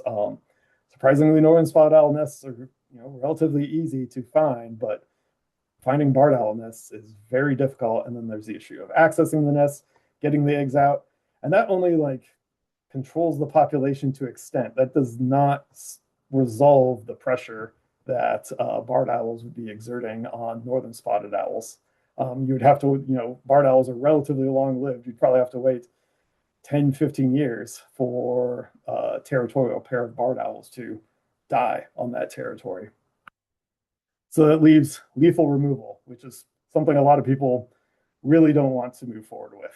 It's pretty uncomfortable. So to do that, to even consider this as a management strategy, a massive effort was put into researching whether lethal removal would have the desired effect on northern spotted owl populations. So whether we would see any sort of conservation value to northern spotted owls from lethally removing barred owls. So again, these studies relied on the broader, longer-term demographic study areas throughout the range of the northern spotted owl. And they did this work on essentially 5 different study units where they lethally removed barred owls from one area. This is called the treatment, the experimental treatment, and then they left barred owls in place on another portion of the study area where it's called control, so the experimental control. When I first started working with this, I found it very confusing that we were having a barred owl control, but we weren't controlling barred owls in it. It's just an experimental control. The treatments are where barred owls are removed. The first place this was conducted was Green Diamond, the private timberlands down in Northern California. That was a study I worked on for 3 years. And then once they saw some positive results from that study, U.S. Fish and Wildlife Service issued an environmental impact statement to initiate a much broader experimental removal study, which incorporated Cle Elum up on the east side of the Cascades in Washington, the Oregon Coast Range study area, the Klamath Union Myrtle study area, which is right by Roseburg, and then Hoopa and Willow Creek down in Northern California. And with essentially the wildlife biologist down at Hoopa on the Indian reservation said he was ready to get going. So you'll see that these vertical bars show when removals were initiated. So Hoopa started removals much earlier, much faster than the other 3 study areas. But what we're seeing here is, again, this rate of population change, like in the first series of figures that I showed you. And the red lines show where barred owls were removed, and the blue lines show where barred owls were left on in those experimental controls. And just for the rate of population change, we see that down in Green Diamond, when they initiated removals early on, they saw populations either increasing or stable where they removed barred owls, but still declining where they did not remove barred owls. Hoopa saw a little bit bump where they had an increasing population. And then in the three northern study areas, Cle Elum Coast Range and Klamath, we essentially see that the effort to remove barred owls slowed down the rate of decrease of northern spotted owl populations quite a So bit. Ryan, you have about 10 minutes left. I'm just giving you. Okay, thanks. Yeah, we're getting close to the end.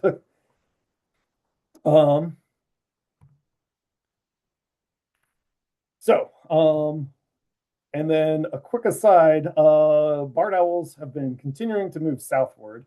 The spotted owl subspecies switch to the California spotted owl subspecies in the very southern Cascade Range and throughout the Sierra Nevada and down into Southern California. And kind of as the removal experiments were taking place in Washington, Oregon, and Northwest California, a separate study was initiated in Northern Sierra Nevada and Southern Cascade Range, where barred owl populations were much lower, much sparser out there. And they initiated this experimental removal over a massive study area. So this study area, I want to say it's 10 times as big as the Oregon Coast Range study area. And when they did this, they did removals for 2-3 years, I can't recall. But over that 2 to 3 year, multi-year period, they only had to remove as many barred owls as were removed in the first 2 months in the Oregon Coast Range study area. And the removals continued in that study area for multiple years as well. Which is to say they started removals in this experimental framework when the barred owl population was much, much lower in this area. And it required just much, much less effort.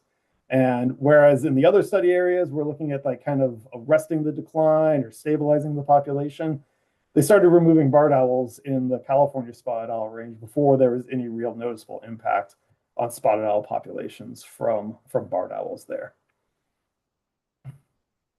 So U.S. Fish and Wildlife Service, after those, published their barred owl management strategy, which is a plan for landowners and land managers that they can sign on to.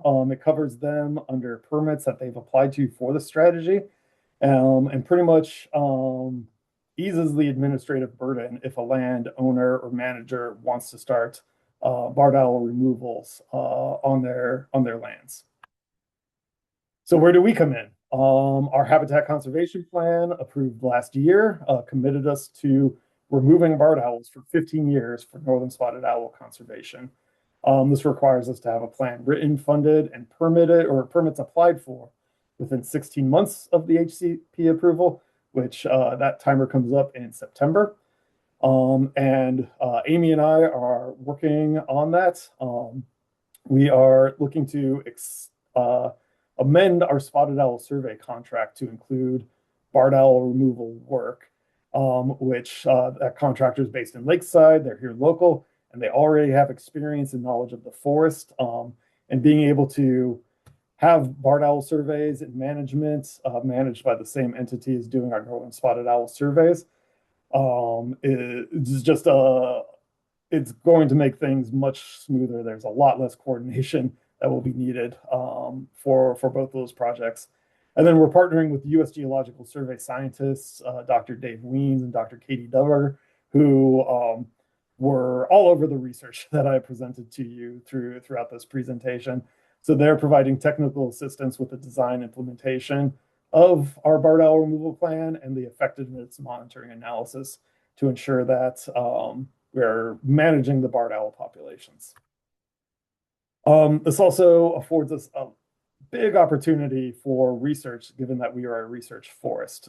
So these are all things that we're looking at in the future with establishing barred owl management on the Elliott. So improving the way we can monitor effectiveness, looking at barred owl dispersal in the context of removal, how we can attract spotted owls into areas where we're keeping them protected from barred owls, how we can pull barred or attract barred owls away non-lethally from areas where we want spotted owls to be, and then trying to look at that prey population response to understand if there is just no direct data out there if barred owls are actually impacting the populations of the things that they eat. And we have an incredible opportunity with our long-term monitoring and the prior biodiversity work done out there to get at that question and inform this issue more broadly.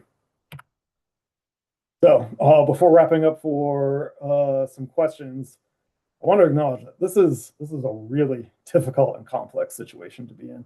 It's not why I got into wildlife conservation. It's not why a lot of people get into it. And you know, I often think of myself as only like 51% in favor of going forward with managing barred owls.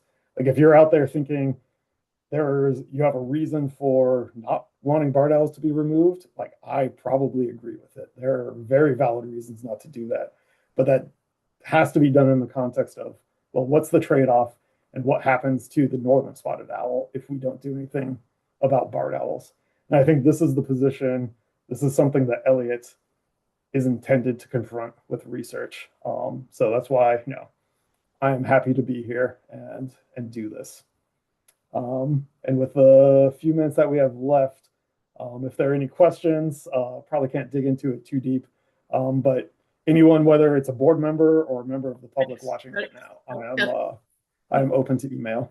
Thanks, Ryan. This was a super helpful information to have in hand, and I do see some questions, and it may be that we don't have time to dig in a lot today. So like I said earlier, with presentations, we'll may need to find other ways to funnel and respond to questions. So Keith, you have your hand. Yeah, Ryan, I just wondered if you were going to talk about something that you were really passionate about. One of these days, I'll get around to it. So, and I say that by saying that was a terrific presentation. Okay, thanks. Yeah. Haley. I just have two logistical questions. I saw a reference in the barred owl management planning document to Elliott staff getting trained, and I just wanted to make sure I understood that right. It seems like we're contracting out the lethal management aspect, but are Elliott staff also being trained and will be doing that? I told Amy I would punt any management questions over to her.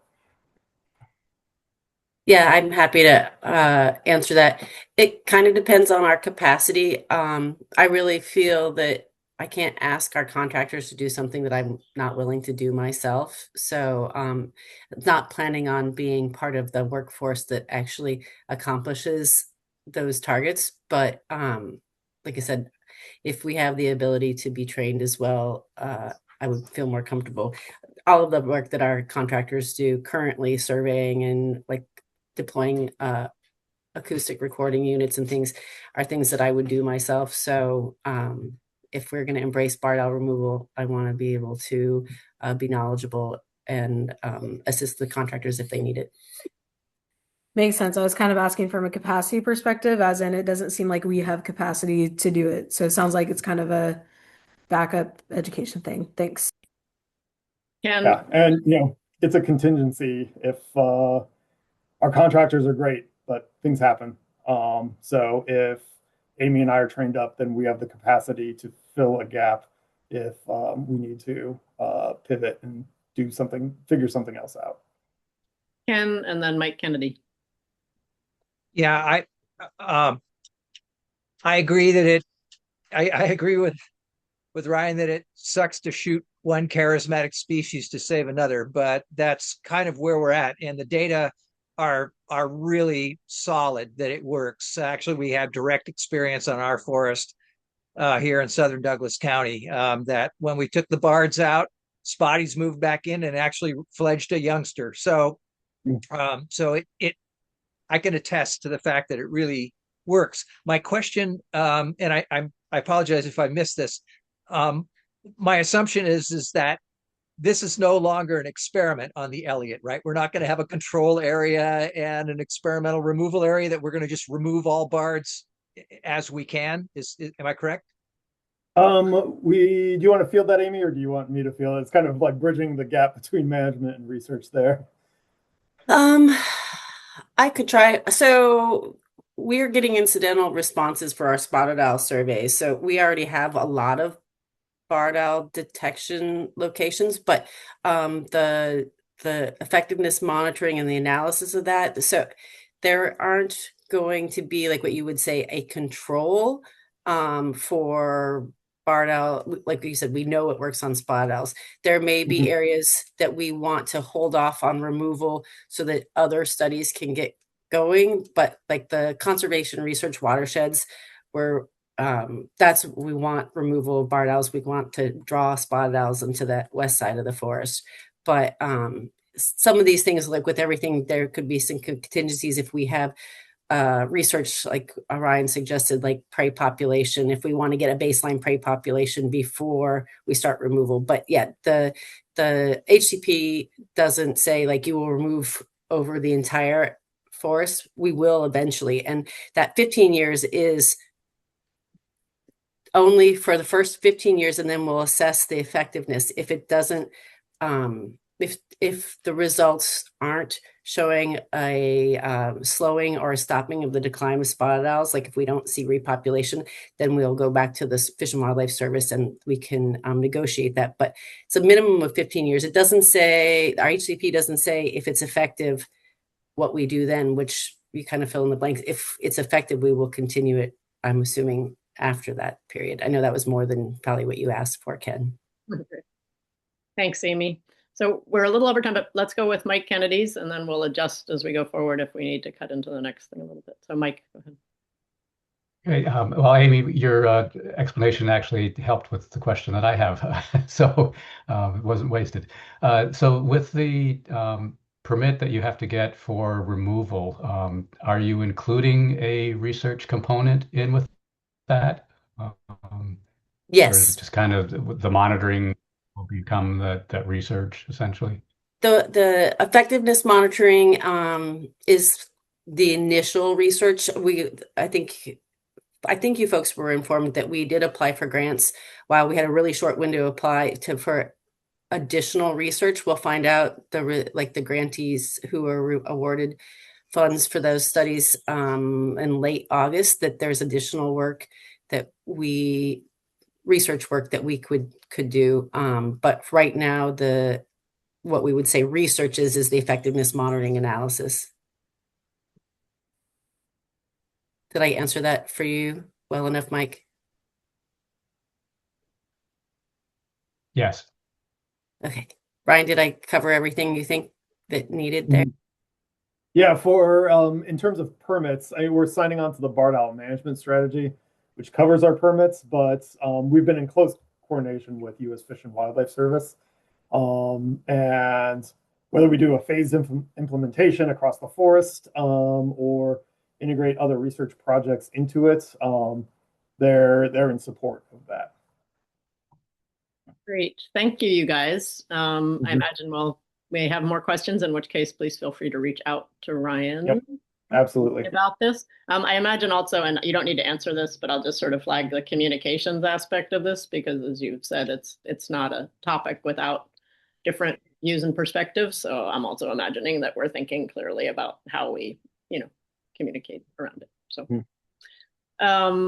it's 1:33. I'm going to ask if we take just a couple-minute break. We're supposed to get started again at 1:35, so let's give ourselves 3 minutes, come back at 1:36, and get started on the financial plan. So stretch your legs and see you back shortly. And thank you guys both. That was really informative and educational, certainly for me. So thank you so much, Ryan and Amy. Yep.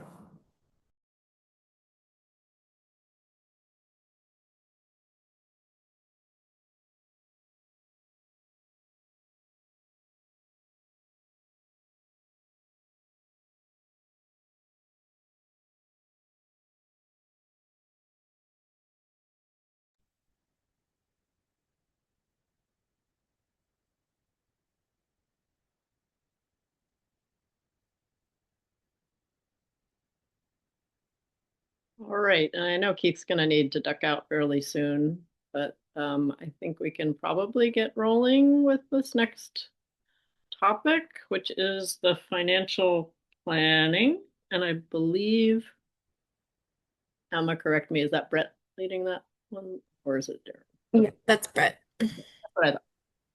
So Brett, welcome back. Thanks for leading us through this, and feel free to frame up ahead of this what you're hoping for on this front. And thanks again. We look forward to the conversation. Okay, thank you. And I realize this is the last of many presentations before action items, so I'm going to try to hopefully make this as gripping as possible. But it is about financial planning, and I don't know, it depends on your persuasion, I guess, how gripping you find that stuff. I think it's pretty interesting. I guess full disclosure, I'm not a CPA, I'm not a financial planner. You should not take my advice. But I was asked to work with the Elliott team on putting together a draft financial plan. And I think largely the reason I've had a part in this is it stems from a long history of work on the Elliott and the desire to see something like this. And so I'm going to tee up some slides and hopefully leave a good amount of room for discussion. This is not the first time you all have heard about the financial plan or seen chapters, and it's not the last either. But the chapters that you do have are fairly critical to the financial planning effort that DSL's embarked on for the Elliott, because they get into the revenue, the money, and it's not just all about the money, but there we go. It's a lot that's a lot of the I think you have your carbon project up there, Brett. Sorry, what's that? Yeah, carbon project up. Oh boy, let me get that. Okay, skip ahead. Sorry. There we go. Thank you. Okay. So just a little bit of context and place setting here. This is the cover of the draft financial plan, the screenshot up in the right-hand corner of the slide. The first 3 chapters of the draft financial plan were submitted to the board back in April for review. And so what you received most recently from Darren via email are chapters 4 through 6, and that was submitted in June for review and discussion at this meeting. These are not, and this I wanted to try to hit up front, these are not the final draft product from DSL. So there's a final draft coming. There's a reason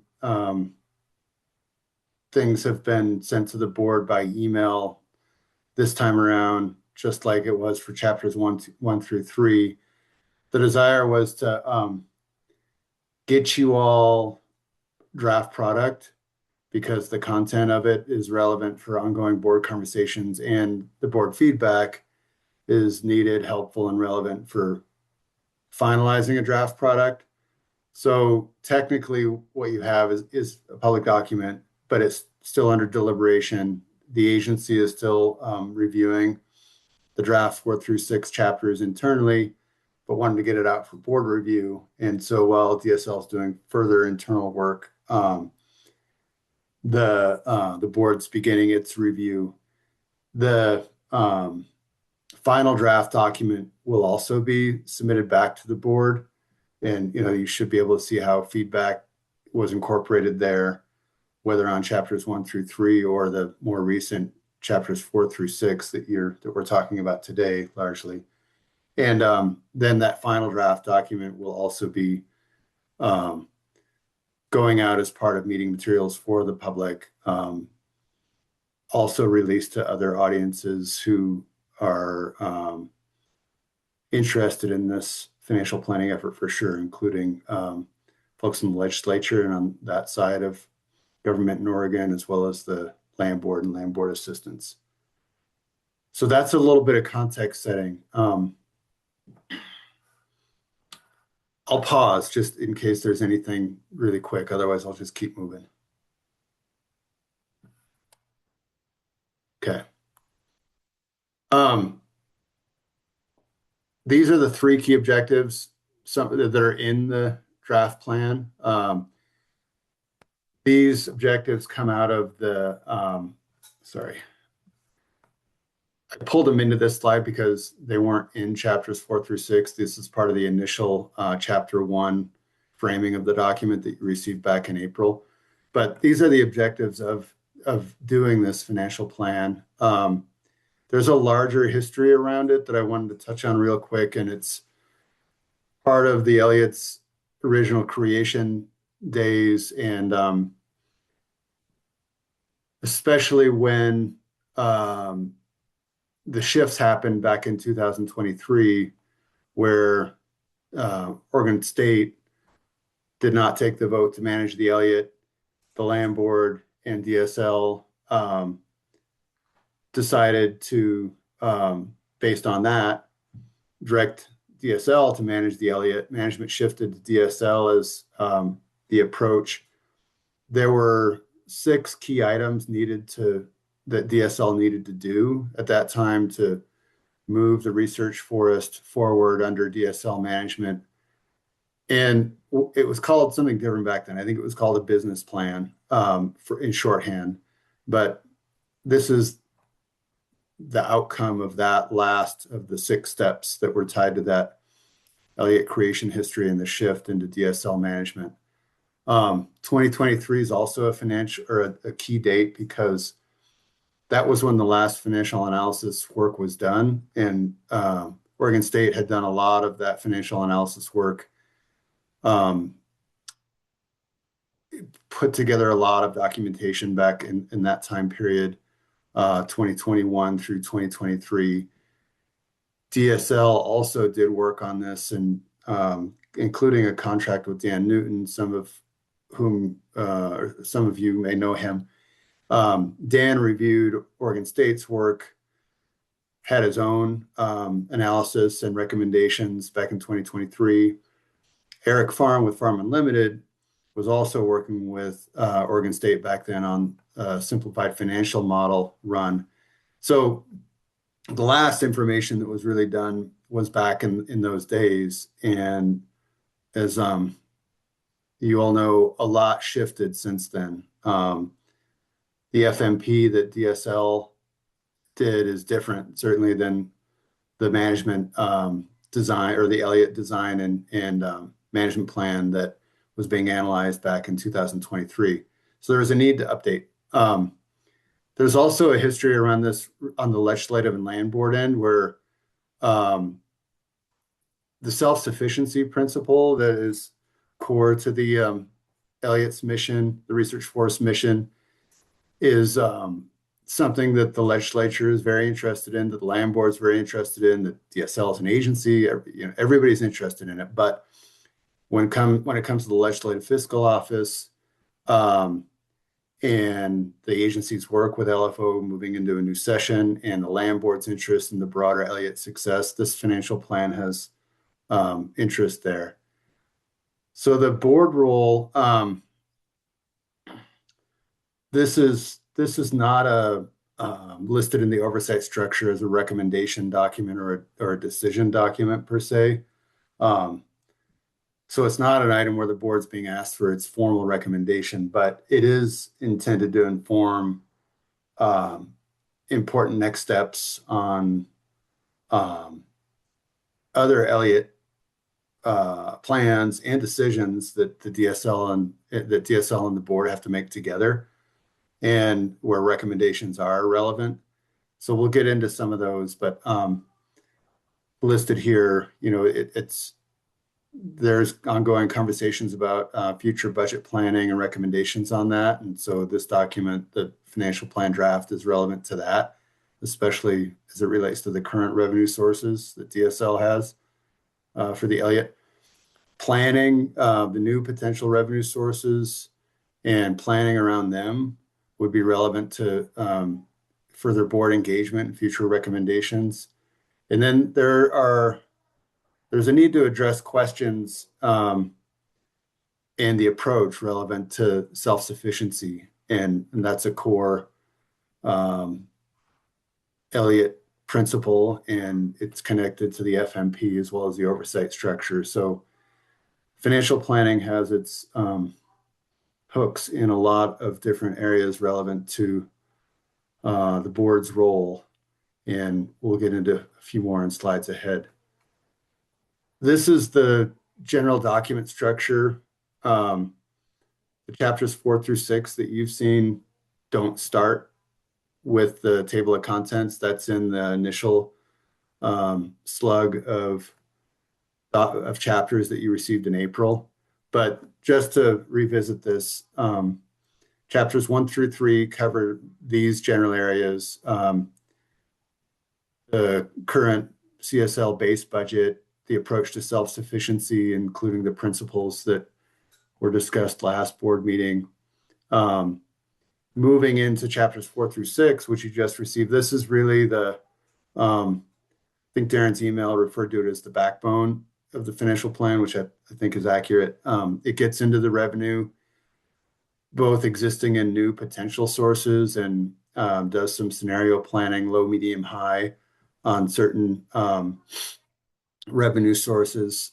There's a chapter 5 covers the timeline, key actions and takeaways, so relevant to next steps and phases of next steps for financial planning, at least as the draft presents it for feedback and potential revision.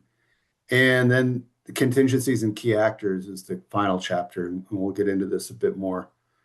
So starting out, I'm just going to high level a lot of these slides because you were given a lot of pages to read in a draft, and this presentation doesn't assume that everybody's read every page. So this is an overview of what's in the chapters, but I did want to make sure that there's enough time for board discussion. And so I'm going to try to hit this at an overview summary level in these slides. And then the whole point is to make sure the agency and staff that we're getting board feedback on this and moving into the next steps related to final draft revisions. So existing revenue sources, we're talking primarily about timber and carbon revenue. And while those are still not fully flowing because they're in the planning process or with timber sales have happened, but the revenue is still out there, yet these are existing known sources. We have contracts. They can be planned upon. This chapter 4 provides a status update on both the timber revenue planning and the carbon revenue planning. So that is hopefully of interest. This document will need to be iterative and updated over time, but for now, the status update is point in time as of the draft of the document. It also gets into revenue estimates, low, medium, and high. Estimate scenarios with stated assumptions around timber and carbon. We'll get into a little more detail on that next slide, but it also touches on the other existing revenue sources that the Elliott has, which are not they're not the full meal deal, but at least with respect to communications tower leases and payments, it's something that I wasn't aware of fully before doing this effort, and want to make sure to highlight that there are other revenue sources. There's also firewood permits. There's just not a lot of revenue there. And getting into this, so before you go to the table and the numbers, and I know everybody's always tempted to jump to the numbers, the dollar figures. The bullets up top are important to hit on. So the timber section in the existing revenue is long for a reason. And it's because a lot has changed since the 2023 financial analysis. And there were also recommendations back in 2023 from Dan Newton to be tied off So this related to recommendations around approaches to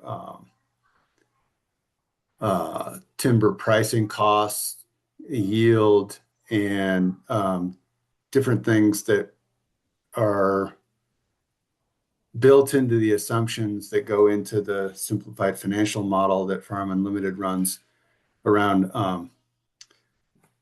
what revenue may come out of timber. The biggest changes, though, are around acreage allocations that have shifted since 2023, and also flexibility, both increased flexibility and increased constraints in some areas around harvest approaches. So that's all in there, and it's part of what makes that chapter so long. But the default was to provide in this financial plan a hopefully cogent approach to wrestling with, okay, lots changed since 2023. What are the key things? And how does that translate into potential financial outcomes? The assumptions around the numbers are conservative, both on the timber and the carbon side. And so there is a low, medium, and high scenario, but even the medium, which is kind of what is often referred to as the base scenario for planning purposes, and this is all subject to feedback and finalization, but even the assumptions that went into that are conservative, I'd say. On carbon, there have been changes in the protocol being used. So essentially the rules of the road for carbon projects, it's different and more conservative now than it was back in 2023 when the initial assumption or feasibility analysis and numbers came out. There have also been changes in market conditions on the demand side, and there's a good deal of information in here around carbon project costs, which I know is an area of board member interest. So the amounts of costs in which areas, including monitoring, the timing of when costs would hit, and then considerations for the board and DSL to wrestle with on how to schedule the costs, and in particular for the 40 years of monitoring costs, whether to build an endowment up front and cover that as something that would be taken out of year one carbon project revenue, but then not have, Elliott wouldn't have to annually take a hit on those costs, or those costs could be spread longer over time. But anyway, for those interested in the issue of trade-offs and what is the carbon project going to cost, there's a good amount of hopefully responsive, helpful info in this chapter 4. Then you get to the dollar figures. Oh yeah, the last bullet here is whether these low, medium, and high scenarios equal reality is not the expectation. They're estimated scenarios for a reason, and how reality plays out on carbon project and timber harvest revenue is really going to be informed by the real-time work that Caitlin and staff are doing and that we're all doing on the carbon side, which is still TBD on the numbers. So the intent is for this plan to forecast some potential scenarios for planning purposes, but then over time reassess and come back to iterate this plan based on what reality is telling us. So the numbers are below around high level estimates of or low, medium, high level estimates around timber, carbon, and then the cell tower revenue to the Elliott is stable or more predictable. There may be changes in DSL's lease agreements over time, but prices and payments will generally go up, not down. So this is just conservatively spread equally across on cell tower revenue. The carbon revenue, the low, medium, high, it's informed by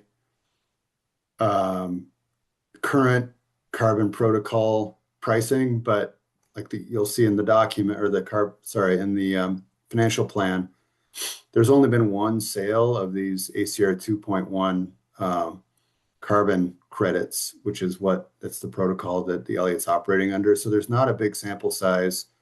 The estimates are based on a range of potential prices and then other assumptions drawn from our feasibility analysis work. The timber, low, medium, and high scenarios, those are the outcomes of the Farm Unlimited reran the simplified financial model based on updated acreage numbers and assumptions. So those numbers are certainly different from the last run in 2023, but if you total it all up, the bottom line is there in this slide around, and these are annual revenue estimates from existing revenue sources. New potential revenue sources. This one, I'm going to hit on a few things related to each of these that are, there's a lot more to read in the document, but I think I'll just hit on a few things that stood out to me from the work in these. So non-timber woody biomass, this was really interesting to look at, and had some conversations and did some work with Peyton and those that she pointed me to, and then with Ken as well on the biochar part. I think it's noteworthy to, like, in the document, notice that there is a lot of woody biomass wood product use happening in the geography of the Elliott. It's just, I think, as it turns out, likely a fairly limited, not a tree to bark up revenue source, because a lot of that woody biomass revenue, whether it's tied to pellets or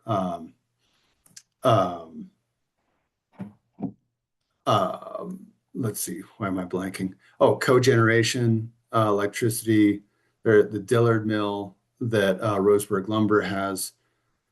There's existing use of woody biomass, non-timber woody biomass. It's just generally using the byproduct of logs that have already been bought and sold and moved into a mill facility. So it's an efficiency tied to an existing business model, or an additional business line tied to an existing business model with logs as a foundation. So just the idea of selling more woody biomass off the Elliott as in a way that's detached from logs is not something that the document finds to be a viable proposition. But on biochar, biochar is something that appears worth further consideration, and the subsection gets into the various values that biochar from the Elliott could help advance. Not so financial revenue, yes, but also broader than that, climate, water quality, fire risk. And it also sketches out, that subsection sketches out an experimental approach to addressing the remaining questions around biochar. So potential revenue, costs, the overall viability. There are questions on all of that, but overall, I mean, full disclosure on this, I work closely with Ken, and there's some remaining work needed on net versus gross cost assumptions. So in the document, you won't see a final number on the low, medium, high scenarios. You'll see assumptions stated, but we need to round that out still. And working with Ken's been really good. He has a lot of experience in this. But it does seem interesting and worth pursuing. There are two potential product or revenue streams, one related to biochar carbon offset crediting, and the other related to physical biochar sales. So there's that in the non-timber woody biomass arena. Recreation and education, there's lots of information in this subsection on the SCORP, which is the State Comprehensive Outdoor Recreation Plan. That's the common way that states access large federal pots of money. relevant to outdoor education in the Land Water Conservation Fund. That document, when states draft these documents, they're updated. The current, I think every 5 years, the current SCORP and what it says about Oregon's statewide priorities, as well as priorities for the local geography, the counties relevant to the Elliott. That's presented in the plan or the subsection of this plan here. And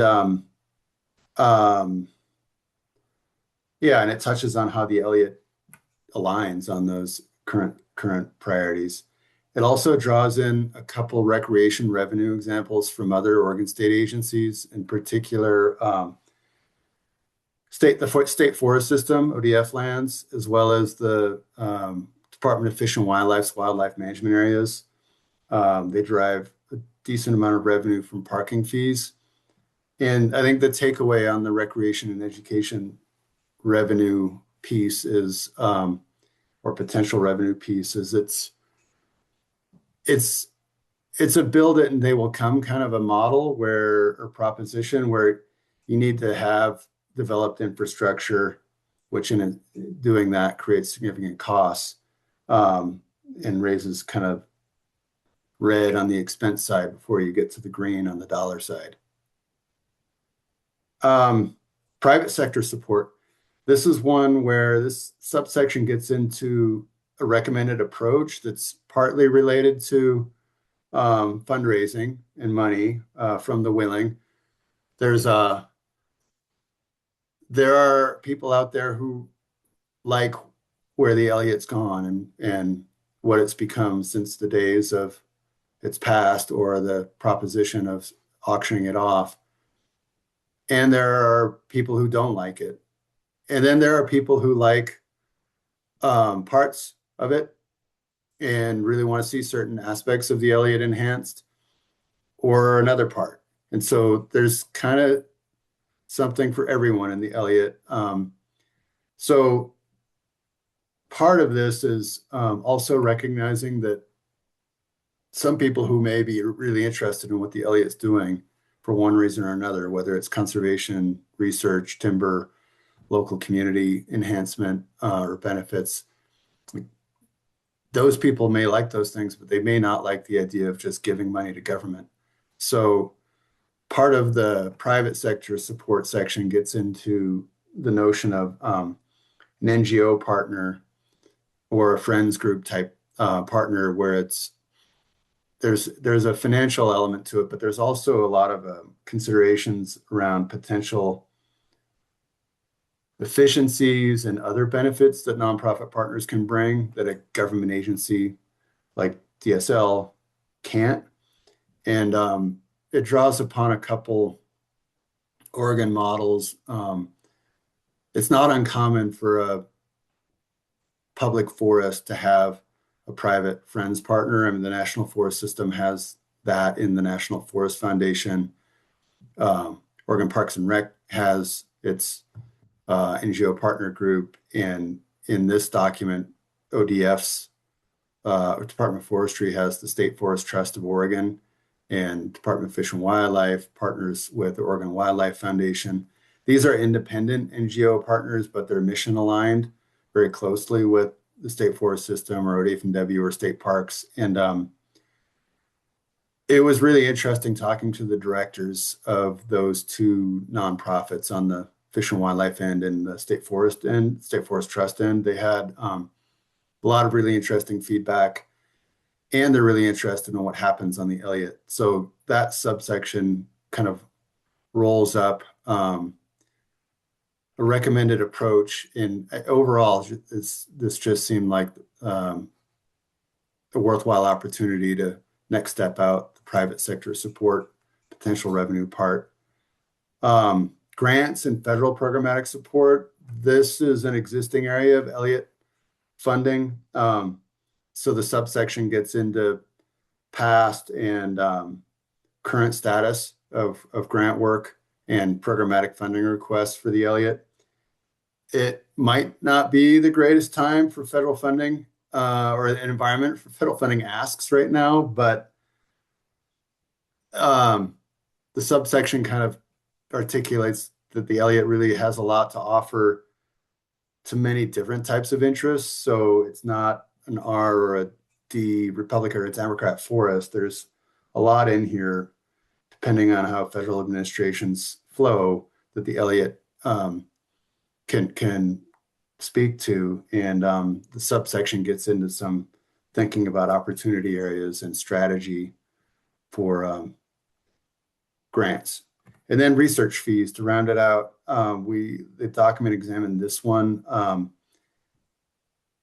And it makes sense. The Elliott's a research forest, other research forests charge fees. This subsection draws from some examples on the National Forest System as well as university system-owned forests, research forests, and presents kind of that pathway.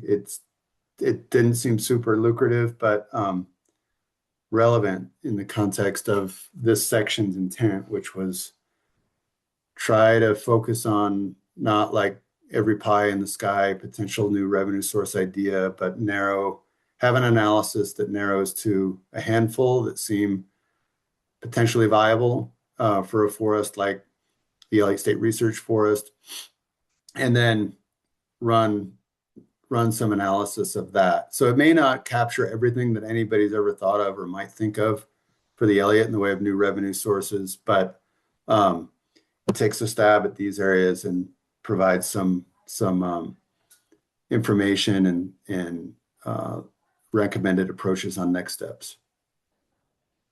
Okay, chapter 5. You're not sharing a screen anymore, Brett. I don't know if you know that. No. I see Brett's screen. You can? Okay. Maybe I hit something. Sorry. Go ahead. I do want to do a time check, though. I think we have some tired folks on the call, and it's 2:09. So I just want to be sure we're moving quickly and leaving time for discussion. Yeah. What time do you all want to? So we're supposed to go till 3:30 or 2:30, right? 30, yeah. Yeah. Okay. I'll wrap. This is chapter 5 and then chapter 6, and then we'll wrap here. So the takeaways of chapter 5, high level, are that the existing revenue sources, they, even with at the low level, and certainly at the base level, they provide meaningful revenue. And so the base level certainly able to support current service level budgets on an annual basis. And then I think a takeaway for me is that both sources, carbon and timber, are important to the self-sustainability notion of supporting current service level budgets. And then the new revenue sources are really important and really key to the resilience and the growth in the forest's capacity to grow beyond just self-sufficient. The key actions of note we'll come back to in some of the question prompts. The 5 that are listed here, this chapter gets into in more detail, but the research framework resolution, for example, that being a key action, there are ways where it really does impact the financial side of the Elliott. So, why it matters is like what active management approaches happen is going to be driven in part by where the research framework lands, and therefore the revenue that's tied to any management approach prioritization effort, including whether to land on 60-year, 80-year rotations or somewhere in between, or even more flexibility that's out there in the FMP around potential 50-year rotations allowed in certain areas, or 100-year in the ecological forestry allocations. There's a lot that can change, especially on the timber revenue side, depending on where that research framework resolution lands. On the research model, what projects versus baseline network means is, and it's not intended as a binary choice, but part of the proposition here is like the Elliott is going to have a really robust baseline monitoring network over a long time frame that is something that a lot of research forests would covet and researchers would covet to be able to access that baseline. How the Elliott wants to prioritize Elliott budget spending, and whether it's like keep up that baseline monitoring network, maintain it over time, make sure it's the real foundation, versus having money in addition to that to spend on research projects or needing to go and form grant requests to look more for the project funding or some combination thereof. It's that overall model approach of like, is the Elliott prioritizing the baseline network or funding projects, or how does it want to land, is relevant to funding strategies and Elliott budget considerations, allocation considerations. And then there's reserve fund and contingency planning. And so there's the initial key question of for the agency to come back on with, right now, current service level budgets are being supported by statutory common school fund dollars. And that's the money that's being used to plan timber sales and carbon projects that are going to eventually contribute revenue. So whether that current service or common school fund statutory money has to be paid back will influence what money is there to kind of move forward on the reserve fund concept that's been part of the Elliott for a long while.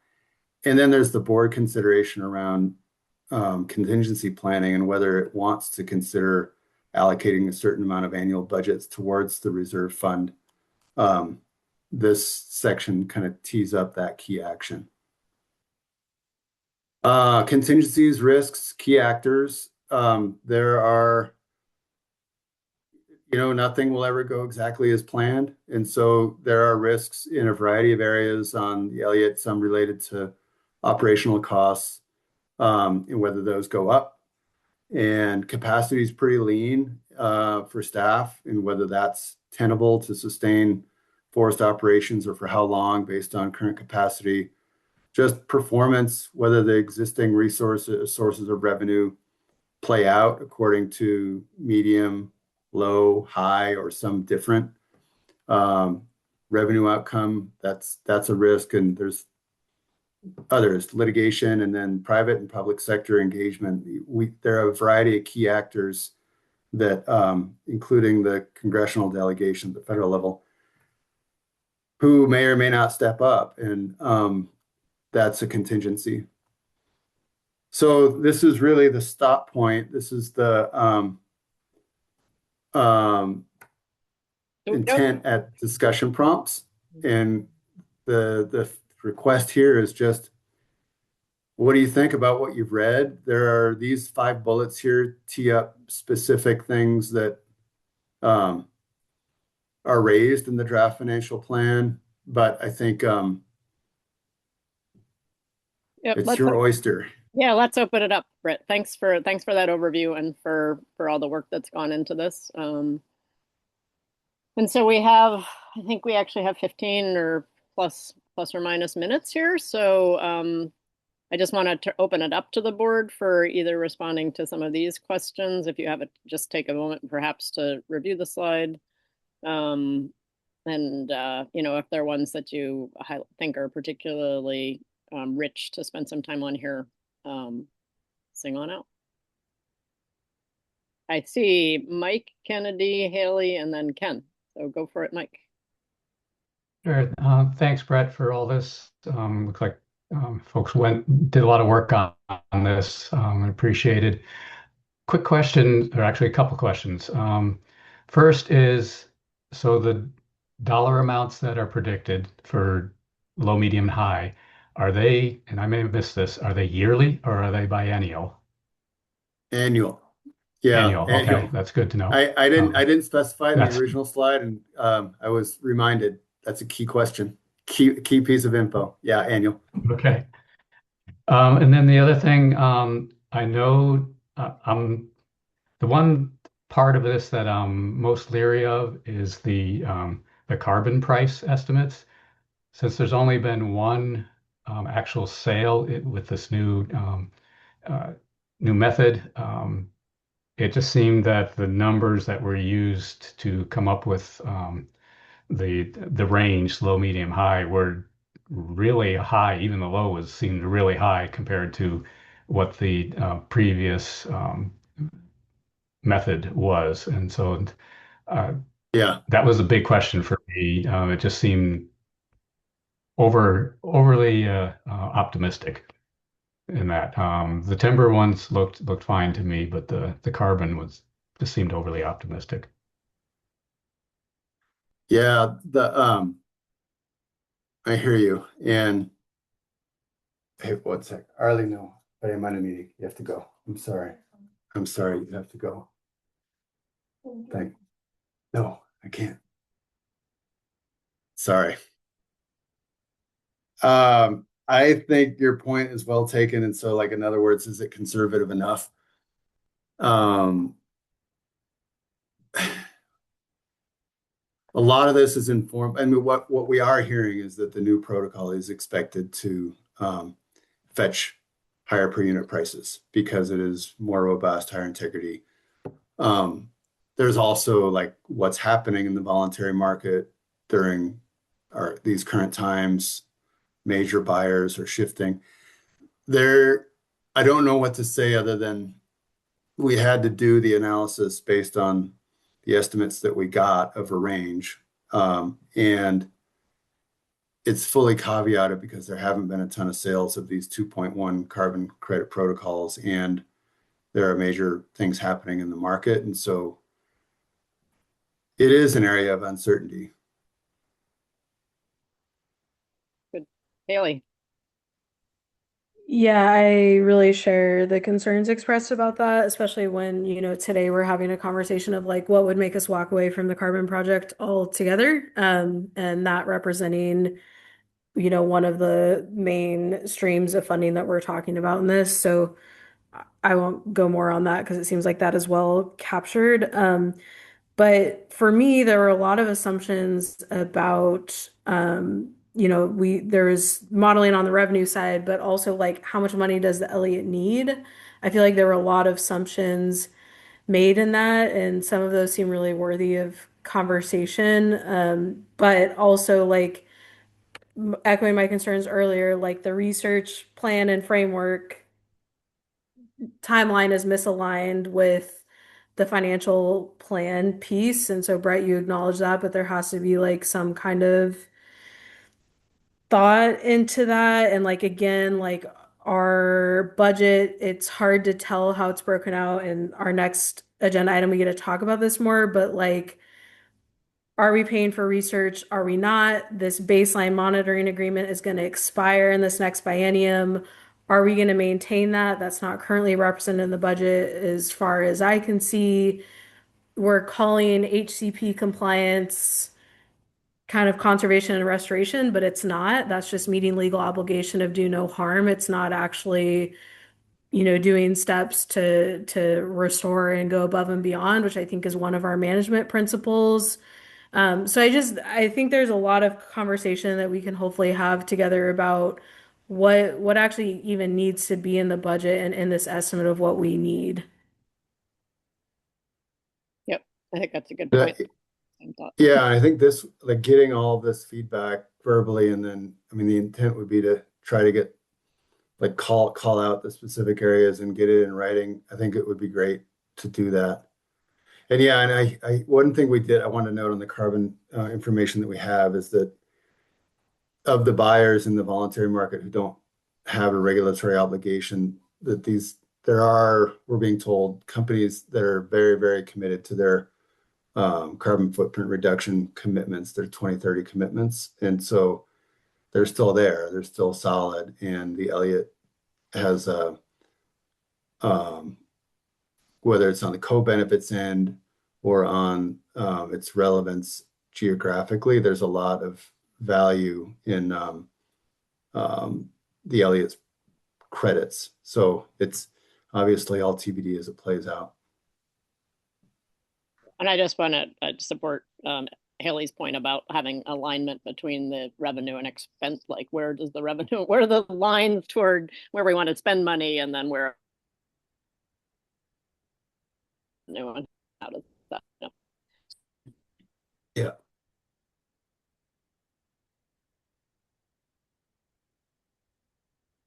Looks like Ken has his hand up. It looks like Jennifer might have frozen there.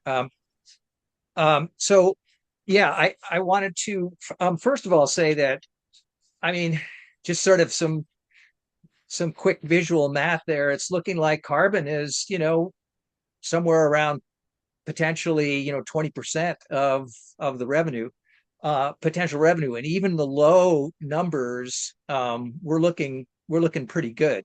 And so I don't anticipate us walking away from carbon at all. I think carbon is going to be an important source for our revenue. And then another comment I wanted to make about biochar, that Brett and I have been having a robust back and forth on this, because one of the issues associated with carbon in your standing forest is that carbon, the carbon credits you're getting are on standing forests, and our logs that are going out are not finished products. Our logs get value added to them in mills and increase in value as they go. Whereas biochar is already a value added product, but it takes money to make it. And so that's what Brett and I are working on now, is what's the cost of production of that biochar versus the value of the carbon. And I think I've mentioned this to you all before, that because biochar carbon is so stable, and it's 100% additionality, because nobody else in the region is doing this. And so if we're taking slash that would otherwise go up in smoke and turning it into a value added product, where first of all, we're meeting climate goals, we're employing people in the community, and we're creating revenue for the forest. And so that's what, that's the piece that we need to add to biochar to create our high, medium, and low scenarios. There is the actual, cost of production versus the value of the carbon that is in the char. And as I mentioned before, it's at least 10 times the value and more than the standing carbon in our forest. So it could be a significant part of the revenue, and we just need to do a little bit more number crunching in terms of cost of production of this finished product, that we can not only use the carbon credits for, but then we can also sell the char down the line. So we can, there's two potential revenue streams that come in from biochar by itself. So thanks, Ken. That's my comment. Right. Brett, are there other, and when you look at this list of questions too, are there others that you would particularly like us in the time remaining to drill on that you haven't heard comments on? Oh, Haley's hand is up. Haley? Oh, sorry. I was just wanted to briefly mention the end, there's discussion of grants. So I have a quick clarifying question. My understanding is that Elliott can directly receive state, federal, foundation grants and donations through the fund. Is that correct? That's my understanding also, is that the legislation made it clear that the fund can receive Okay. that Okay. color of money and others. But Okay. I'll double check to be sure. And Because I was Aaron may just know. thinking about this friends group concept. Yeah. I think there's a lot there. And also, I know those can be a big asset, but there's also a lot of capacity that goes into managing those, and there has to be significant alignment between the leadership and staff of the forest and that friends group, and there's a lot of risk of there not being alignment, and likely you're going to be looking to pull board members and stuff, some of that from the local community in which the Elliott is situated. That capacity is super limited in our area. So I think considerations, I also, and being transparent, I'm the executive director of a local nonprofit that does environmental conservation. Um, but I think it's worth considering how much, as a state agency, do you want to compete with what is traditional nonprofit funding in this sphere? And there's a robust nonprofit, even including those which were enacted by the legislature, SWCDs and watershed councils and other groups doing research, monitoring, conservation, tribal partners, et cetera. And it's just worth thinking about how much do you want to compete with that versus where is there added benefit and more of like a partnership model. Yeah, 100. Those are great points, Haley. Yeah, yeah, and really quick. I mean, the document does call out like is there a way to explore working with existing local community partners or nonprofits? Like, could there be a mutual gain in integrating work around the Elliott with an existing instead of creating a new NGO? And some of the considerations that came out from those two other friends groups that I talked to are around like NGO partners can do things on contracting efficiencies. They don't have to take as much overhead on grants. There are a variety of non-directly, non-monetary, but financially relevant benefits. And so, yeah, you're right. Like the conclusion of that section or subsection is not like, go do this. It's a need for some pretty careful strategic exploration. Mike Kennedy. Yeah, Brett, you mentioned something that piqued my interest too. So the Common School Fund, the statutory Common School Fund funds that the Elliott is receiving now and hopefully will for the next biennium. You mentioned something about possibly having to pay that back. Is that something that's being talked about, or because obviously that's a big chunk Yeah. of money that we have to figure out how to do pay back. Yeah, And no, and I related don't to I that don't sum mean to too. fear. Right, right. I don't Related mean to to that fear sum too, mongering. I think we definitely need to set up some type of reserve or contingency funding too over time. So if we catch any times when the timber prices go down or there isn't as much available volume wise, we need to have some sort of contingency. But yeah, that common school fund stuff maybe perk up and wonder what's Yeah, and I think that may be something that can be tied off quickly. I flagged it in the document as an intern, and this is still ongoing, internal draft review too. But where it came from was there was a notion that the Common School Fund statutory dollars that are being used now, when the timber dollars and the carbon dollars come in, they would be used to backfill that. And so that's where it's unclear, to me, at least on the accounting side, does backfilling that mean like paying that back, or does that mean it just is taking the place of it? And so that's the clarification. I think the main thing for the document tees up for the board and agency to consider is how to think about contingency planning and strategically like connecting that up with how you're thinking about budgets. Haley. Yeah, that was something that I had a question. I might have just looked at that incorrectly, but um, we're not putting anything into a reserve fund now, or are we anticipating that we'd be putting timber revenue that we get now into a reserve fund to save up for that use and that biennium when we're looking to be away from the Common School Fund? Um, Correct that there's no money going into reserve fund now. It's all going into the Elliott Fund. That's what And I'm then referring to in the Elliott Fund. So it's separate from our 10 million operating. We're putting anything that comes in because our 10 million operating is coming from Common School. And so anything that we receive now that we have sales, and I acknowledge not all that's going to come in this biennium, but next biennium would be put into that fund. that dedicated Elliott fund, and that is what we're seeing as we're trying to grow that fund so that that paired with annual revenue can sustain the budget by that 29, 2030 or 3031 timeframe. Yes. Okay. And then if Darren or anybody else is on from DSL, if that doesn't seem right, but that seems exactly it to me. Okay.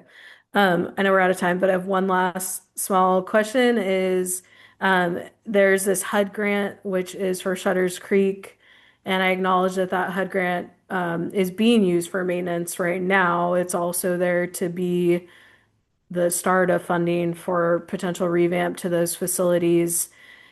Does the facility maintenance, staffing, grounds, etc., is that going to be added to our budget needs in the future, or is that going to live with DSL's main fund or main budget, or will that be an Elliott specific add that's not currently reflected? Yeah, this is one where I feel like I need to use the Jennifer Allen prerogative, and that one is not within my pay grade. I think that's one for others at DSL to address. But yeah, I think the document tees up that question. Can't remember, but if not, like it's a question that needs resolution for planning purposes. Duly noted. All right, I think in a few minutes we need to move on to the budget recommendation piece. So are there any so thank you, Brett, for the work you've put into framing this all out, gathering the information, sending it to us in advance, and then giving us the overview and a chance to engage in it. Yeah, lots of questions still to resolve over time, but we really appreciate your laying it out. So I believe. Yeah, you're welcome. My pleasure. And it's been good to work with everybody on it. And this won't be the final draft. So I just wanted to make sure that's clear. Like there's more coming, and hopefully the product is useful to. I mean, it's really like how can the board, as a key actor, help on like where the Elliott can go and work with Darren staff and DSL on like how to get there. So hopefully it does help tee up some of these like critical coming together, next step strategy conversations around finance and revenue. Yep. And as you said, as you were presenting, it touches on so many other facets of things the board needs to weigh in on, be thinking about and providing input on. So having that is super helpful to be able to also see all of those connections to the other things that we're asked to provide input on. So thanks for that. So I think we're turning to budget. And so is that Darren? I'm not sure who's teeing that one. Yeah, Emma. that's me.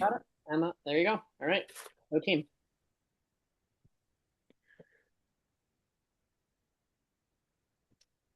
I'll give the screen share a second to pop up. There we go. So yeah, hello everybody again, Darren Gooding, the forest manager. So yeah, we're going to talk about the budget recommendation. Kind of take a little bit and kind of go back over a couple of things we've talked about before. If we can go ahead and move to the next slide. And I noticed in here I had a typo. I didn't fix it. It's not today. It's not May. That's now July. So, besides that, so just a little history back where we've been. So back in April, you'll all recall that we did work group sessions with small groups with the board to talk about both some of the financial planning stuff that Brett was just talking about, as well as talking about the agency budget process. Had that, and then we had a little bit of a discussion in May, and then which I got some feedback for, which you'll see some of the results of some of the things I heard from the board wanting to see for this discussion incorporated, which I'll go through that here when we get a little bit further. And then June was the land board meeting where it was for the POPs, and we had already talked about that. The only POP was which is the policy option package, was for Shutter Creek, and that was just to ask permission to continue to spend the current HUD grant. It was not an ask for additional funds, and it was only related to Shutter Creek. So So here we are with July with asking the board for having some discussion and making a recommendation about the current service level budget for the Elliott. And then February, I just want to remind for next February of 2027 was when we would come back to the board again, when we'd be talking more about the discussion about some recommendations from the board on how we would allocate the budget, how we would allocate those funds into the different pots. And we would do that in coordination with the biennial operations plan funding, because by then we'll know a little bit more about what things we're going to be working on in the upcoming 27, 29. So it kind of fits a little more nicely in that time frame. Next slide. So this slide, so on the left side, this is in your packet too, the full page version of this. So I can just talk, I just want to do a little refresher here about what current service level is. So current service level establishes our cost to sustain ongoing programs at current levels, maintain current position funding, including anticipated salaries and benefits, and would include a adjustment for any inflation and technical any updates required. So that's factored in when the current service level is actually set for 27, 29 would have a inflation adjustment included. So this is the starting point. This is the current what we have now, what we're using now for 25, 27. So that's what I'm using as the starting point for this discussion is, and this is where we would talk about in February, the potential to talk about, is this the right allocations? Do we want different, does the board want to recommend some emphasis on some different money in different areas? That's something we would follow up on in February, next February. So here we have, so the governance and administration, just to refresh what that includes. So just a little bit of background of that. So that's all the staff, that's staff salaries. That includes other admin related services and supplies. So that's travel, training, office expenses, our DOJ legal fees, IT. It also includes operational equipment, software supplies for like forest management and planning software, data management tools. A bunch of things are what lumps in. That's what's in that governance and admin category, just to give you an idea there. And then the community and economic benefit is the large chunk of that is related to our timber sale planning and implementation, the our reforestation needs and site prep and stand tending needs we have. So basically the other forest, just general forest management needs that we have to manage the Elliott. Of course, our wildfire protection bill that we pay to ODF and CFPA, our road maintenance contract, our sheriff's patrol agreements, other professional services contracts. So the remaining, as an example, which you'll see on the next couple of slides, when I look at when I go over some of the contracts that we have outstanding, the contract we have with ICF, who was the company that worked with the state on the development of the HCP, and since we still have them under contract because they're working on helping us with the implementation, continue to help us with implementation of the HCP. Along with there's some other agreements in there. Also, our radio agreement we just signed with CFPA to have radio network coverage for staff to go out in the field is another part of our coverage for safety on the Elliott. So that's another one that goes into that category. So just to give you an idea what's in that pot of money. In the conservation is the HCP monitoring and also any equipment and monitoring for compliance and effectiveness monitoring. Costs associated with our HCP Chapter 8 commitments, including northern spotted owl surveys, borrowed owl management, and a bunch of other things that fall under our HCP compliance. The next one, the research and partnerships, is like for the current biennium is what we're research. So that's what funded the couple of OSU research projects that already had been spelled out in the FMP that we went over last year, that the board made recommendation for us to fund those. That's also where there's funds available for partnerships, which includes potential initiatives for in-stream restoration projects, potentially could be for indigenous partnership development and capacity, basically whatever else you could think we could think of as for under partnerships. And then that last one is what I talked about earlier, that $150,000 that we had set aside for to start the education and recreation planning. Next slide.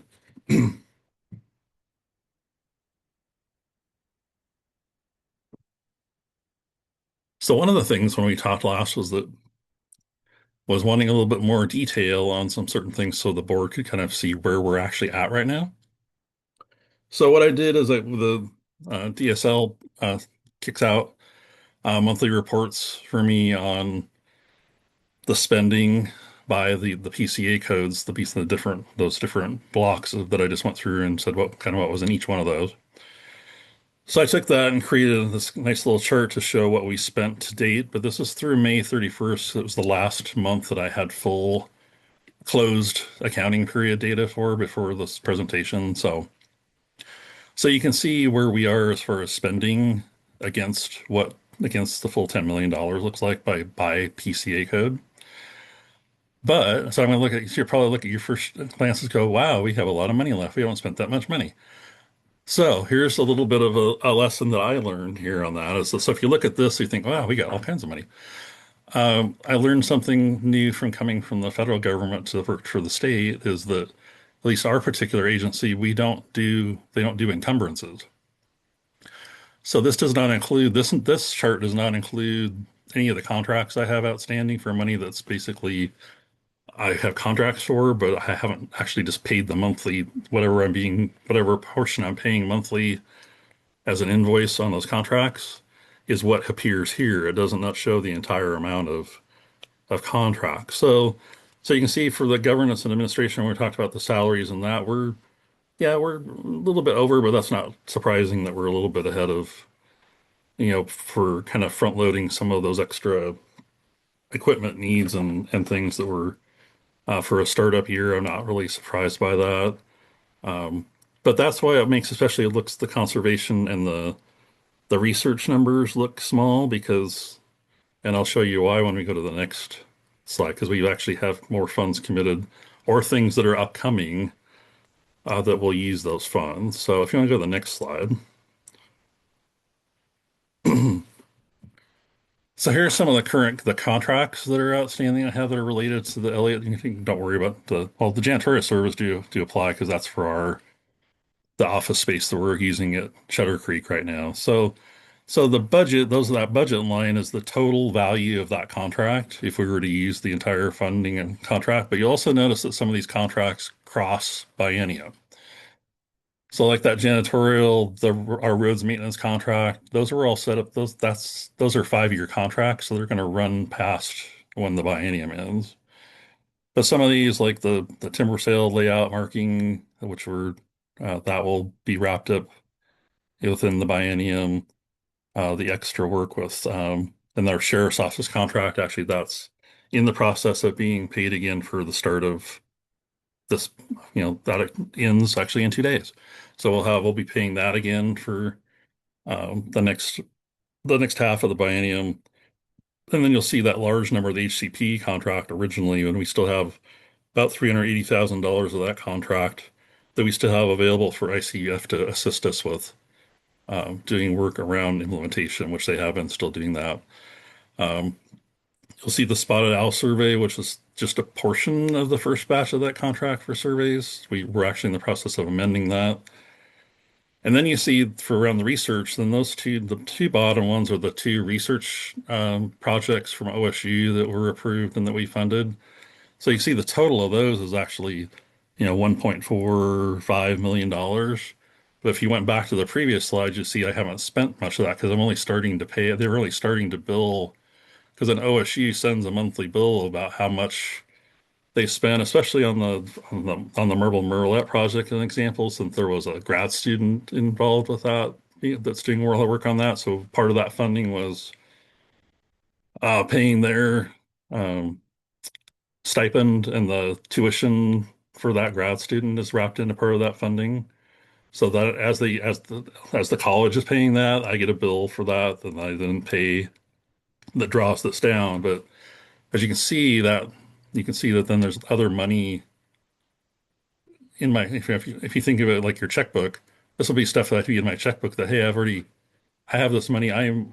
Have a contract that says I'm going to pay spend most of this money, so I need to account for the like okay, yeah, okay, I've pretty much spent my a good chunk of my research money is tied up in contracts even though I haven't paid it yet.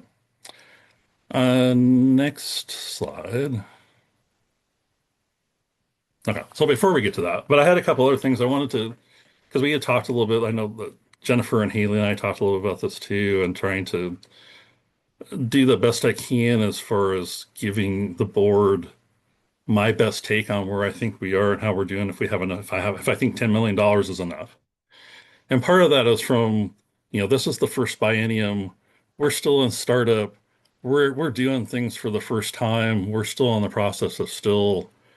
There were estimates made of before we all started about, okay, we think it's going to cost, these things are going to cost, these contracts and these things that we're going to have to do, these surveys and getting timber sale stuff going and all that there were assumptions made about those. So, well, now we're learning to see, is that really the case? And so we're still a lot of the stuff we're only, well, now I'm a year in.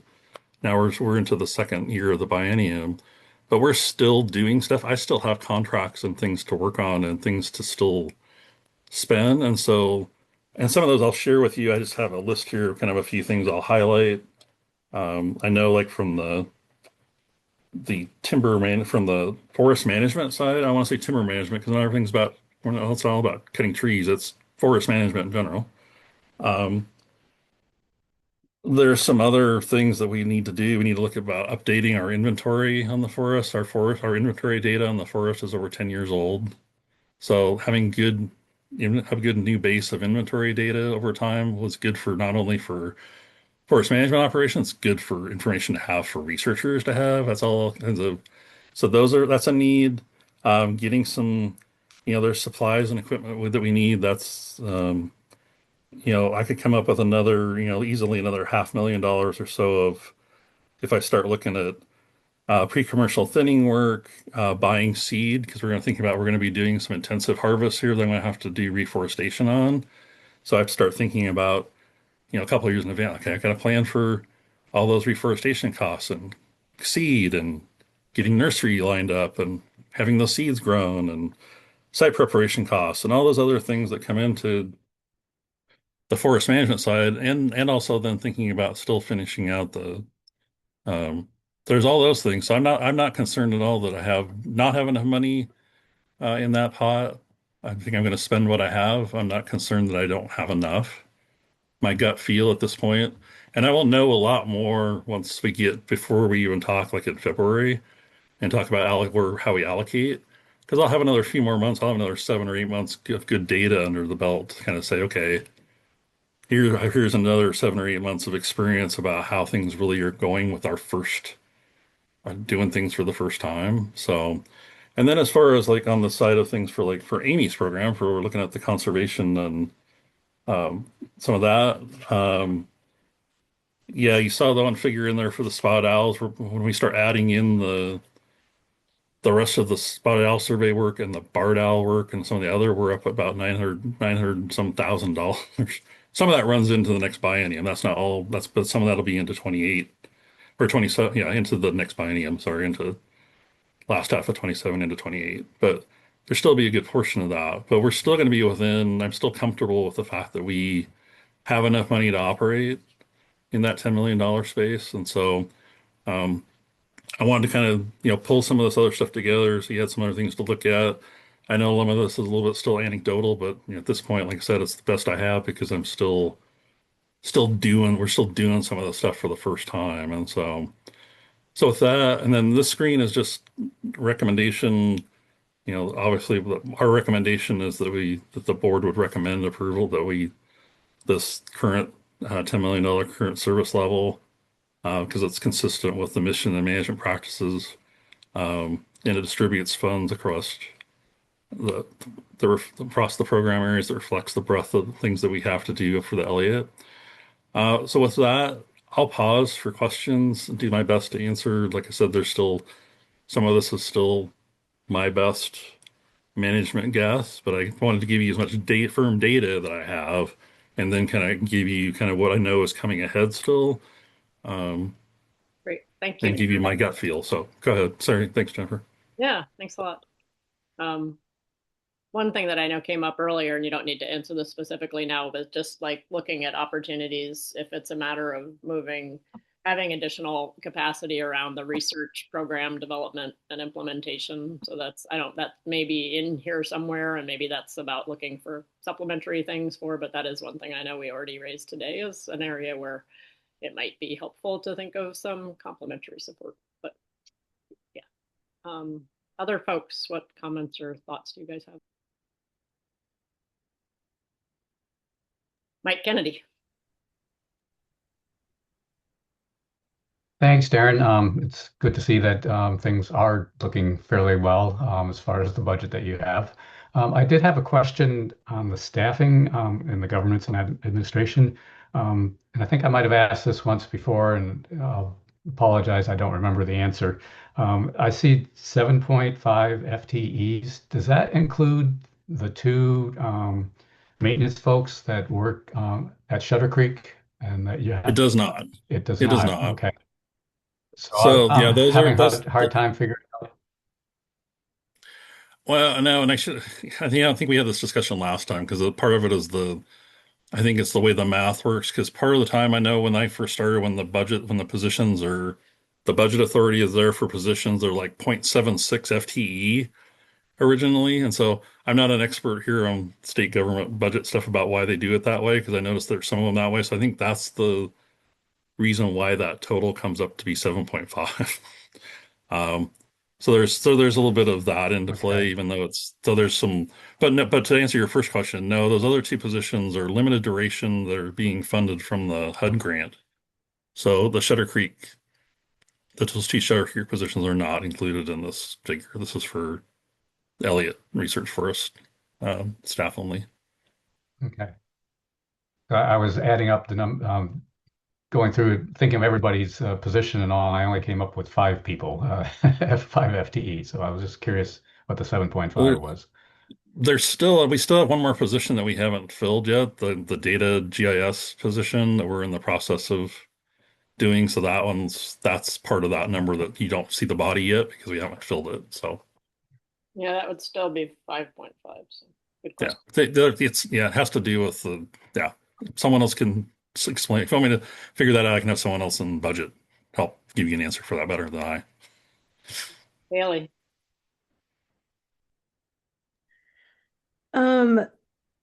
If I remember correctly, you guys are anticipating that the baseline monitoring grant is gonna expire in this next biennium, but you have the option to do a no cost extension. Is that correct? It expires in 28. I'd have to I haven't looked at the details of that lately, Haley. I'd have to look at to see what the terms are for that. But I know Yeah, I it's 28 asked. is when that expires. Yeah. Okay, yeah, I asked because obviously you don't want interruptions in baseline monitoring or Yeah. else it doesn't carry the same weight. So I just didn't know where you guys were at on that grant and if you were running out, how you guys had got that, if you had integrated that into this budget for the next biennium to continue baseline monitoring if you ran out of grant dollars. That's a TBD. Let me get back to you next. We actually just had we've been having a little bit of discussion with OSU about that baseline monitoring. So that would be, let me follow up with you on that. Okay.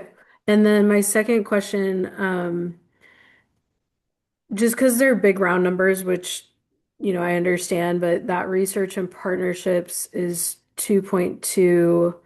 And I see a line, there's not a breakout in there, but just because we're still in discussions about like how we're supporting or not supporting research projects, like, are you guys estimating like $1 million of research support? And does that just support current projects, or is there like an estimate on new projects? Or if you can just speak a little bit to how research is showing up in the budget.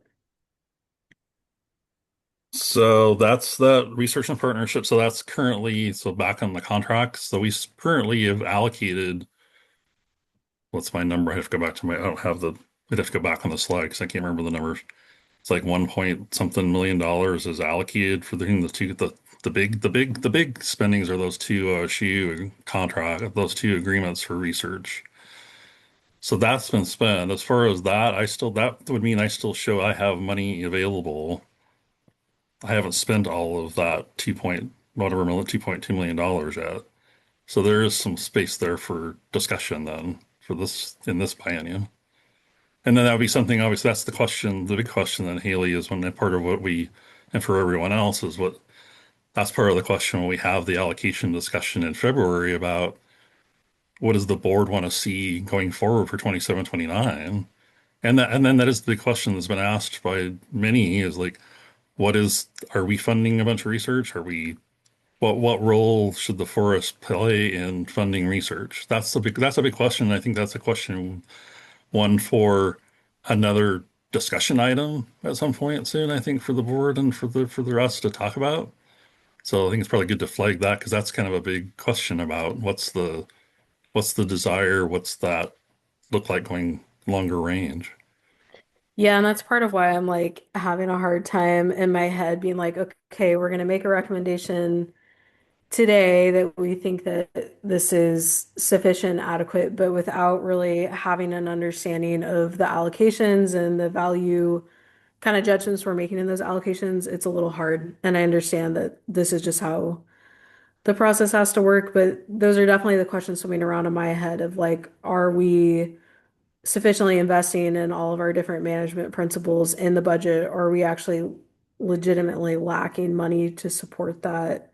And then also acknowledging that, correct me if I'm wrong, but something different we'll have in this next biennium is you'll have timber sale revenue that is not represented in this $10 million budget.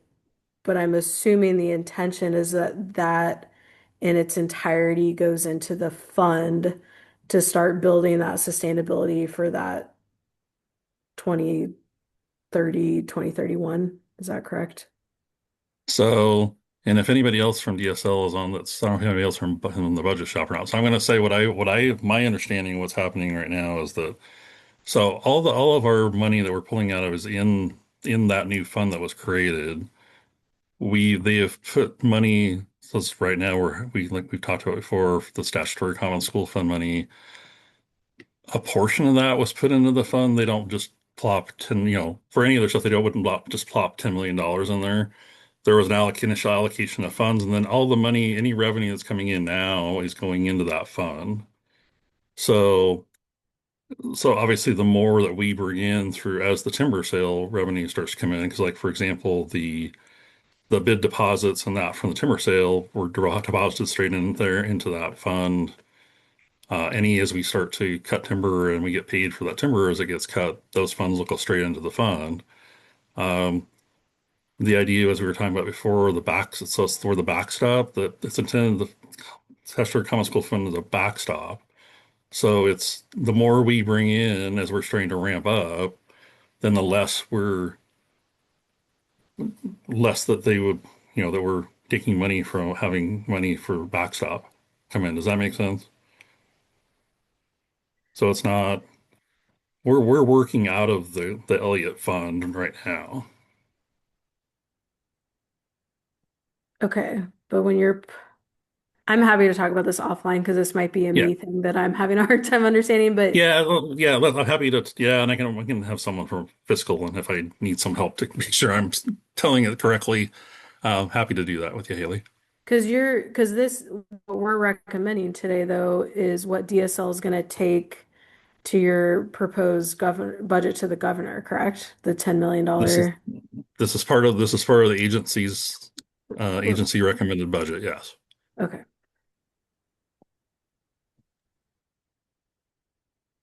Good questions, all. Good. Other questions now on this one? Mike Wilson. Hi. Yeah. By the way, I've been traveling back from home from Seattle. Been on the road for, was able to listen to the meeting, but haven't been able to participate because I've been driving, but very entertaining or educational listening to it while I made the trip down to Seattle and Portland. So thank you. Yeah, I think maybe touching on what Haley was saying, that as far as the operations plan, that we're still taking and we're still working on that and taking input on it. But am I missing something? Because then if you approve the budget now and then get some input later that you would need funds for. Am I off track there? When you have I'm mixing those up, or are we approving the budget and then possibly making some changes or additions to the operations plan later that would need funded? So we're not, just to be clear, we're not asking for any more than the $10 million. And I think I brought that up in the last meeting too, is that the direction is that this is the level by which we are asking in our budget. And the budget that request actually already the agency recommended budget already went through, or it's already gone through the state land board and is already off to DAS and the governor's office. So that's, there was not a leeway for us to have more than $10 million in the current service level for 27-29. As far as allocating that, yes, we will have it. That's where the space comes about and why we're holding on the allocation discussion until we have the BOP process more along about what the activities in the BOP for 27-29 look like, because that'll help inform you, give you some things to look at, some more information to look at about how do you allocate that $10 million, because this is the way it's allocated now for 25-27. But given that you may want to say, hey, let's mix this around a little bit. So, but go ahead, Mike. Sorry if I'm not answering your question. No, I just, if I understand your response as far as allocation, if somebody from the public or a board member came up with a need that had not been brought up before, and the board, DSL, land board really wanted to do that, based on what your allocation now, you would have to take something from one of these other categories. You'd have to take something from roads or maintenance to address that new need or opportunity. Correct. Okay. And we have that flexibility. That's not a hard thing. I've been told that's not a hard thing to do for us to reallocate funds within these allocations if there is a need, and we had a discussion and determined that, hey, we've had something come up and we would talk about hey, we're doing fine in this area, but we have this other need. We would still be within budget. And so, right now, that's for this, like in this. That's for this. Yeah. If we're talking about this year, yeah. For this biennium, yes, that would be correct. You want to advance the slide because this may help to see the resolution that you're asked, or the recommendation that you're asking. Because don't go away, Mike Wilson. Forward it the next slide, maybe. So it shows what you had suggested the motion be. Yeah. Whoever's following the slide. Someone needs to advance. Anyway, so I think I see Chris. If Chris wants to add anything, here is about the general level of funding, and your point for the next biennium is that's what we're being asked to weigh in on, and then the actual allocation of that money would take place a little later, right? Correct. Yeah, because we would talk more allocations later. Yeah, Chris Castelli. Yeah. Hi, it's nice to see everybody. Chris Castelli, Deputy Director of Land Management. Boy, there was a lot of back and forth there, so I'm not sure where to start. With the PCAs, certainly within the allocated budget when it's passed, those PCAs are internal costing allocations, and there is flexibility if we have that money to move it around within those buckets, as Darren was saying. To Mike Wilson's question, if something came up, and there could be something that comes up, right? There could be a big fire that happens and big fire costs that outpace or outweigh the amount of money we have in either the fund or in our allocated budget. There is a process to go ask for money from the emergency board in between legislative budget sessions as well. And obviously this budget, the proposed budget that has been approved to move forward by the land board still has to go through the legislature and be approved by them. So it could be changed there, could be changed upwards if I don't know, local legislators had something, like Mike said, that they wanted to see done extra on the Elliott or the Coastal Caucus.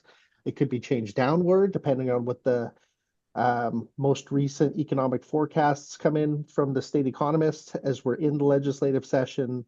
But just what Darren was saying, the general budget instructions across the board, because the economic forecast for revenue isn't great, is that agencies, unless you really have a good reason, submit a current service level budget. That's kind of where we are with this right now. But that doesn't mean that if the legislature wants to do something else with the Elliott State Research Forest extra, let's say, we would probably tell them what we would need to do to implement that, and there'd be a fiscal impact.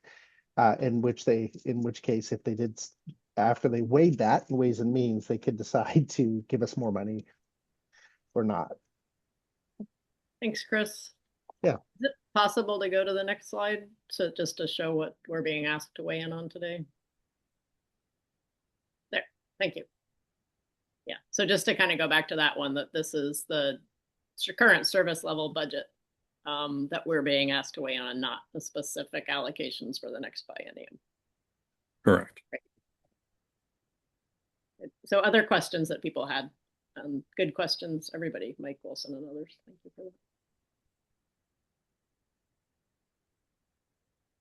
If not, we would like a motion along the lines of what is offered here. If someone would like to offer that. Mike Kennedy, do you have a question? No, but I will move that the Sweet. Elliott State Research Forest Board recommend that the Department of State Lands advance the proposed 2027-2029 ESRF current service level budget of approximately $10 million, subject to COLA inflation adjustments, through the agency recommended budget process based on the ESRF mission and management policies and the board's review of the proposed budget's distribution across service delivery areas. Wow, extra credit for that one, Mike. Okay. Do we have a second? Second. All right, we have a second. Any further discussion on this? All right, all those in favor of this recommendation, say aye or raise your hand. Aye. Aye. Anybody nay? Trying to see my. We haven't heard any nays, so if I missed a nay, sing out. Great. Okay, so there you go, Darren. Thank you for that. And all good questions, and obviously we'll have more rows to hoe on this one in the coming months, or the board will anyway. Yep. Thank you. Thank you. Yeah. So I think we're on to review of action items and assignments. And I've learned that the best thing to do here is to hand it over to Emma and Hannah, who track on this kind of stuff.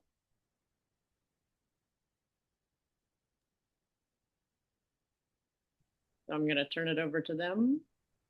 You've turned it over. Okay. Okay, so far we have send Caitlin feedback on her BOPT prompt, and Caitlin, I think, already has sent the prompt, at least to the board chair and vice chair. The second action item is to send me, Emma, feedback on the partnership coordination framework. If you have any, definitely not required homework. And then the third action item we have is to send nominations for the board chair and vice chair to me and Haley by October 13th. And I'd like if you're interested in nominating yourselves or someone else, if you could write a nomination statement to support that nomination that we would share with the board, that would be great. But I'll remind folks closer to that date what we're asking for. Did I miss anything? Don't think so. Great. And I would say if folks do have follow-up questions on specific things we covered today, to to reach out to the relevant staff members or others for clarification. All right, so follow-ups and responsible parties. I don't know if there's anything additional to what you just said. Oops, Caitlin. Something in the chat. Yeah, so Caitlin said, please email her if you didn't get the prompt. I did see it in mine. Thank you. Yeah, and if you, oh, sorry, Jennifer. Go ahead. If you do have questions for staff, make sure to CC Darren, because if you have a question, likely others have the same question, so he can track what questions are coming in and making sure everyone's getting information. Thank you. So before we go to draft agenda talk, I'm gonna maybe also say that the plan at this point, based on conversations between the staff, Haley and myself, is that we would actually not hold a board meeting in September. So the next board meeting would be in November. And I'm gonna check with the team that had that discussion to make sure I captured that resolution correctly from our discussion. And this is to give, again, staff a little more breathing room and space to actually be focusing on all of the other things that are on their work plans, aside from preparing for board meetings. And so that thought would be that we would be following up, obviously, between now and then with a number of other engagement around the board. We've talked about some things related to the carbon plan, probably some follow-up on some of the other issues here. So it's not that it would be radio silence, but definitely continued engagement on a number of issues, but that we would not hold the board meeting in September. So I'm going to pause and be corrected by anyone who wants to correct me on how I capture that.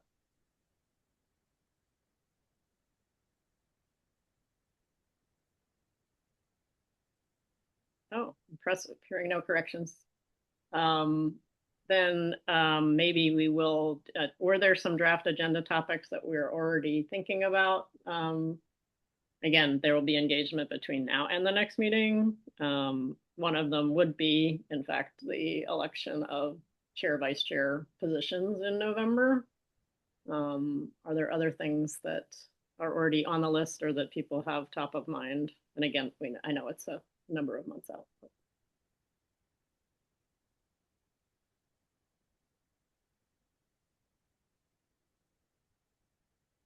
All right. Hearing nothing else. Emma, Darren, Haley, is there anything else we want to cover before we adjourn this meeting? But then we will actually reconvene on the same, you don't need to leave. We will be reconvening with only the board for executive session, board and related DSL staff for executive session, starting up after this meeting is adjourned. So I just want to remind people of that. But is there anything else we need to cover before we adjourn this board meeting? Mike Kennedy. Since it sounds like we won't see you at another meeting between now and November, I just wanted to say thank you for your leadership and keeping us all informed on everything as you went along. I'm actually going to be sorry to see you to leave the group here. So, but thank you for all your work. Thank you, Mike. I appreciate that. I will miss seeing you, and I'm still on the board until October, so you'll be hearing from me. But I appreciate that very much, and I certainly have enjoyed. But that's what public comment is for. I get to come and talk to you guys anytime I want to for 3 minutes. So, all right. If there is nothing else that I'm seeing, I will formally adjourn this board meeting. Thanks everyone, the staff, for the great work that you put into to inform us and engage us and have some good dialogue about things like that. So this meeting is adjourned. You do not need to sign off, but the next session will be limited to board members and the staff that would be involved in the executive session. So thank you, everyone. Yeah, and just a reminder, we won't be coming back into public session to make any decisions. Our meeting will end with the executive session. Thank you, Haley. I knew I was forgetting something. I'm probably forgetting more than something. So that is true. We will not be coming back into public session and no decisions are made in executive session. Thank you for that. All right. All right, then. So it is adjourned. You can, and I think we're going to reconvene at 3:30 3:30. It's 3:16. Is that correct, staff? That's correct, Jennifer. We will be reconvening at 3:30 at the same link, and we will see you then.